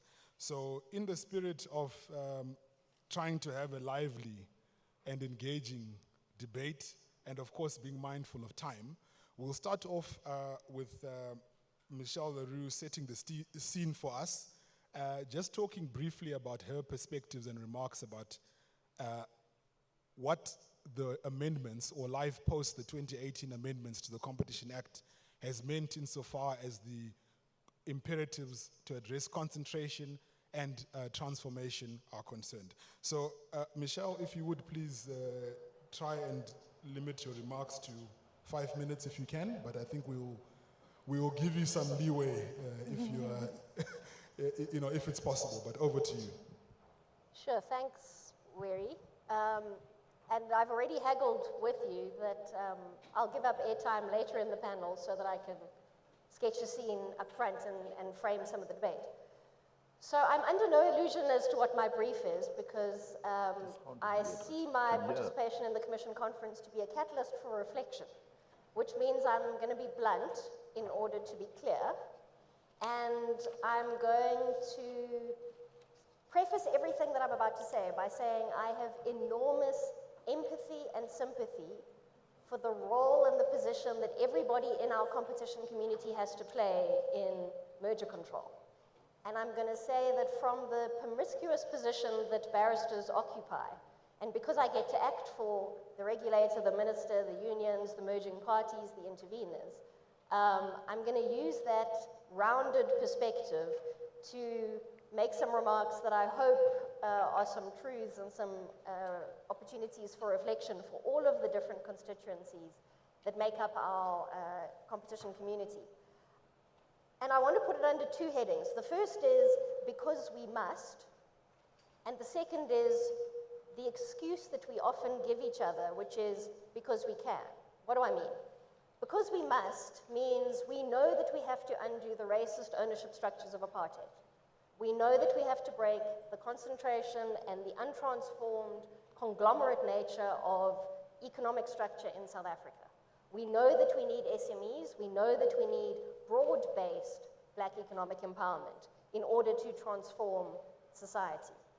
I'm relieved that the minister mentioned the Mediclinic case this morning, because I am 100% committed to competition policy and competition practice being part of the socio-economic political transformation that South Africa is going through as a constitutional democracy. But the Constitution doesn't describe what kind of economy we're meant to have. It's something that Dennis Davis and I are working on for the next book. So that means we all, as the competition community, have to decide what it means when we've successfully transformed and deconcentrated the economy, because it's imperative that we do it. We know what the preamble says, we know what the purposes of the Act say. So when I say that I want to have some reflection and some feedback to all of the different role players in merger control, this is what I want to say. every single constituency that I'm going to reference, on some level, is giving itself license to say, I can get away with this, and so I'm going to do it that way. Because I can. Because we can. So what am I talking about? I'm talking about, and trust me, everyone in the room will have a turn to be offended. Let me start with the Commission, since it's your conference. Predictability, certainty, and consistency are essential in regulatory processes. And we see too much uncertainty, unpredictability, and inconsistency in around how public interest, in particular 12A3E, is being approached by the Commission. In particular, that debate, I think, is one that's going to come up repeatedly this afternoon. But the Commission's approach in different notified mergers on these topics is just too opaque, too inconsistent, and it's very difficult if you're advising, whether it's the minister, an intervener, or the merging parties, to know how this is going to land in the Commission. And it's becoming too dependent on who the Commission team is, and that's problematic. For the tribunal, merger specificity is meant to still be a thing. So there's still meant to be a public interest concern that arises out of a particular transaction that we craft conditions for or that we prohibit because of.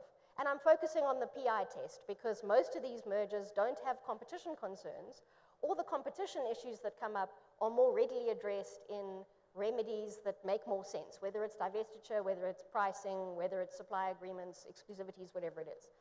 But we really need some guidance from the tribunal, and I guess the CAC as well. Is merger specificity, is this causal link between this transaction and a PI ground in section 12A3 that results in the need for this remedy? Not because I can, because they agreed to it, because I got it out of them, because I came up with the idea. But do we not still need this causal connection and proportionality and some relationship before we see the tribunal endorse conditions that just get presented to them?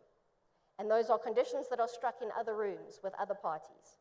And the tribunal is not a rubber stamp. The minister. Very unclear what the legal status is of some of those agreements. And I'm going to take a step back and be even more provocative than I already have been and say what happens in the context of a post-ANC government next year. We don't know what that cabinet looks like. We don't know who will have this portfolio. And we don't know what the precedent that we've set so far will enable. Take a step even further back.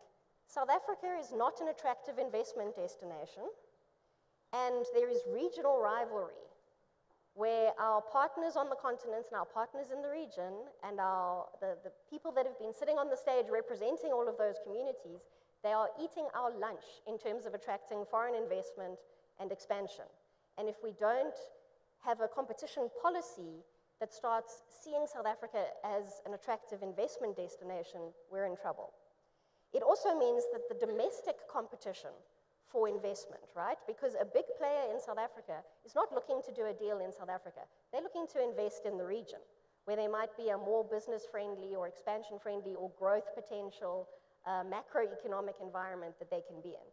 So I'm concerned about the role of the ministry in that context on the continent and in deglobalization and all of the bigger debates that we've been having.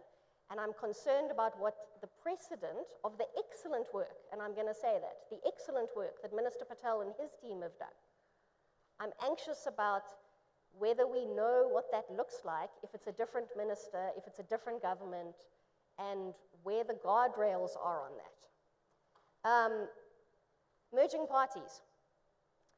I would really love to act for some merging parties who don't agree to everything that they get asked. I would really love some merging parties to say, let's run a test case and see if this is really necessary. But, you know, merging parties, if they've decided to proceed with a deal in South Africa, right? If they haven't done a carve-out of South Africa, if it's got African regional components, if they've decided to actually put their money into the deal here, there's a necessary cynicism that runs the model and says, I'm still going to do this deal. Then I want to talk about unions and civil society who are becoming more active in merger proceedings, and I think have been the best of all of us in terms of sticking to their lane and being able to articulate merger, consequence of merger, link to 12A3 factor for a PI remedy that they come in and ask for. And then finally, I would say interventions by competitors and customers has also become completely irresponsible.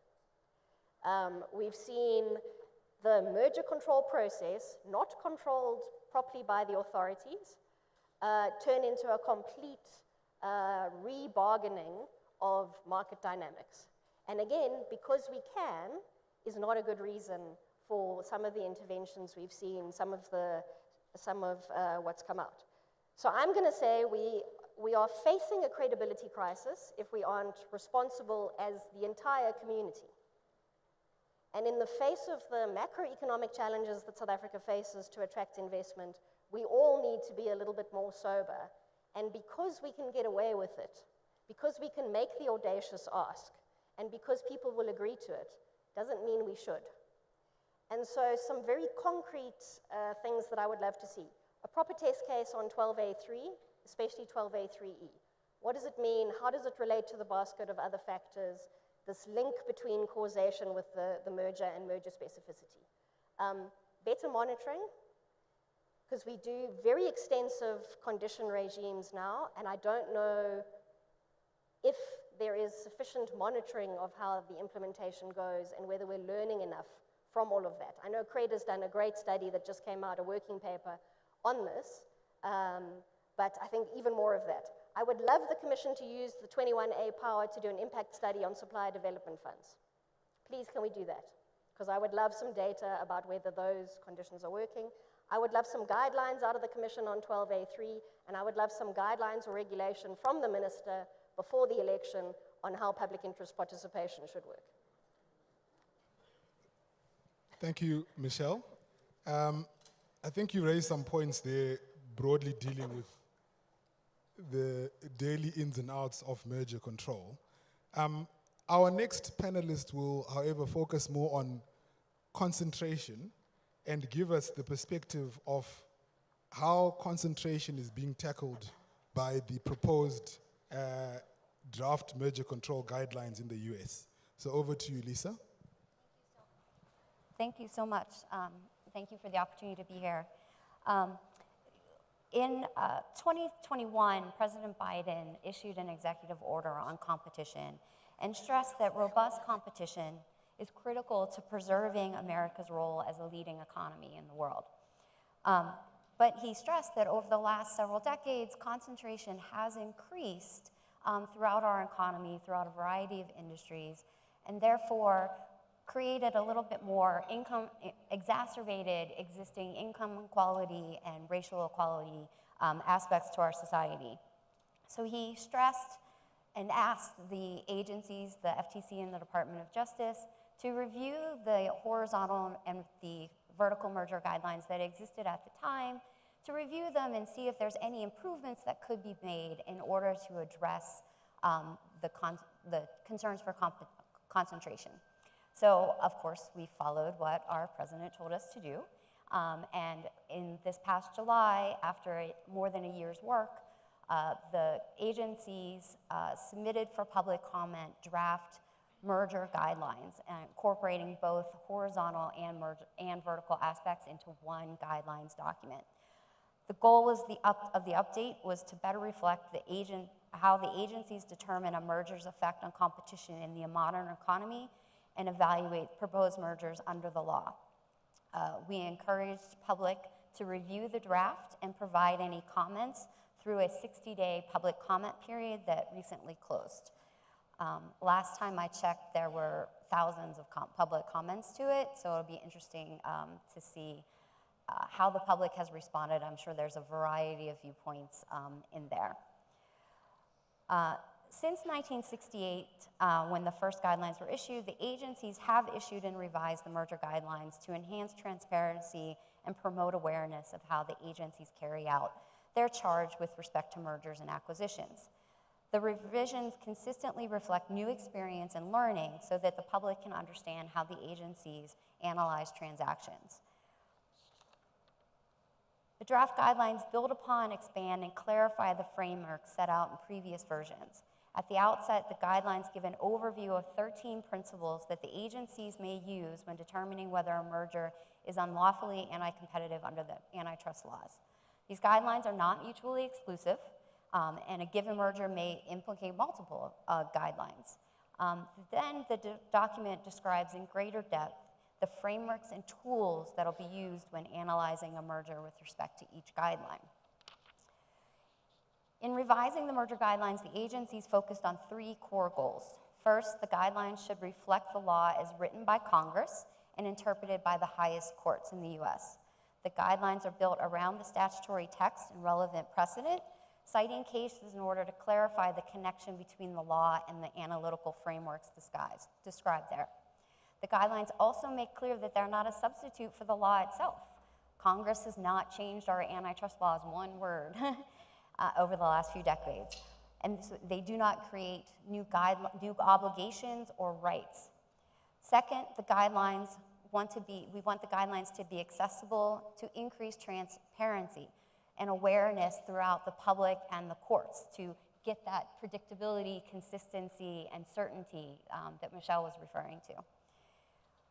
Third, the guidelines are set out to provide frameworks to reflect the realities of our modern economy and the best of modern economics and other analytical tools. Still, we begin the merger analysis the way we always have, the same question. How does the competition present itself in this market, and might this merger risk lessening that competition substantially now or in the future? The first 8 guidelines are frameworks used to assess the risk that the merger's effect may be substantially to lessen competition or tend to create a monopoly. Guidelines 9 through 12 explain issues that often arise when applying those frameworks to some common settings. The 13 guidelines are: 1, that mergers should not significantly increase concentration in highly concentrated markets. The merger should not eliminate substantial competition between firms. 3, the mergers should not increase the risk of coordination.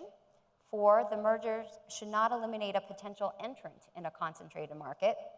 5, the mergers should not substantially lessen competition by creating a firm that controls products or services that its rivals may use to compete.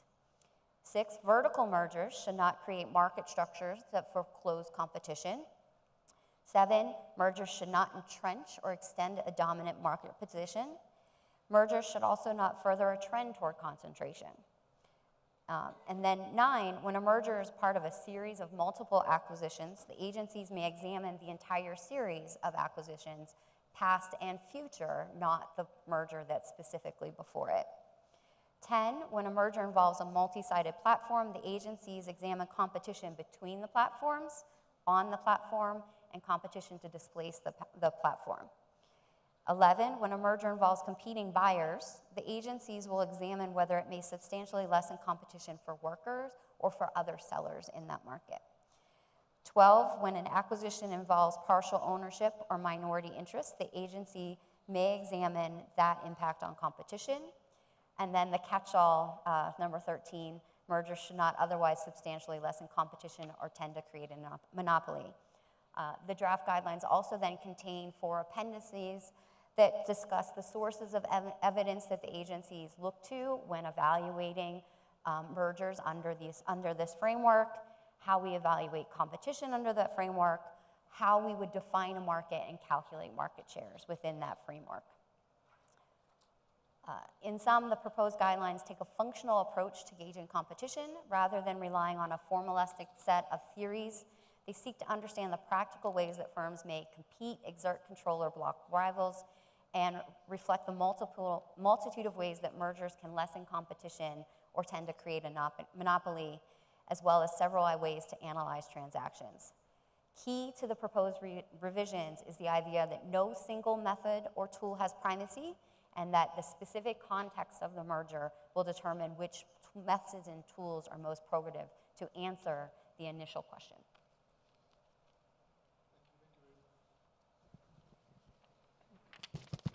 Thank you very much, Lisa, for that detailed overview of your draft guidelines. And I think for us, observing from South Africa from a regulatory perspective, I think a lot of what you say resonates. And we're doing a lot of these things in many of the mergers that we investigate from time to time. And it's interesting that concentration is a problem even for an economy as big, as diverse, as developed as the US. I think some of your statistics are quite envious. I think you create 200,000 jobs a year, record low unemployment, 14 of the top 20 tech companies are from the US, some of whose turnover is larger than the GDPs of many developing countries. So segueing from that clearly identified need to address the concentration problem, even in that context, I'll now turn to Chris to give us his perspective of how he and his peers go about advising clients in structuring mergers in concentrated sectors. Of course, we're working off the basis that most of our markets in South Africa are highly concentrated. So it's interesting to get your take on why there appears, or if there is a growing trend for mergers or firms to increasingly appear to structure deals to avoid notification. It seems that it's preferred to maybe come up with other ways of resulting in market concentration than filing a merger. And then that may be for other reasons that we may not have time to debate. But maybe if you could give your perspective as to what role you play in that scenario. Thanks, Mary. I mean, I think, yeah, from a legal advisor perspective, and I think we can discuss later, it starts ideally from the get-go in terms of understanding the whole conspectus of the various bits and pieces on merger control had to be taken into account.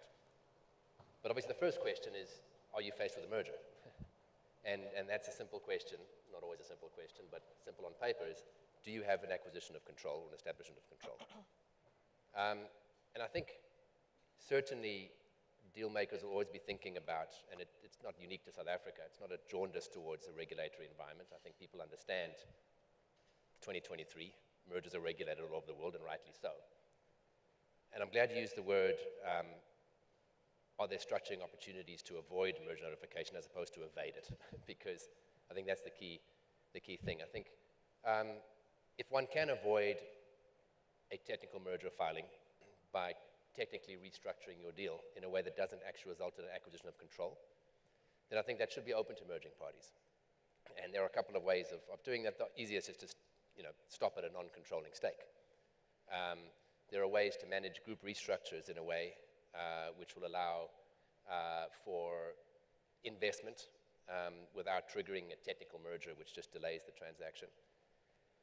I think the interesting thing that you raise, Weary, is what happens in concentrated markets, particularly when we're looking at potential tie-ups between competitors. And I think the first point to raise is any competition lawyer worth their salt is going to say, look, it's more difficult to get a merger through in a concentrated market. So ideally, find a target, find a buyer who isn't in the same market as you. And I think that's often the case. People, sending out RFPs for expressions of interest will prefer an institutional investor over a trade investor because it's easier. We are in a more difficult situation, I think, economically now, in that a lot of the businesses that are for sale need to be sold. And I think that is something that perhaps the authority can kind of bear in mind. Things shift. At one stage, when everybody's making money, money's no object. It's much easier to price in all sorts of weird and wonderful ideas. Sometimes when the chips are down and this business needs to be almost rescued, often the best fit is a trade buyer. It's only the trade buyer who can make this particular thing work, understands the industry. So I think we are seeing a lot more consolidation in industries, and I think that's just a reality, and I think we need to work with the Commission to understand why that is the case. Not all concentrations are necessarily anathema, and it shouldn't be sort of deconcentration at all costs. I think Lisa indicated that pretty sanguine approach is how concentrated is the market, and does it substantially make it worse? That's got to be the test ultimately from a competition point of view. the last point I wanted to make on this is although we do advise in terms of how to structure your transaction, if possible, so that you don't trigger a merger, if I quote George Bush, you misunderestimate a lot of us, I think, if you think that we are cavalier, however, about the notion of a competitor taking a strategic stake in another competitor. Interesting to note that in the US, there's express jurisdiction to look at minority stakes in competitors. We don't yet have that, and there was some talk a while back about potentially introducing that. I would tread carefully there, but most competition lawyers are very well aware of the fact that merger control aside, cross-holdings create significant competition risks and compliance risks. There's a presumption in the Act that says if two competitors have a mutual shareholder, that they can be presumed to be colluding. We also are very well aware of the Commission's position on cross-holdings generally and sort of links in an industry creating a platform for information exchange. I'm not convinced that the theory of harm is always all that cogent, but we do know the Commission looks at it very carefully. So certainly as part of our compliance work, if you're going to take a strategic stake in a competitor, understand those risks. And our advice most often is to say, might be better to notify a merger and get in front of this whole thing than have to try and manage a completely passive investment with strict protocols and information exchange.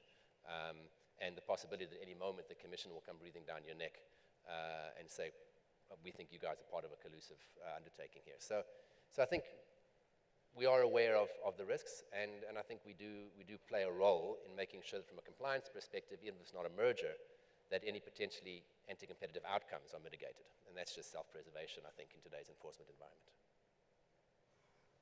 That's very interesting, Chris. I think it seems, if I've understood you correctly, that you do advise clients of the risks, but sometimes the commerciality gets ahead of those risks, and I think perhaps people are willing to take that gambit and roll the dice, because I think there are many instances where you have mergers before you in a highly concentrated market, and the arguments you've raised around, there's a preference for the incumbent or an incumbent to take over, or the only player who can save this firm happens to be the largest entity there. Although you find from time to time some of those transactions are subject to bidding processes. So there are other interested buyers, but for some reason, the merger comes with the person who's willing to pay the most money, which is understandable, but typically comes with the worst consequences from a concentration perspective. Particularly on that aspect, how do you try and guide your clients? Yeah, I think probably what people aren't aware of is how many mergers don't even get past the starting line because the economists and the lawyers have said, listen, this isn't going to work. So I think there's already a filter there. I think ideally it's few and far between that people are going to run a merger which really does substantially create a concentration risk. I think for that to be the case, you've got to have either a really strong argument that concentration per se in a particular industry isn't a primary concern. Some industries, perhaps based on economies of scale, can't bear, a great number of competitors, and you have to run those arguments. Often you've got failing firm arguments or something along those lines. And those are really, I think, in fairness, the mergers that come before the Commission most often, where it's clearly a big horizontal overlap, is we say, well, there are other factors you must take into account. And often it is a firm under distress. Often there are economic arguments to suggest that some level of concentration is, in fact, not a bad thing. But I'd say most of the time we end up, in fact, leveraging the public interest provisions of the Act, which is so often open to criticism, to say, well, there's a public interest reason why you should allow this merger. And that is because it perhaps saves jobs, even though it puts two big competitors together. But I think ultimately, we know, and everybody knows, it's not easy to put together a merger where it is going to objectively result in a big accretion market share. And a lot of those mergers, don't come. Probably outside the scope of this discussion, I think there's more to be said on vertical mergers. I think there's been traditionally a huge jaundice in this country towards vertical mergers, and that I think is more up for debate in terms of whether those mergers should be kiboshed in the way they have often. But horizontal mergers, I think we're on the same page. Those are difficult to get through, and rightly so. Thanks for that, Chris. And Rachi, if you could give us your insights on why smaller firms and transformation of ownership structures are important for competitive dynamism and the competition process in general, particularly in our history where almost every single market we have is highly concentrated. Thanks for the question, Wiri. Afternoon, everyone. I think just before I get to that, I just wanted to make one point, right? You get a sense that there's a bit of a discomfort that competition authorities seem to be focusing a lot more on public interest and less so on competition, right? Almost to say that public interest is being placed above competition almost in terms of priority. And I don't necessarily think that is the case, right? I think what is happening now within our jurisdiction is almost a realignment of priority. So if you look at the position that public interest has held historically, it was relegated to be. What is that sound?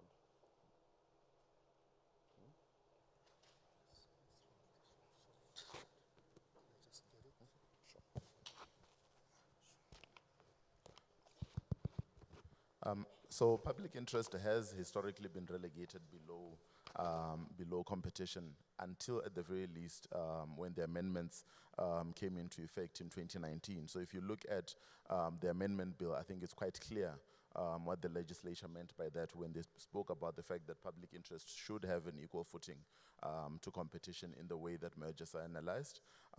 And I think this really just brings into alignment with the rest of the Act, the preamble, the objectives of the Act. So it really does make it clear that public interest is equally as important.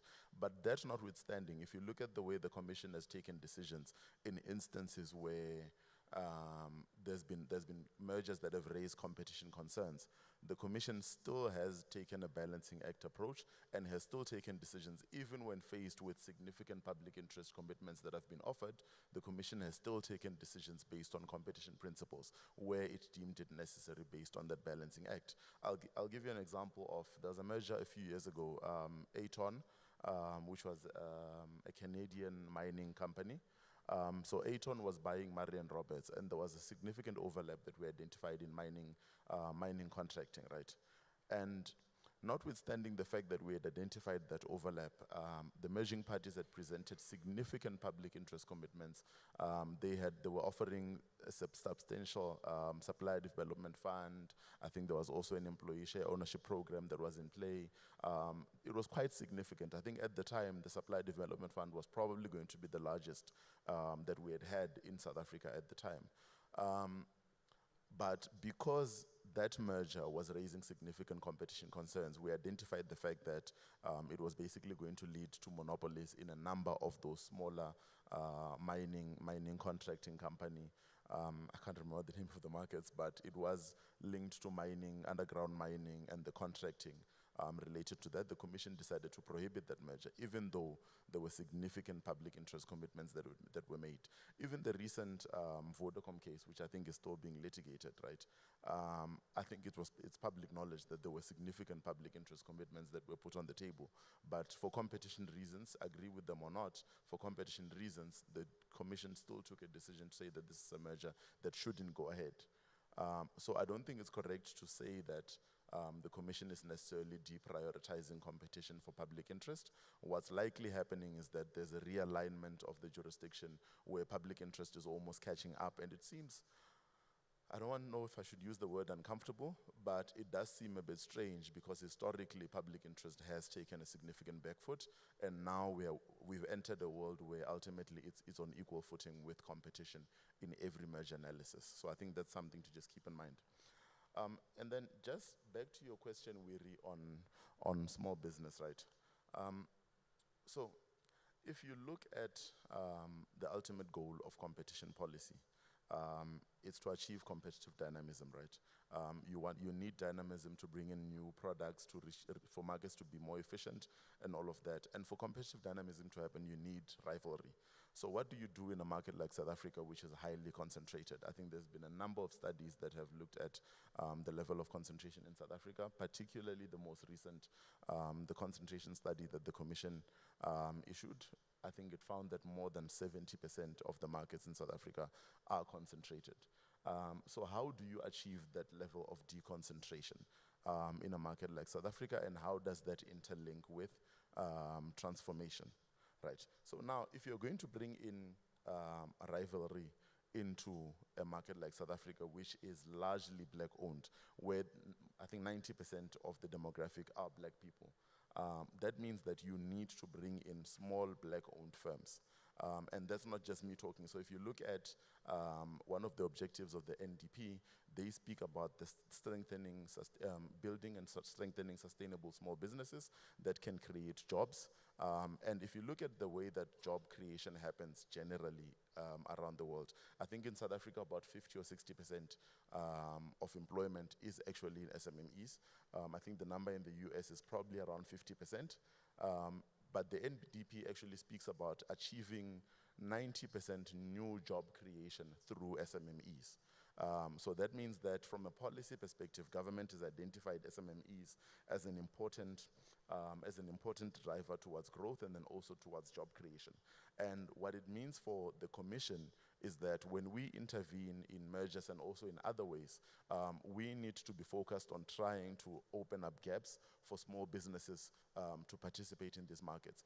If you look at the challenges that small businesses have, right, as much as we've aspired to say we've identified small businesses to be a growth avenue for employment and also for rivalry from a competition perspective, the story is not particularly good. Most small businesses don't make it past a few years. I think about 70% don't last 7 years. Half of them don't make it past 2.5 years. So you have a disjuncture where you've identified small businesses as a critical growth avenue, but at the same time, small businesses are not surviving long enough to even get to that point, right?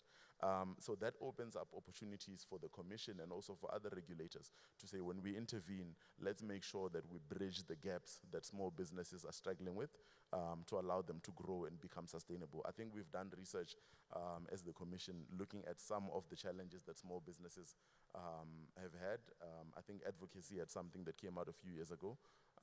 There's stuff that was done by CRED on the barriers to entry that are faced by small businesses.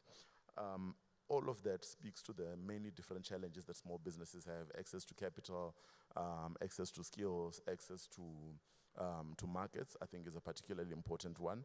And these are so our interventions need to be targeting those specific challenges so that we can bridge the gaps and ensure that the small businesses that can survive are given the tools to survive.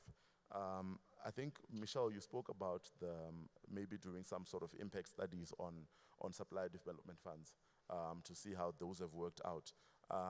There's research that I did in the past, but it's not published, which I did when I did my MBA dissertation. I did an ex post review of the Walmart Massmart Supply Development Fund, which was one of the earlier supply development funds that really came out of the South African economy. And what we found was that more than 40, I think, more than 40 SMMEs were supported through the Supply Development Fund, right? And I'll speak about one particular one which I found interesting, which was Kurula Paint, which was one of the SMMEs that Walmart Massmart supported, and that firm then grew and started supplying paint to the builders' warehouse stores and then also other retailers. And then what that did is that through that Supply Development Fund, you actually introduced a firm that was able to compete with firms like Plascon, the larger paint retailers, and basically bring in competition which served the purpose of deconcentration, and then also, because it's black-owned, served the purpose of transformation. So I think there's a lot that we can still do in there.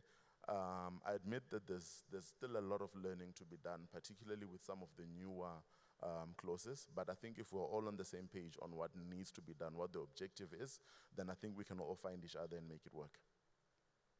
Thank you very much for that insights, Rachi. I think maybe segueing from what you have shared with us early on, Lisa, the Biden administration's executive order on promoting competition in the economy aimed fundamentally to reduce concentration, tackle higher prices, sluggish growth, and stagnating wages. So those are things that resonate very much with us here as well. So does this, in your view, signal that the US is shifting away from a merger control regime that is solely about economics and law to looking at a so-called bigger picture?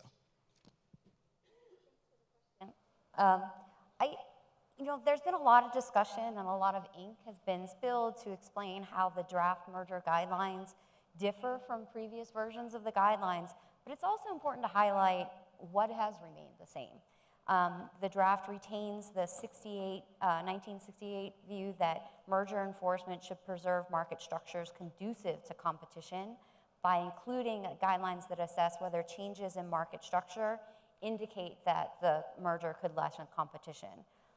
Likewise, the draft retains the 1982 to 2010 view that merger enforcement should prevent market power by including guidelines that treat a predicted price increase in market power as an affirmative indicator that a merger may substantially lessen competition.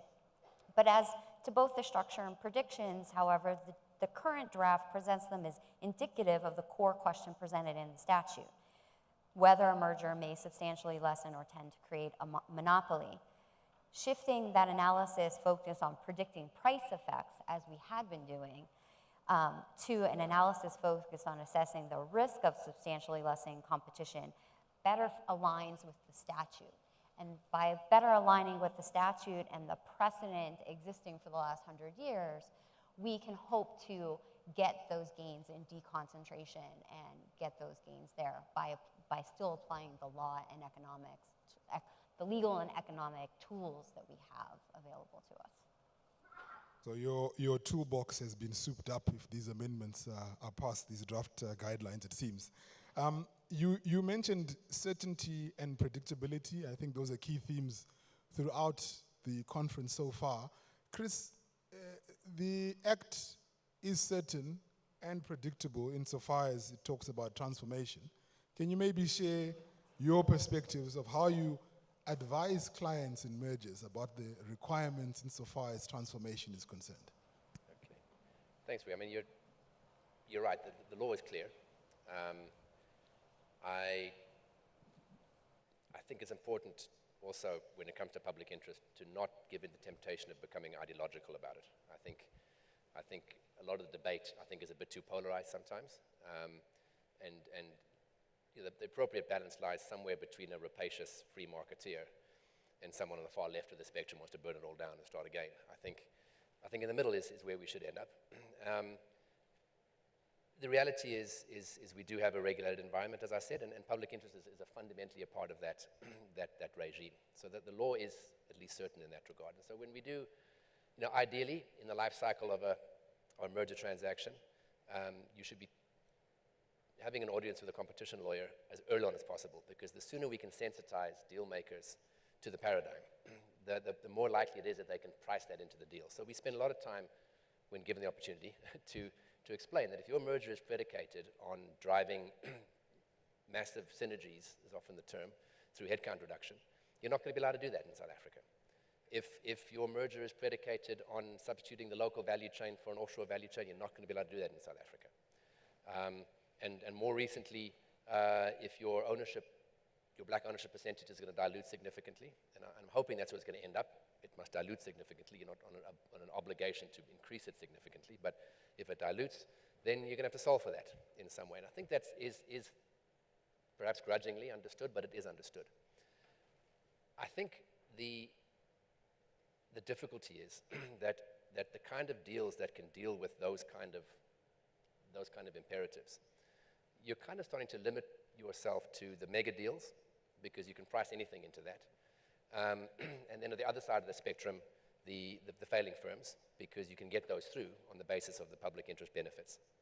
And then secondly, maybe sort of healthy firms, where again you can price into that. You say there's enough upside here for me to understand I'm going to have to give a 5% ESOP, or I'm going to have to give up the idea of any cost savings on retrenchments, and you can do that. I think what the policy is doing is it is chilling take those two bookends away, big, healthy mega deals and failing firms, and you have this sort of mid-market intermediate mergers, maybe the firms are languishing a little bit.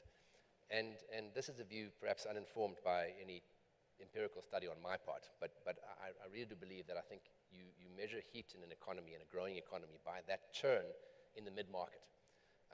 And it's people put money in on a bit of a speculative basis, but we think we can do this better. We think we can improve the position of this firm, make it more competitive.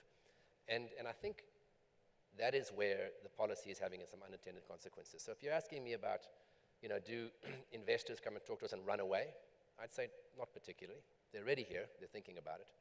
I think you can probably count on two hands the number of mergers which have already been notified and then are withdrawn or fail because of a public interest commitments, because people have wrapped their mind around it already. I think what concerns me is especially in today's sort of uncertain global economy, where I think the Commission must be careful of being insensitive to difficulties of investment. Not everybody's got deep pockets, and I think we do run a risk that this stuff gets in the air conditioning, as they say, and there are CEOs in Berlin and Paris and Sao Paulo who talk and say, I tell you what, South Africa, it's got some great things going for it, but it's almost impossible to do business there because of all the red tape. And by the way, we had a CEO grilled on the stand about his public interest commitments, etc. And I think what happens then is people just don't even think about coming to South Africa, and that's harder to measure. And I do think there is a little bit of a concern there that we should be aware of. We're at a stage now where we actually need to drive investment. We need to actually encourage people to make those more speculative punts on our economy. And I do fear sometimes that there are decisions being made outside this country saying that's not the right place to go. And we have to be quite careful about the signaling. To maybe be a bit more direct about the issue, is that uncertainty a feature of the statute not being clear, or decisions not being clear, or at what point are you as advisors involved? Because some of these transactions are quite complex, they're global in nature, so by the time you get around to focusing on South Africa, a number of hairs have set off and it's a bit difficult to walk things back.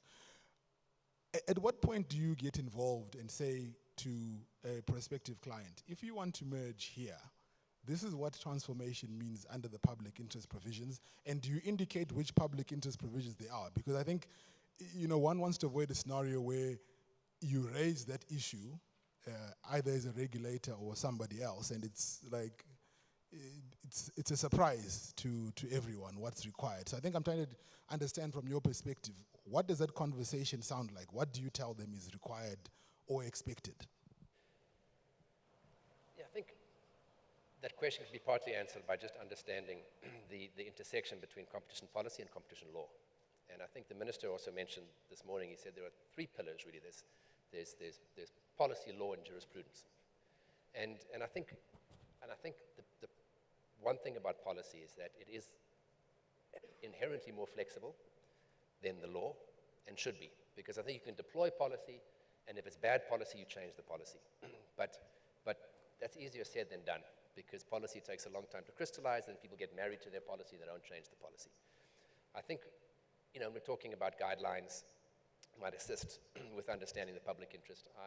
And forgive me for saying so, I'm a little bit cynical about that, because I think there's always a temptation to render guidelines and then blur the lines between jurisprudence and law.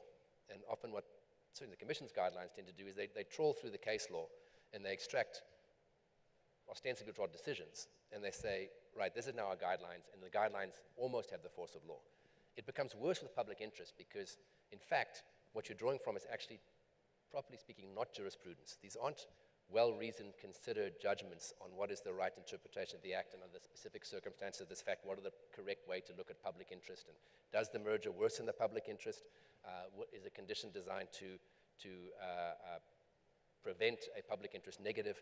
These conditions are invariably agreed, and they're agreed by parties who are often over a barrel, or if not over a barrel, more than happy to give them to get the deal over the line.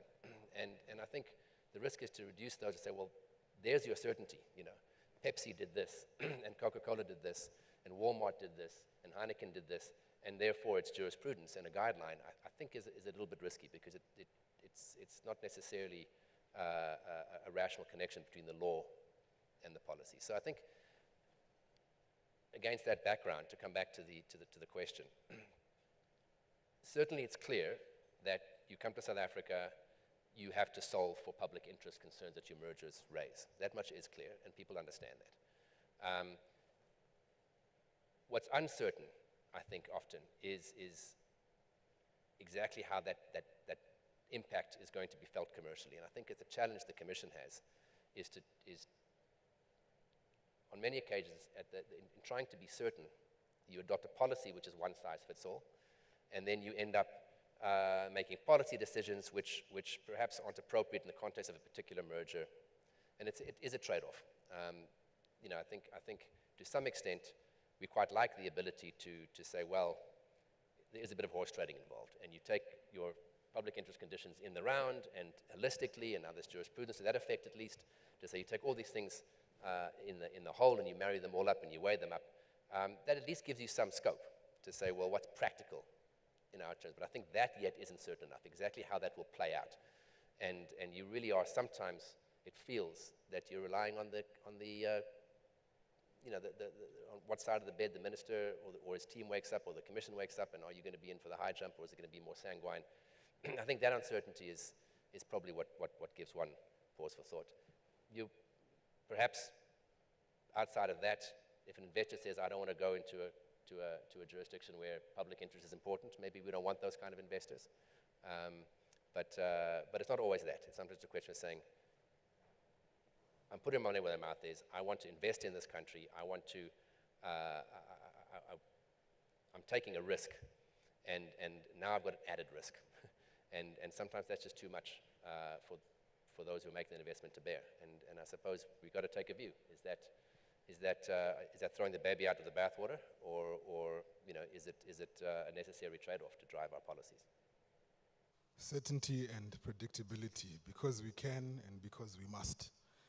Advocate Leroux, in your view, what types of remedies are responsive to the transformation envisaged by the 2018 amendments? And I say so in the context within which there is a pre-amendment body of jurisprudence, which for many years told us what was acceptable. Before, there were specific provisions incorporated to deal squarely with issues of ownership, because there's also other forms of transformation, such as participation and market access.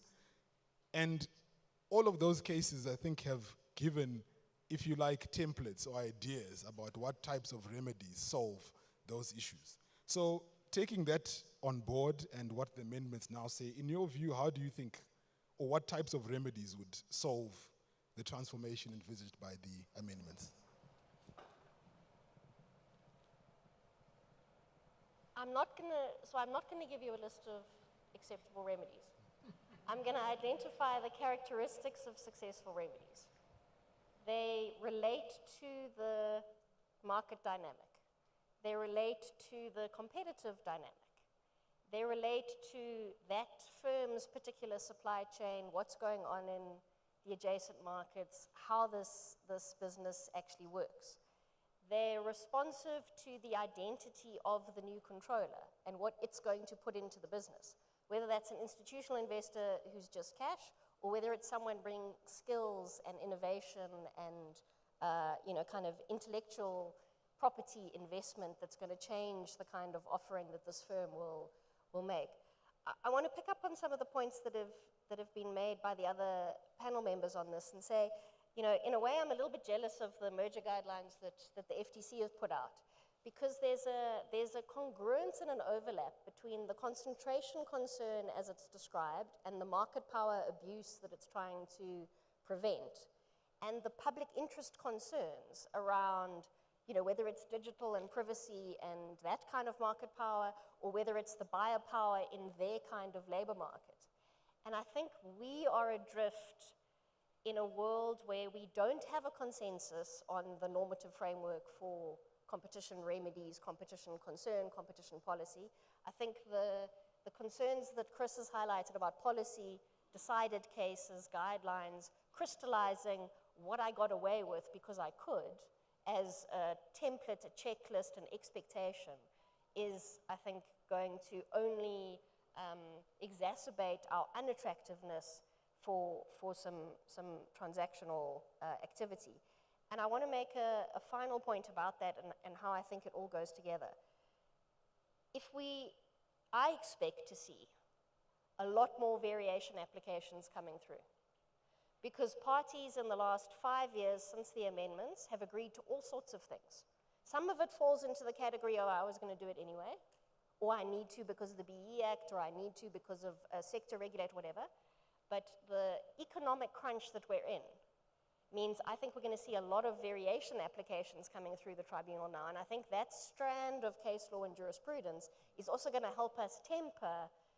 Just because you can get the big mega deal done or the failing firm deal done, and people agreed to do a basket of remedies, and the commission accepted them, and the minister struck a deal, and the unions were happy, and the interveners were satisfied.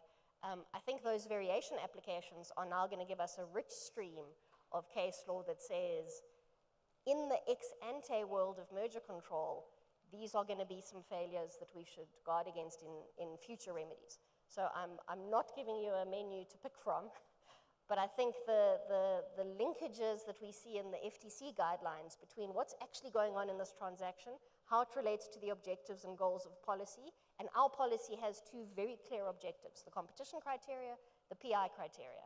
And the more we start building a consensus about what that normative framework actually looks like, not just what I can get away with, I think we'll get the certainty and predictability and hopefully more effective outcomes from PI. And please publish your research. I think Rachi's taken that on board. I think you can add that to your personal development plan for the year. Mr. Commissioner, we're going to put it in it's going to be a bonus requirement for the end of the year that you publish.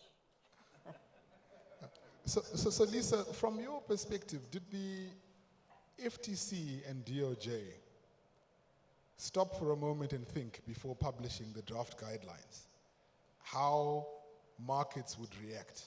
So there have been some murmurings from some quarters of the legal fraternity in the US saying, well, these merger guidelines take a far too draconian approach to concentration, because I guess the insinuation is that concentration is not always a bad thing. So is there a credible threat, or you are unmoved by those who say, well, we'll go and invest somewhere else, because if these guidelines see the light of day, we'll go somewhere else? Or is the concentration problem that important that it supersedes such concerns? Well, I think what's important to note is that before these draft guidelines were finalized, the commission put out another comment period seeking comments from the public about what should be changed from the 2010 guidelines, things that they were seeing, and they got more than 5,000 comments, I think. They got that direct input from the public. They heard from market participants across the sectors, from agriculture, entertainment, healthcare, technology, nurses working in hospitals that had gone through mergers and saw quality of service declines. So they took those 5,000 plus comments from all sectors and synthesized them into this document, but they also grounded the document, these guidelines, in current case law, going back to the 40s and the 50s. So it's not like the commission just picked concentration chairs out of the air. It's grounded in the case law, so that when we go to a court with these guidelines, which they're just guidelines, they don't have the full force and effect of law, but when we go to the court to challenge a particular merger, we are grounded in the case law and the legal background in order to make the case to the judge that, yes, this is what the law said. The guidelines are just following that law. This is how the merger's fact pattern fits within these guidelines and the prior case law. So you should find in our favor and block this transaction. So it's very much grounded in case law. And that's very interesting, because I think our approach we consider to also be grounded in case law. I think there might be Of course, cases are subject to various interpretations, but certainly it seems that there is a real credible need to tackle this concentration problem. And insofar as the merger creep provisions that were introduced by the 2018 amendments, Rachi, are concerned, how can we as competition authorities better get to grips with them and I think apply them in the way that was intended? Because I think we do see as a feature of some of the mergers we get serial acquisitions in certain industries, sometimes typically involving localized markets, and you almost appear to be hamstrung or have to wait until there's a tipping or inflection point before you can do something. Yet there's a provision saying you must check the ownership patterns, acquisition patterns of certain players. You know, what more can be done to ensure that that is a more viable tool to help address the concentration problem?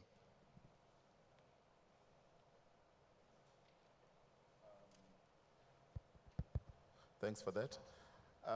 Okay, I want to speak about my own things first. So I think just to respond to Michelle, and I think Chris also mentioned this, the issue around uncertainty. I think that's a fair point. These are my views, these are not the views of the Commission. I think that's a fair point, right? I don't think it helps anyone to have uncertainty around how the law is going to be applied, how things will be implemented. But I think the world we're operating in now is a world where we don't have the jurisprudence you spoke about. So we don't have those cases where these issues have been debated extensively in the courts, and we get case law that we can rely on, which really clarifies where everything stands. So what we have now is the Commission's interpretation of what we think the Act is supposed to be interpreted. And to a certain extent, I think the DTIC is also quite active in these engagements with the merging parties.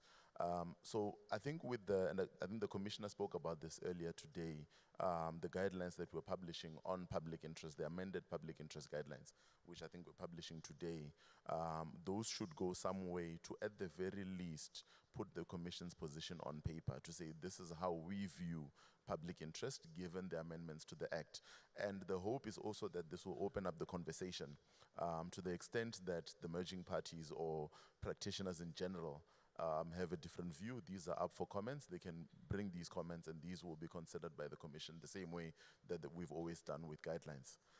So hopefully the guidelines will take us further, a step further in terms of crystallizing what the position is in terms of public interest in South Africa, so that investors, merging parties coming into the jurisdiction have a much better understanding of what would be expected of them from a public interest perspective, because business hates uncertainty. I don't think it helps anyone. So on creeping mergers, so South Africa is one of the few jurisdictions internationally that actually has creeping mergers legislation, right? I think it's a handful. I think there's Iceland, Turkey, Sweden have creeping mergers legislation in some form. Australia has tried over many years to get creeping mergers legislation over the line, and they've failed, I think, at least 3 or 4 times for various reasons. Opposition to the clauses, people felt that it was too aggressive, there wasn't a problem that needed to be solved. But I think South Africa in the latest amendments, and it's one of the amendments that actually gets spoken about the least, is this introduction of the creeping mergers clause, 12A2K, which is part of the competition test for the analysis of mergers. We were actually on a call yesterday with the OECD, with colleagues from the OECD, and they were quite curious to understand if there's been test cases for creeping mergers, whether these have actually been tested in the courts. Short answer is no, they haven't, for a number of reasons. But I think primarily what generally happens is that when these have come up in mergers, they've largely been overshadowed by other matters. So I'll give an example of a case that we did, I think it was last year, if not the year before, which was in the retail pharmacies. And we identified a creeping mergers concern. One of the larger retail pharmacy groups had been acquiring a number of smaller, these mom and pop pharmacy stores. And I think the concern for the Commission particularly was just looking at how the structure of the market was changing over time, from a world where you had a lot more of these smaller pharmacy groups to a world where you would basically have two, at best, large pharmacy groups and a few sprinklings here and there, but nothing major. So obviously there's a concern for the Commission, and we felt that it wouldn't be appropriate for the Commission to just wait for the market to almost tip over, wait for a world where these guys are dominant and then try to do something about it then, maybe through the prohibited practices clauses. But that merger had a failing firm, Chris. So at the end of the day, that ultimately overshadowed any concerns that we had, because it was basically, it's either you do something about the creeping mergers and you let them fail, or you approve and you save jobs. And in that calculation, ultimately the jobs won. And that seems to be the concern that I think we're going to have in the South African context. When you look at the way that our creeping mergers assessment is positioned, it sits within the test for the assessment of an SLC for a particular merger, right? And it's not obvious how you would actually approach that. So how do you say that you're looking at all of these mergers and then come to a conclusion about the impact of this particular merger on competition? So it will be quite interesting to see how this will be applied going forward. I don't have a good answer to say how can we better apply this. I don't think we've been able to. We've tried in a number of cases. I just mentioned one. I think there's at least 3 or 4 over the last few years since the amendments, where we've had extensive debates about creeping mergers, serial acquisitions, and it's something that we are concerned about, but there hasn't been an opportunity to actually intervene in that favor. But what's clear is that doing nothing, I don't think, is going to be a good option, right? Because in all of these markets where we've identified this trend of creeping mergers, we can see the change in the structure of the market over time. And it's something that I think as a Commission we're quite concerned about. So I don't think it's a conversation that will end today. There's still a lot that would have to be done around those creeping mergers. Thanks for that input, Rachi.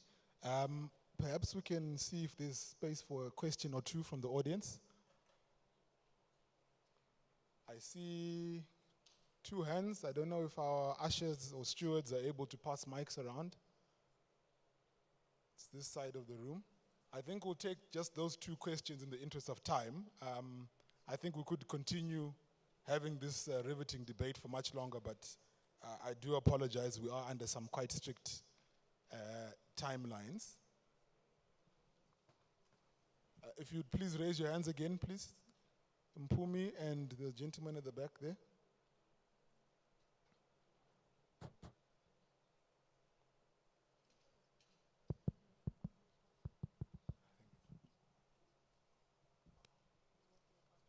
Thanks to all the speakers for really interesting. Thanks to all the speakers for really interesting inputs from all of you. Chris, I just wanted to ask you one thing. You said when you engage in clients, some of the public interest conditions are seen as a grudge as part of the deal, and that it introduces a level of uncertainty. You don't know how much it's going to cost. Our experience where public interest has been negotiated with some companies is that they've said, we understand it's in our long-term interest to try, for example, and have workers on the board, to diversify ownership, to make sure we've got a BE partner. And they've been quite successful.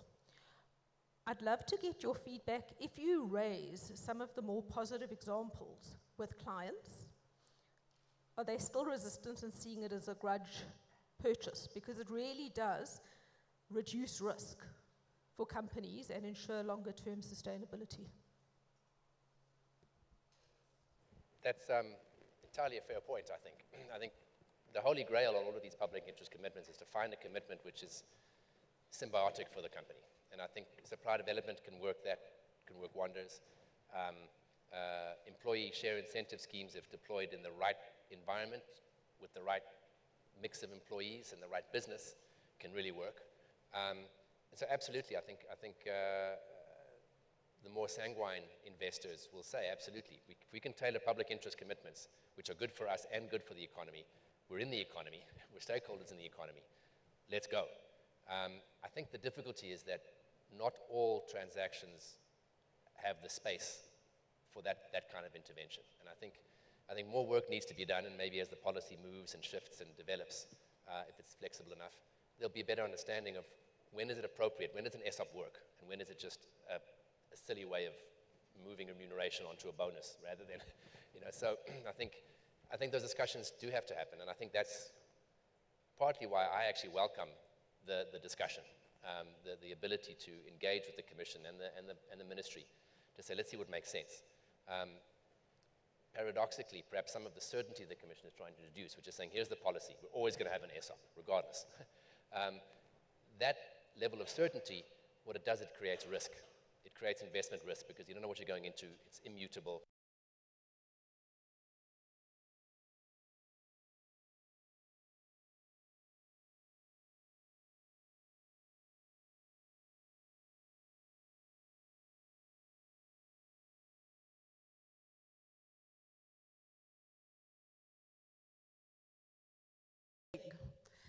To the tribunal. I know you said you were going to be blunt, but my concern is that there isn't enough nuance in what you're saying, in the fact that there's the reality that the tribunal receives rather as a result of the negotiations, as a result of the investigation process, as a result of the union intervention, and they arrive at the tribunal as these public interest commitments, which are good for our economy.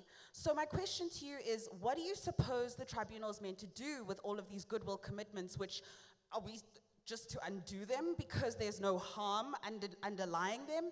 So my question to you is, do you want to maybe moderate your statement somewhat? And if you were to take away the swathe of all of these undertakings, and granted maybe the decision should be a little bit more clear about when we're dealing with an undertaking that was negotiated as opposed to one that was imposed as a result of a harm, but my question to you is there more nuance here? There's always more nuance.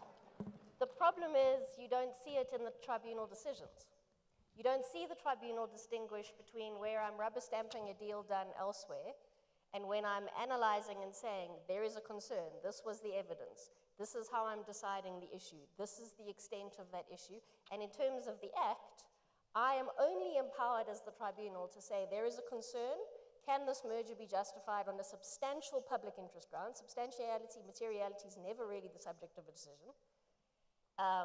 And I find that this proposed negotiated agreed remedy meets that, and therefore I endorse it. You don't see the tribunal decisions going through that exercise of identify the concern, weigh the evidence, analyze how the remedy is going to work, determine whether you've got materiality, endorse it, or tweak it. You just get, this was proposed, and we now, here's your merger clearance certificate with Annexure A. So the first part of my answer is I don't see that nuance in how the tribunal exercises it. The more robust rule of law point is to say the tribunal absolutely doesn't have a power to impose a remedy that isn't necessary. And it should then be a framework agreement struck with the ministry, collective bargaining struck with the union, a commercial arrangement made with a customer, a competitor, a supplier who comes in an intervention. There are all sorts of other contractual regimes and opportunities for merging parties and the merged entity to have relationships and have commercial outcomes with people. Because the only benefit of it having be Annexure A in a merger clearance set of conditions is if it's actually enforceable and if it's actually going to be implemented. And then the monitoring concern becomes a problem. So I would want more robust analysis in tribunal decisions when they're endorsing agreements struck elsewhere. Because, I mean, I don't subscribe to the hard rule of law point that says it's outside of your V-rays as the tribunal. If you are not persuaded that there's a concern, if you're not persuaded that there's a substantial public interest benefit that needs a remedy in order for the merger to be justified, if you're not meeting that test, I don't care what you've agreed elsewhere, I'm not endorsing it. I think that would be bad for the tribunal to do. But that would be the rule of law point that they need to take. So therefore, we have to go back to the first part, a more reasoned decision. And even if we put the fact that it was agreed elsewhere and therefore I'm not going to undo it and I'm going to endorse it, the statement from the tribunal to keep itself disciplined in what it's required to do in terms of the act when a merger comes to it is what I would hope to see. Because it goes to how Chris can advise people. It goes to how all of the constituencies that I've talked about can understand their relationships and work out where to position it. Because if it's just about squeezing something out of a merger and being able to capture it in a condition, I don't know if that's the kind of meaningful transformation. I don't know if that builds the normative framework consensus that we actually need to do business in South Africa. And so I think more dialogue, more debate, more analysis, more nuanced thinking about what this process is producing would help that. It would enrich that conversation. It wouldn't just be power play, endorse. Thank you to all the delegates who joined this plenary session, and I'd like to extend a special thanks to the distinguished and respected panelists who gave us some very thought-provoking insights. Thank you very much for making this panel the success it was. Unfortunately, time was not on our side, but I think we did do as much justice as we could to the topic in the time given. My closing remarks are that the issue of concentration and transformation are very key and important imperatives. And I think there is some consensus that something needs to be done, and we should all work together to ensure that we tackle those two issues as a matter of urgency and as holistically as possible. Otherwise, the proverbial sword of Damocles looms large for all of us. Thank you all. Cheers.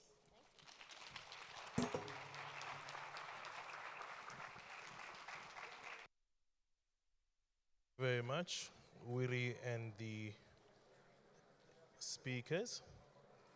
And as is tradition, can I ask that you please just ready yourselves to take a picture?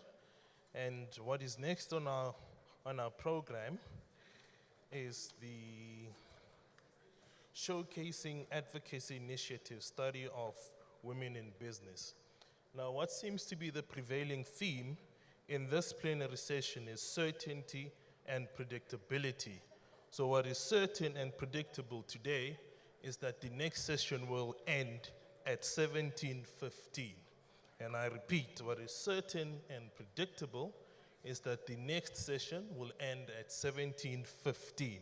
And in the interest of time, I will ask that those that are responsible for the next session please come forward to the stage.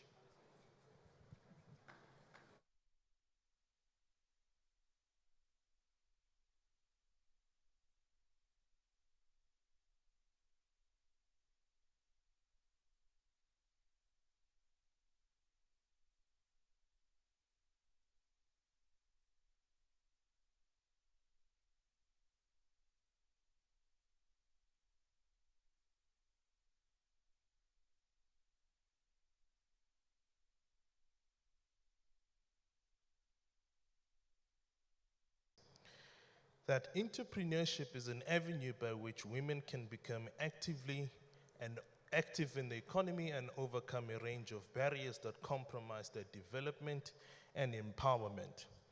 Now, studies have shown that there's an increase in a trend by a number of what they call Fortune 500 companies that have started a movement of having women at the helm of these companies. And this is probably a turning point in well over 63 years. However, the study also shows that only 6.4% of the so-called Fortune 500 companies have put women at the helm of their leadership. And it was fitting for me to mention this in particular because our next panel of speakers are going to reflect on this in the South African context. Thank you very much, Ofense, for that. I won't waste any more time. I'm going to hand over to the team to proceed. Thank you. Directors, I'm now audible. Thank you very much, program directors. Good afternoon, ladies and gentlemen. By way of background to this session and what we will be discussing, I should probably be a good ComCom employee and contextualize it in the Act. So since the amendments to the Competition Act were passed in 2019, the Commission has sought ways to improve how it thinks about and applies public interest. You've heard the robust discussion from the previous session on merger control. But we think about public interest even in the context of our other functions, such as market inquiries and enforcement in so much in relation to remedies. And so part of that has meant we have unpacked that basket called HDIs and started to think about what is the economic impact on youth, for example, or women in particular. So advocacy is obviously the best tool to be able to test issues in markets, and we have done some preliminary work on youth in business, and I think in future conferences we may be able to showcase some of that work. But this project on women in business, we started in 2020 by having consultative workshops with women business associations to get to understand the gender or women-specific issues that they face in markets, what barriers to entry that they face. The project progressed. We had more consultations even with entrepreneurs, big businesses, and also small businesses that are owned by women to get to understand the nuances of what they face in markets. And eventually we undertook a survey and also then undertook some research in this area. It is a fairly emergent issue within competition law framework. So we are leading in this area, although the OECD has recently published a toolkit in the area of women in competition and how competition authorities can consider gender-based issues in their analysis or as they undertake their work. So we are pleased that we are also then at the forefront of these conversations and discussions, even among our peers internationally. So I'm going to ask the ComCom team to do a quick presentation on the study and what it found. And then after that, we're going to have a conversation with some of the guests whom you see, whom I will introduce a little bit later, who are businesswomen. And I think it will be a conversation of both theory and practice in that regard. So let me invite Ms. Kuhle Majola and Ms. Betty Mkatwa to the podium to do the short presentation. Thank you. Am I audible? Thank you, Kanyu. So just to start off with, and maybe just to draw a narration to the audience, we have here Ms. Thandeka, who's a 37-year-old business owner. She runs an interior design company. Thandeka is based in Midrand and has a 5-year business. Part of her 5-year business is to expand her business into the Durban market. She currently employs 3 employees, all of which are supporting 2 generations of families. For Thandeka to reach a greater market, Thandeka requires resources that will assist her to reach a greater market, such as funding and access to business knowledge, as well as other forums. Like Thandeka's interior design company, women-run businesses are the backbone of the economy. Having said this, it is then imperative that government as well as non-government institutions come together to identify the role that they can play to mitigate barriers which are faced by women entrepreneurs. Having said this, the Competition Commission has taken a step to explore and advocate for measures and principles that, alongside other stakeholders, can adopt to level the competitive playing ground for all South African citizens. As Kanyisa said, in 2021, we initiated our Women in Business project, which would then delve into the barriers that women entrepreneurs face on a day-to-day business as they are running their businesses. So through our study, we conducted a preliminary assessment to identify the issues that were experienced by women entrepreneurs. These include systematic issues, inequality, regulatory requirements, anti-competitive conduct, as well as lack of access to key resources and markets. So why then is this gender disparity important for competition authorities? Women entrepreneurs play a salient role in building an inclusive economic growth, and this is seen through studies that are undertaken by researchers where it is shown that women entrepreneurs are starting businesses at a far faster rate than their male counterparts, and this is especially seen in emerging economies. Also, women entrepreneurs play a critical role in job creation, income generation, as well as revenue growth. And their entrepreneurial ventures contribute to the reduction of the existing wealth inequalities. Another reason why this area is important for competition authorities is that as competition authorities, we need to make the market more accessible to all players that wish to participate in the market.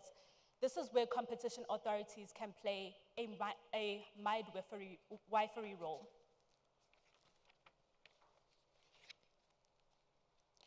We gathered the information and research, as Kanyisa mentioned, through 2 workshops that were hosted in 2021. This was to scope the barriers that were experienced by women entrepreneurs. We also had engagements with different women associations, such as the Women in Business Forum for Durban Chamber of Commerce and Industry and the Business Women's Association of South Africa. We also later rolled out a nationwide survey, and then finally, having gathered all the data, we compiled a final paper that is reflective of all the data we collected, as well as comments that we received from our partnering associations, such as the Johannesburg Chamber of Commerce Industry, the Commission for Gender Equality, and the Department of Women, Youth, and People with Disabilities, as well as the Business Women's Organization, South Africa. So through our engagements and through the research, we found 5 key research findings. The first, so these are really the barriers that we identified through the workshops as well as the engagements. The first is that women entrepreneurs face barriers such as access to business knowledge, education, and training programs. The second is that they face issues to access finance for new business startup or expansion opportunities. The third issue or barrier is that they are unable to access profitable markets and scale into new levels of the value chain. The fourth issue was compliance requirements, bureaucracy, as well as administrative requirements, which we found were very onerous on women entrepreneurs who are operating in the informal sectors. Finally, we found that a barrier to access women networks was also a problem that women entrepreneurs were facing. We found that having more women structures could in fact assist women entrepreneurs to scale their businesses. So, as mentioned earlier, the Commission undertook a questionnaire-based survey to collect information from women entrepreneurs on barriers to entry and participation. in business, we also tried to identify the strategies that were adopted by women entrepreneurs to overcome these barriers. The survey consisted of 39 questions, which took approximately 7 minutes to complete. The survey targeted at women entrepreneurs of all ages, race groups, businesses operating both in the formal and informal sectors across South Africa. The survey was rolled out for a period of 9 weeks from the 11th of October 2021 to the 10th of December 2021. So in this slide, we really just wanted to show the different sectors that are dominated by women entrepreneurs. At 23%, most women who participated in the survey operate in the logistics, wholesale and retail sector. 21% of the women entrepreneurs who participated in the survey operate their businesses in information, communication, and technology, while 18% participants operate their businesses in accommodation, catering, and the entertainment industry. The demographics data, as you can see on the screen at the moment, indicates the annual turnover of the participants. 44% of the women entrepreneurs have an annual turnover of less than 100,000 Rand per annum. The second largest group of participants had an annual turnover of 1 million to 10 million Rand, while the remaining 31% in their respective order had an annual turnover of 100,000 Rand to 500,000 Rand. I'll now hand over to my colleague Betsy, who will take us through the remainder of our presentation. Thanks. Am I audible? Can you hear me? Okay, all good. Thanks to the program director and thanks Kuhle as well. So I won't get into unpacking, the barriers that Kuhle has identified, but what I'll do is that I'll link them and I'll highlight the important insights that came out of the study. So if we look at the first barrier in the next slide, what we found there was that, while women understand the importance of, business knowledge and education and training programs, these programs are not as accessible as they should be for women. In fact, a lot of the participants in the survey indicated that they have not used these programs. And also what was jarring was the fact that women do not have formal business qualifications, which are obviously important if they want to tap into the markets that generate more value. So, and this issue of training was also important because in the sectors where women are not predominantly operating in the data that Kuhle shared, you'll see that women are not in, for example, the construction industry, they are not in the mining industries, which are important, but also in the industries that women are predominantly in, they're not in the high value generating segments as well. And that's largely because they don't have the skill sets and the training and knowledge to be able to tap into the higher value generating segments. So if you go into slide 2, we set out some of the reasons why women are not participating in these programs. And most of the participants indicated that, this is time consuming, for example, and it was also costly. And when it comes to, the time that women have to allocate to their business ventures, one of the things that was highlighted in the study was that outside of these barriers that we've identified, there are also social responsibilities that women have. There are also issues around safety and societal norms which prevent them from being able to advance in their entrepreneurial ventures.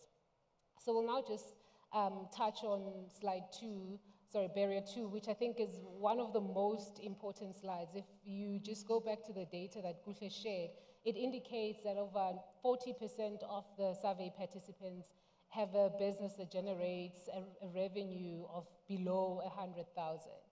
And what is really important to highlight as well is that even in the segments or sectors of the economy where women tend to drift towards, they're not tapping into the segments that generate more value.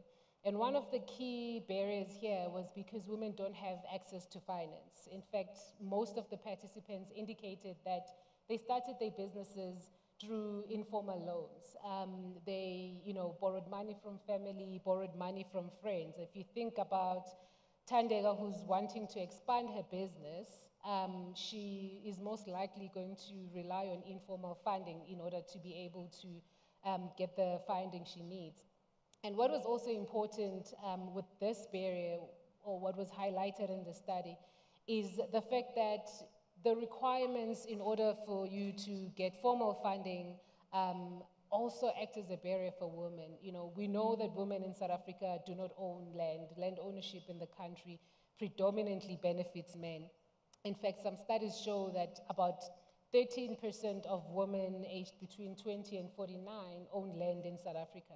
And when you compare that to, the male counterparts and, non-Black people, there's a huge difference. And you need, immovable property in order to be able to access funding.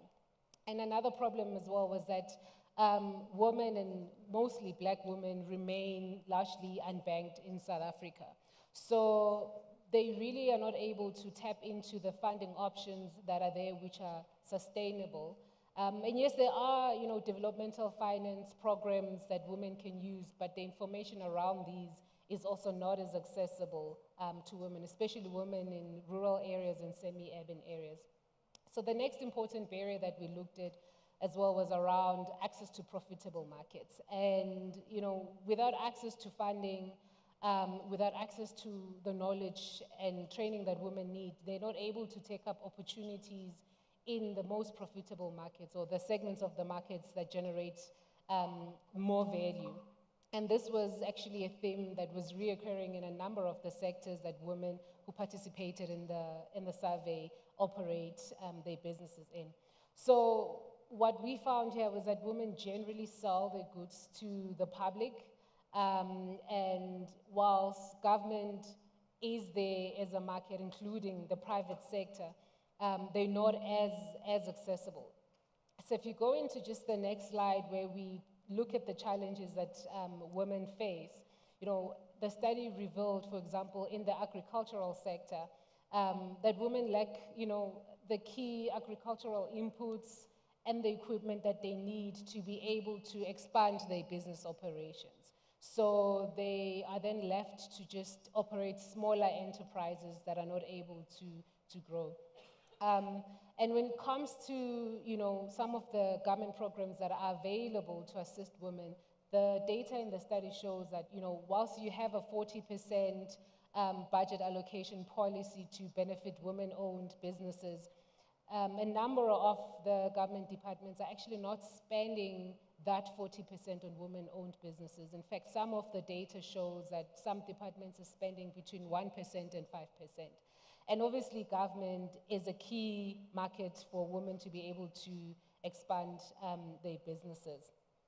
And the other barrier that we looked at, which Guhle also touched on, relates to the compliance requirements that women have to abide by. In order to access the profitable markets and in order to tap into the most sustainable funding options, you need to have your business registered. You need to have the required licenses in place. Women want to comply, but in the study it shows that the information on how to comply is not as accessible to women. And in the next slide, we just reflect on some of the reasons why women are not registering their businesses and why they're not complying with these requirements. But the reoccurring theme here was that women do want to comply, they just don't have the easiest options to do this. They're often left to use third-party intermediaries in order to comply, which adds on to the cost of operating their businesses. And in relation to the last barrier that we identified, this was more around, whether women are able to tap into the networking opportunities that are there. And what was very glaring here was that mostly in the men-dominated markets, men usually network very informally. It can be through golf, it can be through shooting ranges, or even, men's only private clubs that are not as accessible to women. So even when women do want to tap into those high value generating segments and, male dominated sectors, it's hard for them to navigate those markets. So the whole point of the study was not just to identify the issues and the barriers that women face, but what is, I think the most important part is then what do we do about all these barriers and how do we breach the gap for women to be able to just not participate in the economy, but to participate meaningfully in the economy. So what we do in the paper, we set out principles for government and non-government stakeholders that they can look at. And I'll touch on the ones that speak to the key barriers that I've identified.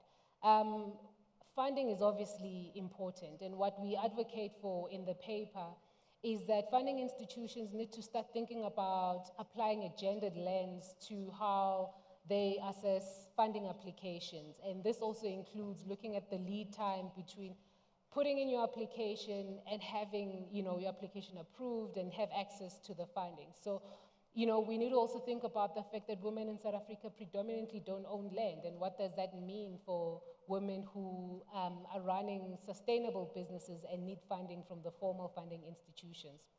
If you go into the next slide, one of the other key points and principles that speaks to enabling women to access the most profitable markets, we set out some principles for government, right? We need to monitor the policies that we have to make sure that they implemented effectively. But also for the private sector and for government, we need to think about, the contractual terms that we have when we do business with women. It's not just about doing business with women, but doing business with them on terms that allow them to, operate viable and sustainable businesses. And this, includes payment terms that are in place. So these are principles really that can help women like Thandeka to be able to meaningfully participate in the economy. Thanks. Thank you. Thank you, Betty. Thank you, Kuhle. Let me bring in my panelists to see where the tacky hits the tar, what's going on. But let me first introduce them. To my immediate left, we have Dr. Eugenia Kula. Dr. Kula is the chairperson of a Business Women Organization of South Africa, or BWOSA. She is also an entrepreneurial pioneer who also sits and chairs boards of various companies across multiple industries.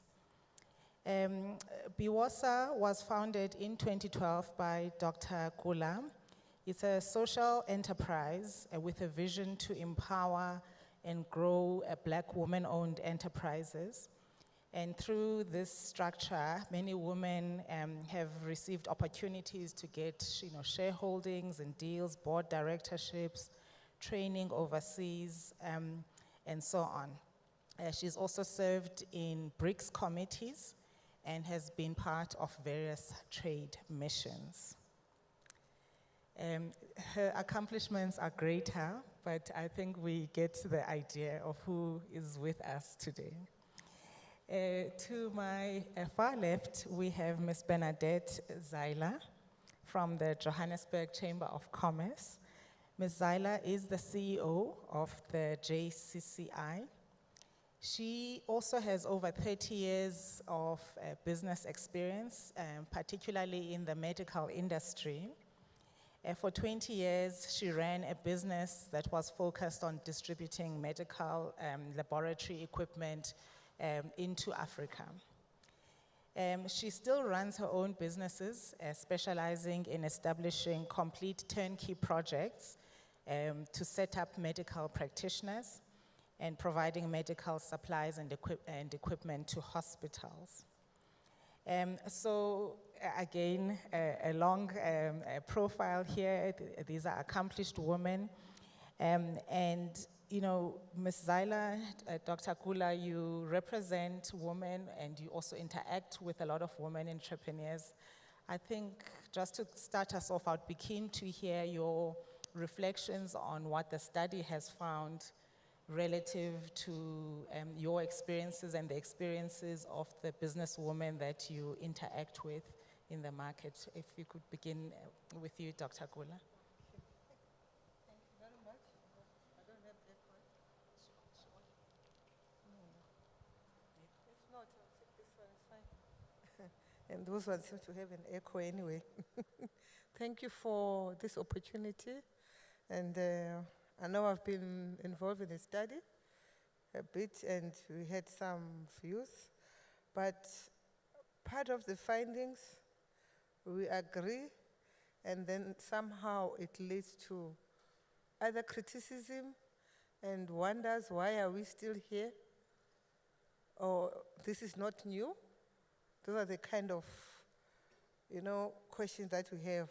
But allow me to maybe a disclaimer that whatever I said is not a compensation fund. I hope it won't be held against me.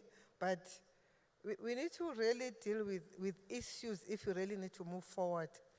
As a country, we were 30 years into this democracy, and we're still talking about things that we're speaking about 15 years ago, 20 years ago.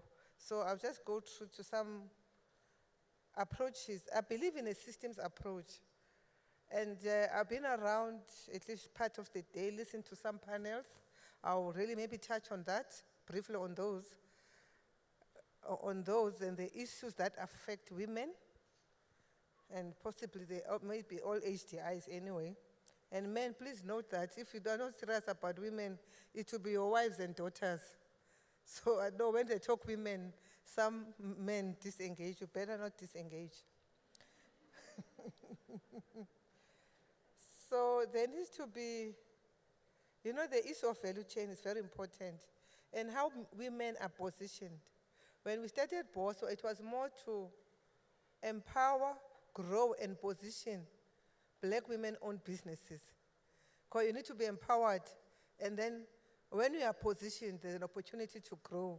So we're still where we are, probably over a decade. But then, this anti-competitive, there's a difference between, it will say it's anti-competitive and good practices.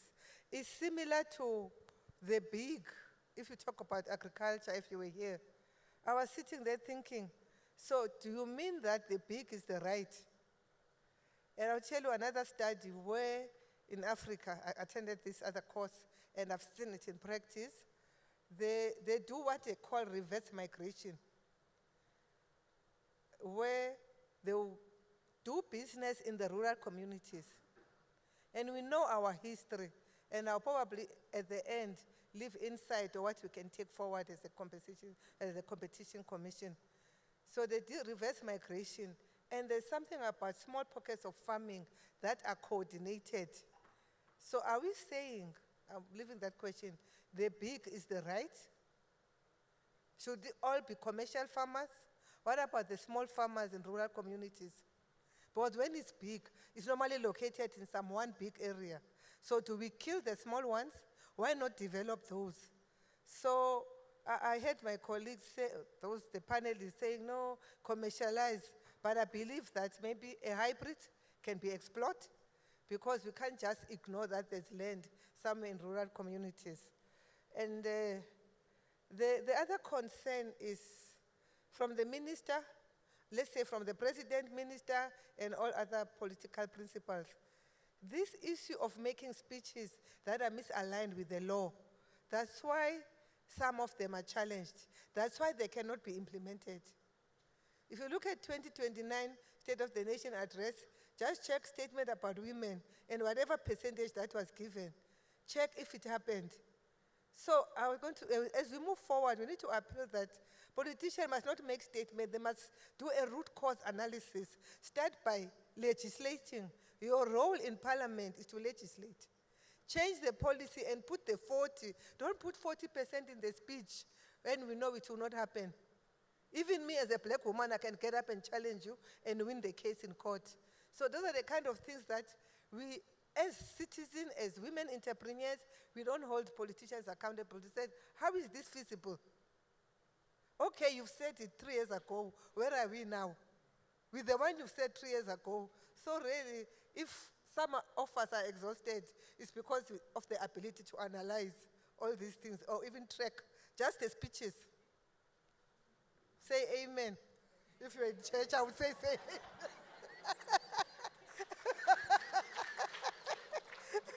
I just want to keep you engaged so that you don't sleep.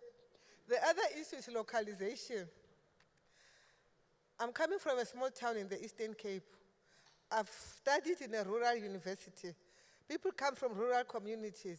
I don't understand CCSA. Why would an engineering company come and solve a problem ignoring the local communities, local businesses? Some of them are maybe women-owned. So you're looking for the big.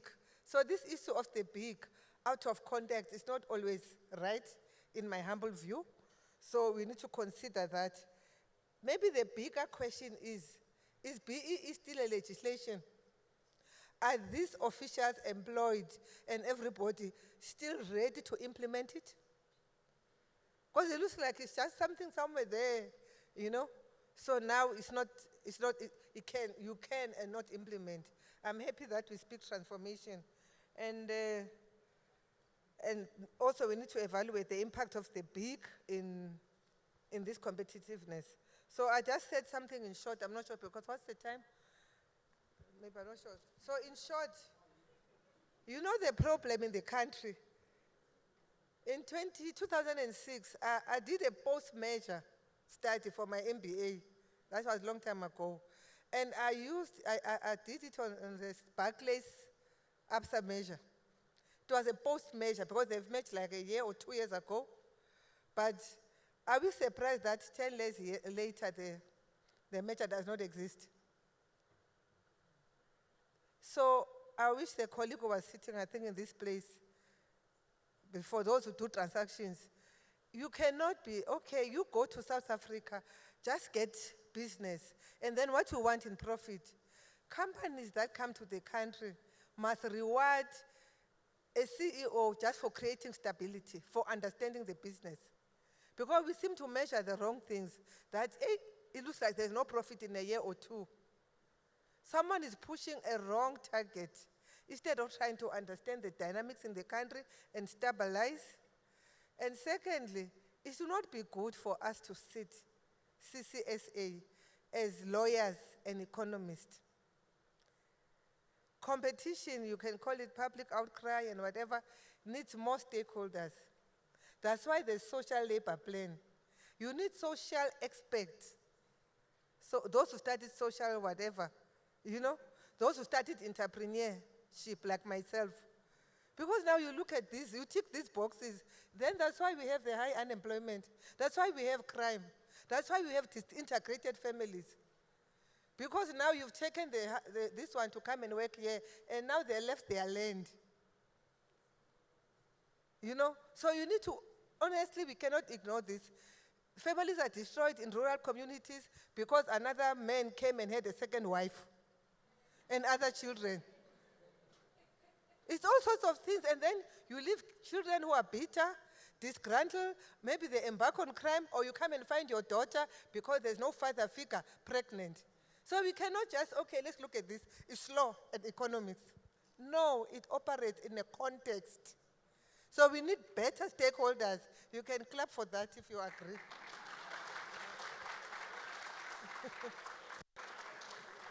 Thank you. Thank you. Because now we got Nyopes, we got this unemployment, educated. So this thing is I believe in systems approach. We're spending more money on NSFAS. By the way, I serve in some education center board. On NSFAS, we don't know whether Eugenia is doing a course that fits into the economy of the country. You see? So we need to have an integrated approach. That's, in short, that's what I want to say. And then I think my last, though, I had it where, is this true? Okay, somewhere here. Let me look for it. Okay. So this issue of banking, in the findings, there's a challenge of access to funding. But we are not looking into that to say, ABSA, FNB, Barclays. When I was sitting there, I was like, in our time, maybe to show part of my age, we used to have consumer boycotts. We are going to force civil society to have consumer boycotts of the same banks because it looks like they can do as they like. They'll give you Genia because it's got this hair and not give you. So there's no concerted effort to empower, to fund small businesses irrespective of gender, especially those that are owned by women. So you allow that competition. Why is there no development bank that funds? Even those that fund, the IDT, they seem to have something that makes it difficult. There's a serious barrier to entry. Or the barrier is looking for the big. So the small must rather die. And then you come back and say, the business don't go beyond 3 years. It's proven by research. Let's leave that, thank you. It's true, we respect research, you are academics. But what is the root cause analysis? How do you address that? We need to be systematic in our thinking. Otherwise, people are getting frustrated. And we are going to cost this government, unfortunately.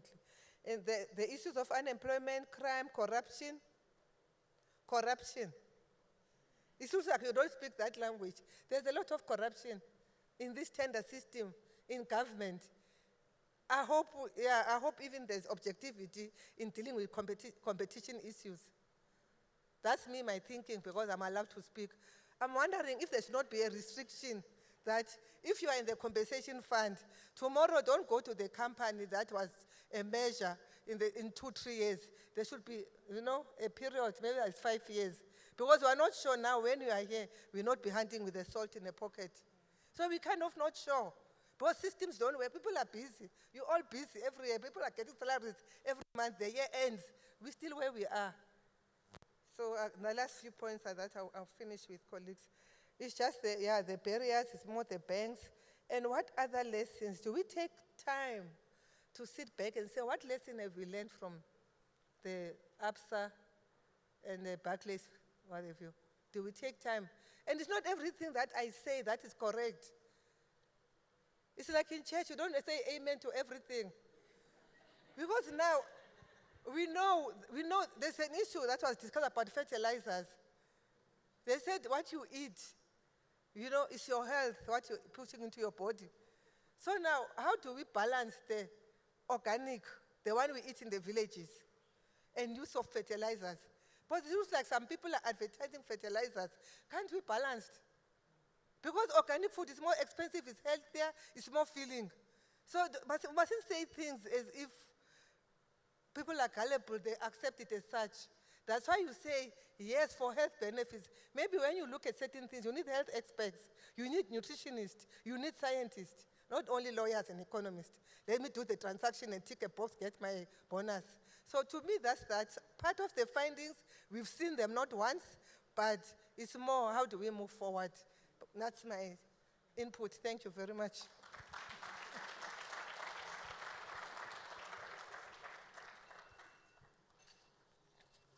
Thank you, Dr. Gula. So I will hear you, that we can think about localizing and or supporting localized businesses, that government commitments should be legislated to support women, that we can, as competition authorities, we should at least consider the context in which, when we regulate, and not think purely legalistically as law and economics, but that there are dynamics and social factors, and that a systems approach is required, which may require greater collaboration.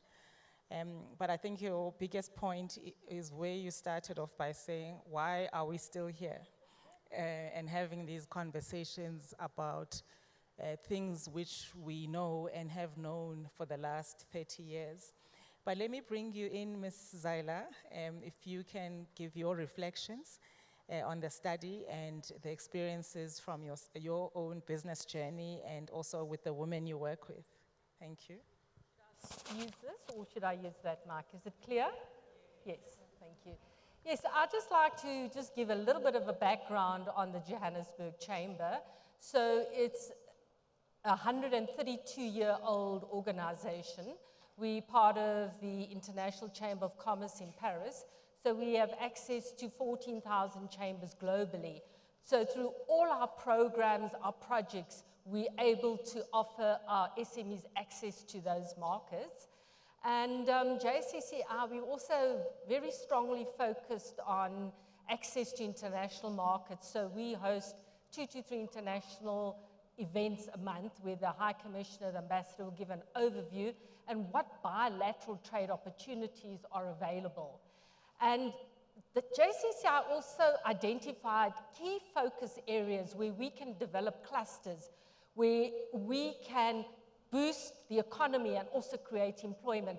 So some of those areas where we have clusters are in the youth desk, women in business, and the global export accelerator. So we've developed a program, we've refined it, and we've had great success from the program. So we receive applications, so I'll speak to the Women in Business desk, but our key partners with these projects is the German government through GIZ, City of Johannesburg, Gauteng Province, Trias, Belgium, the British High Commission, Trias, Belgium. So we have several partners that sponsor these projects. So we would receive the applications and then we'll do assessments. And once we've selected the applicants, we will make sure that these applicants are compliant. We'll make sure that the products comply with the SABS, the CE marking, and we will take them through the process to make sure that all the documents are in place. And then we'll do a site visit, and just to see where the SMEs need our assistance, whether it's in marketing or financial management. Then we put together a mentorship model, and we will put a strong focus on financial management, and we'll do one-on-ones with the business as well. And then we will do marketing, sales, negotiating skills, all business development skills. Then we'll introduce the SMEs to export training. We will look at Incoterms, we'll look at distributors, everything relating to exports. Then once the businesses are export ready, we will ensure that these businesses then showcase their products locally. So we work closely with CITEX Global Trade Show and other local organizers where these businesses will showcase their products. And then we will also, with the local procurement departments like Massmart, Pick and Pay, Food Lovers, where the procurement department will do a conference and do a workshop and help these businesses register and give them the criteria and help these businesses register on their database. So we have quite a few of our businesses registered for macro and already supplying. And then we have a strong partnership with the Standard Bank, and they do different workshops and other financial institutions so the businesses can see what different financial opportunities are available, because some banks, they're very stringent, so we look at other lending options as well. But Standard Bank, they also give our SMEs incentives. In fact, in the last 18 months, they've actually given grants of over 2.1 million rand for operational costs. So they will identify some of the SMEs and they will give them a minimum of 150,000 rand for operational costs. And so we look at stakeholders that can help the businesses become more sustainable as well. Then we work with the Department of Trade and Industry, and we will help the businesses apply for the trade shows and exhibitions. And then we also will introduce our SMEs to the network of 14,000 chambers globally. So we will, from the training, the mentorship, we'll look to see the compliance with Bureau Veritas, Intertech. So we will walk the complete journey with the SMEs. And then once they've completed all the training, our focus is on networking and access to markets. And in fact, we have some of our SMEs that are in France at the moment through our relationship and our partnerships with the different embassies. So some have gone to France, and in November, some of our SMEs are going to Germany to attend some trade shows and B2B meetings as well. And just two examples of the success stories. One of the SMEs, they specialize in indigenous tea. When they joined the project a few years ago, they were selling at the market. There were 2 outlets. They're now at 90 outlets. and they're supplying Food Lovers, Woolworths, and we help them with the packaging. We actually, it's one of, well, I'd say I'm very, this company really inspires me because when they do the harvesting and the packaging, they involve about 250 community workers. So we want to use this as a pilot project and take this model throughout the country to develop employment and help businesses to become sustainable. And then also our project, we're also part of the Association of South African Chambers, so all the large chambers, we're part of this association. So we took our model to 3 of the other chambers in South Africa, and about 2 months ago we had the graduation and over 150 SMEs. And in fact, when the stats and the results came through, over 15 million rand was generated from these SMEs during this period, and over 300 jobs have been created. So it's something that we're very excited about, and we encourage businesses to have an export strategy as part of your expansion. Fantastic, thank you. Lots of initiatives and some good news stories. I think in conclusion, perhaps 2 minutes each, I would be keen to hear from you what are the key steps that either women should take or government should take or business should take to turn the tide. You know, at which point can we say that the tide has turned, we are seeing fair representation of businesswomen, you know, in markets? You know, after all the piecemeal interventions that organizations such as yourselves are undertaking, but what are those key steps that could really shift the needle or push everyone forward? You know, if you're talking about government, are there regulatory barriers? Is there one that you can point to, for example, that could, you know, be addressed with women themselves? Are there particular, you know, things that they can do to make themselves, you know, competitive in markets? And then likewise for business, what role can it play in supporting women-owned businesses in a meaningful manner and not, I think we heard earlier in the first session that not just in a CSI way or charitable way. Let me start with you, Dr. Gula. Thank you. We know we're standing between you and the gala dinner. A quick one, it should be just some few stakeholders. The legislators must legislate. They must legislate the right policies. After legislation, they must monitor. Monitor and check that your strategic intent is achieved. To have something flying there, no one can point a benefit towards that. The other important is, by the way, you're doing a great job, my sister, your chamber. So, yes, I was excited to hear this. But the other challenge is, I remember we were looking for opportunities in some mine. Hey. That time I only had an MBA in entrepreneurship and strategy. They said, no, there's an opportunity, go and train. Government, whoever, it's like I should get the whole, I don't know whether a big loudspeaker. Women are tired of being overtrained. You go with your BCom, you go to a training, they'll tell you what a PTY is, what a CC is, how to do bookkeeping. Women are tired, they're looking for opportunities so that they can put the bread on the table. You are attending training, your children are hungry, you can't pay your bills, you are overtrained. Yes, others might need them, but at some point there should be time frame. You do a course, people have done some courses, entrepreneurship at GIPS for 2 years. The one who's getting a benefit is GIPS. And I'm not sure when they said people are giving grant, because I know one country, my friend was a chief of staff for some NGO. He says all the consultants came from overseas, from that country. You give money, you, whatever, do this work, develop women, but you bring consultants from the other country and take 80% of this. But in paper, you've given us, let's say, 50 million. But the 40 million is gone back to your country because all the consultants are from your country. There are certain things that we don't take time to zoom into. So it's very important, don't overtrain women, give them opportunities. And those who serve in the board, I sit in a board. Let me share one thing I did when I used to chair a transformation committee of the Estate Agency Affairs Board then. Now it's PPRA. Because I understand you cannot implement something without legislation.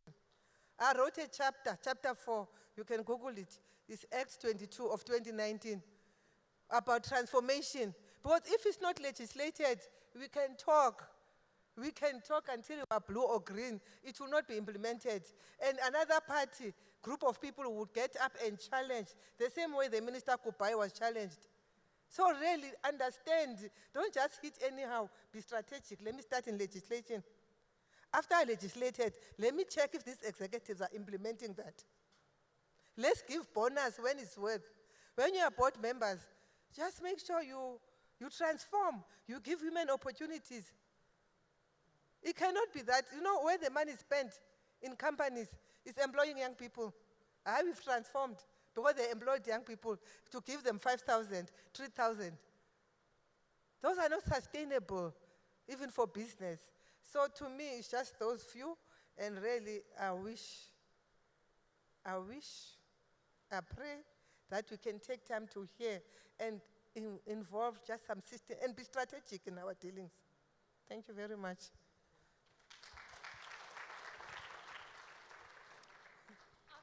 While women are really rising in leadership positions and taking up new opportunities.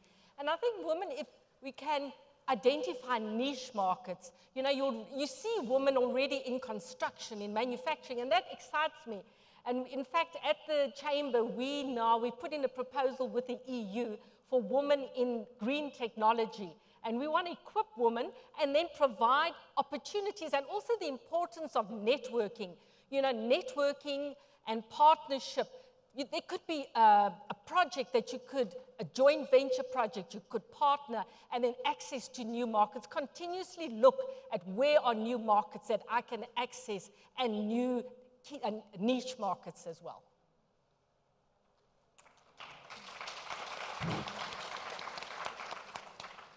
Thank you. I think let me bring it back to the team to conclude, because I think we, as an authority, should also have a way forward on this. And it is issues we are grappling with absolutely from a strategy perspective and ensuring that this is embedded within our work. But let me hear from Betty on how competition authorities can approach some of these issues that we've been discussing here this afternoon. Thanks, Kanye. I think if we go to the next slide, as Kanye mentioned earlier, and as Dr. Gula also mentioned, it doesn't help to speak about these things if they're not legislated. At least with our framework, we have the room in the legislation to be able to use competition law to empower women. But what's important to highlight also is that, the intersection between competition law and gender is actually a conversation that's happening in the broader competition law community. And in this regard, we just want to note the OECD toolkit on this. If you go to the next slide, the toolkit actually sets out, 10 ways that competition authorities can apply a gender lens to the work that they do. And these 10 tools, if I can call them that, really come out from the papers which form part of the broader study that Mpumi and myself had an opportunity to contribute to. And you can see from some of these points that they reflect the work of the Commission. So thinking about tailoring remedies to correct or offset harm to HDIs. But also what's important is thinking about the diversity of the institutions. When this type of work and conversation is brought to some institutions which are led by men, there's quite a bit of resistance. So one of the papers also looks into that. And really the message here is that, we need to prioritize gender in the work that we do. And for the Commission, really, this means that, you know, we will continue to be more intentional and deliberate in making sure that, you know, we intervene in markets in order to empower women so that they can meaningfully participate in the economy. Thanks.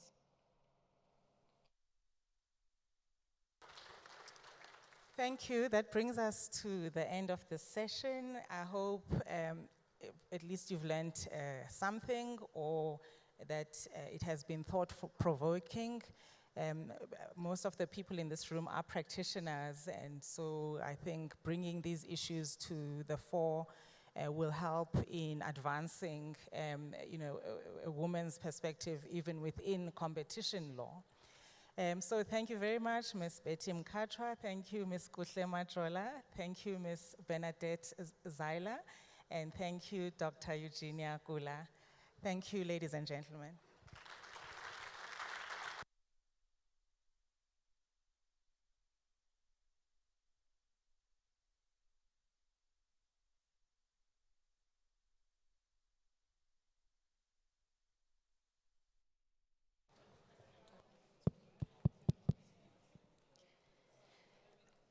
Thank you very much to Kanye and the team, and to Dr. Gula and the colleagues for that session. So we have come to the end of day one. It's been a very busy, very insightful, thought-provoking day. And I'm sure you all can't wait to go and relax at the gala dinner. So maybe just a few announcements regarding that. The venue for the gala dinner is at Accolades Boutique Venue. So that's Accolades Boutique Venue, it's in Midrand. The gala dinner will start promptly at 6 p.m. There is transport, there is shuttles that are outside that will be transporting people from the venue to Midrand, and then it will move then from Midrand and take people back to Pretoria. The shuttles are visible as you exit the building, so it shouldn't be a problem to see them. Without further ado, ladies and gentlemen, thank you very much for your time today. We hope to see you all tomorrow bright and early. Enjoy the rest of your evening.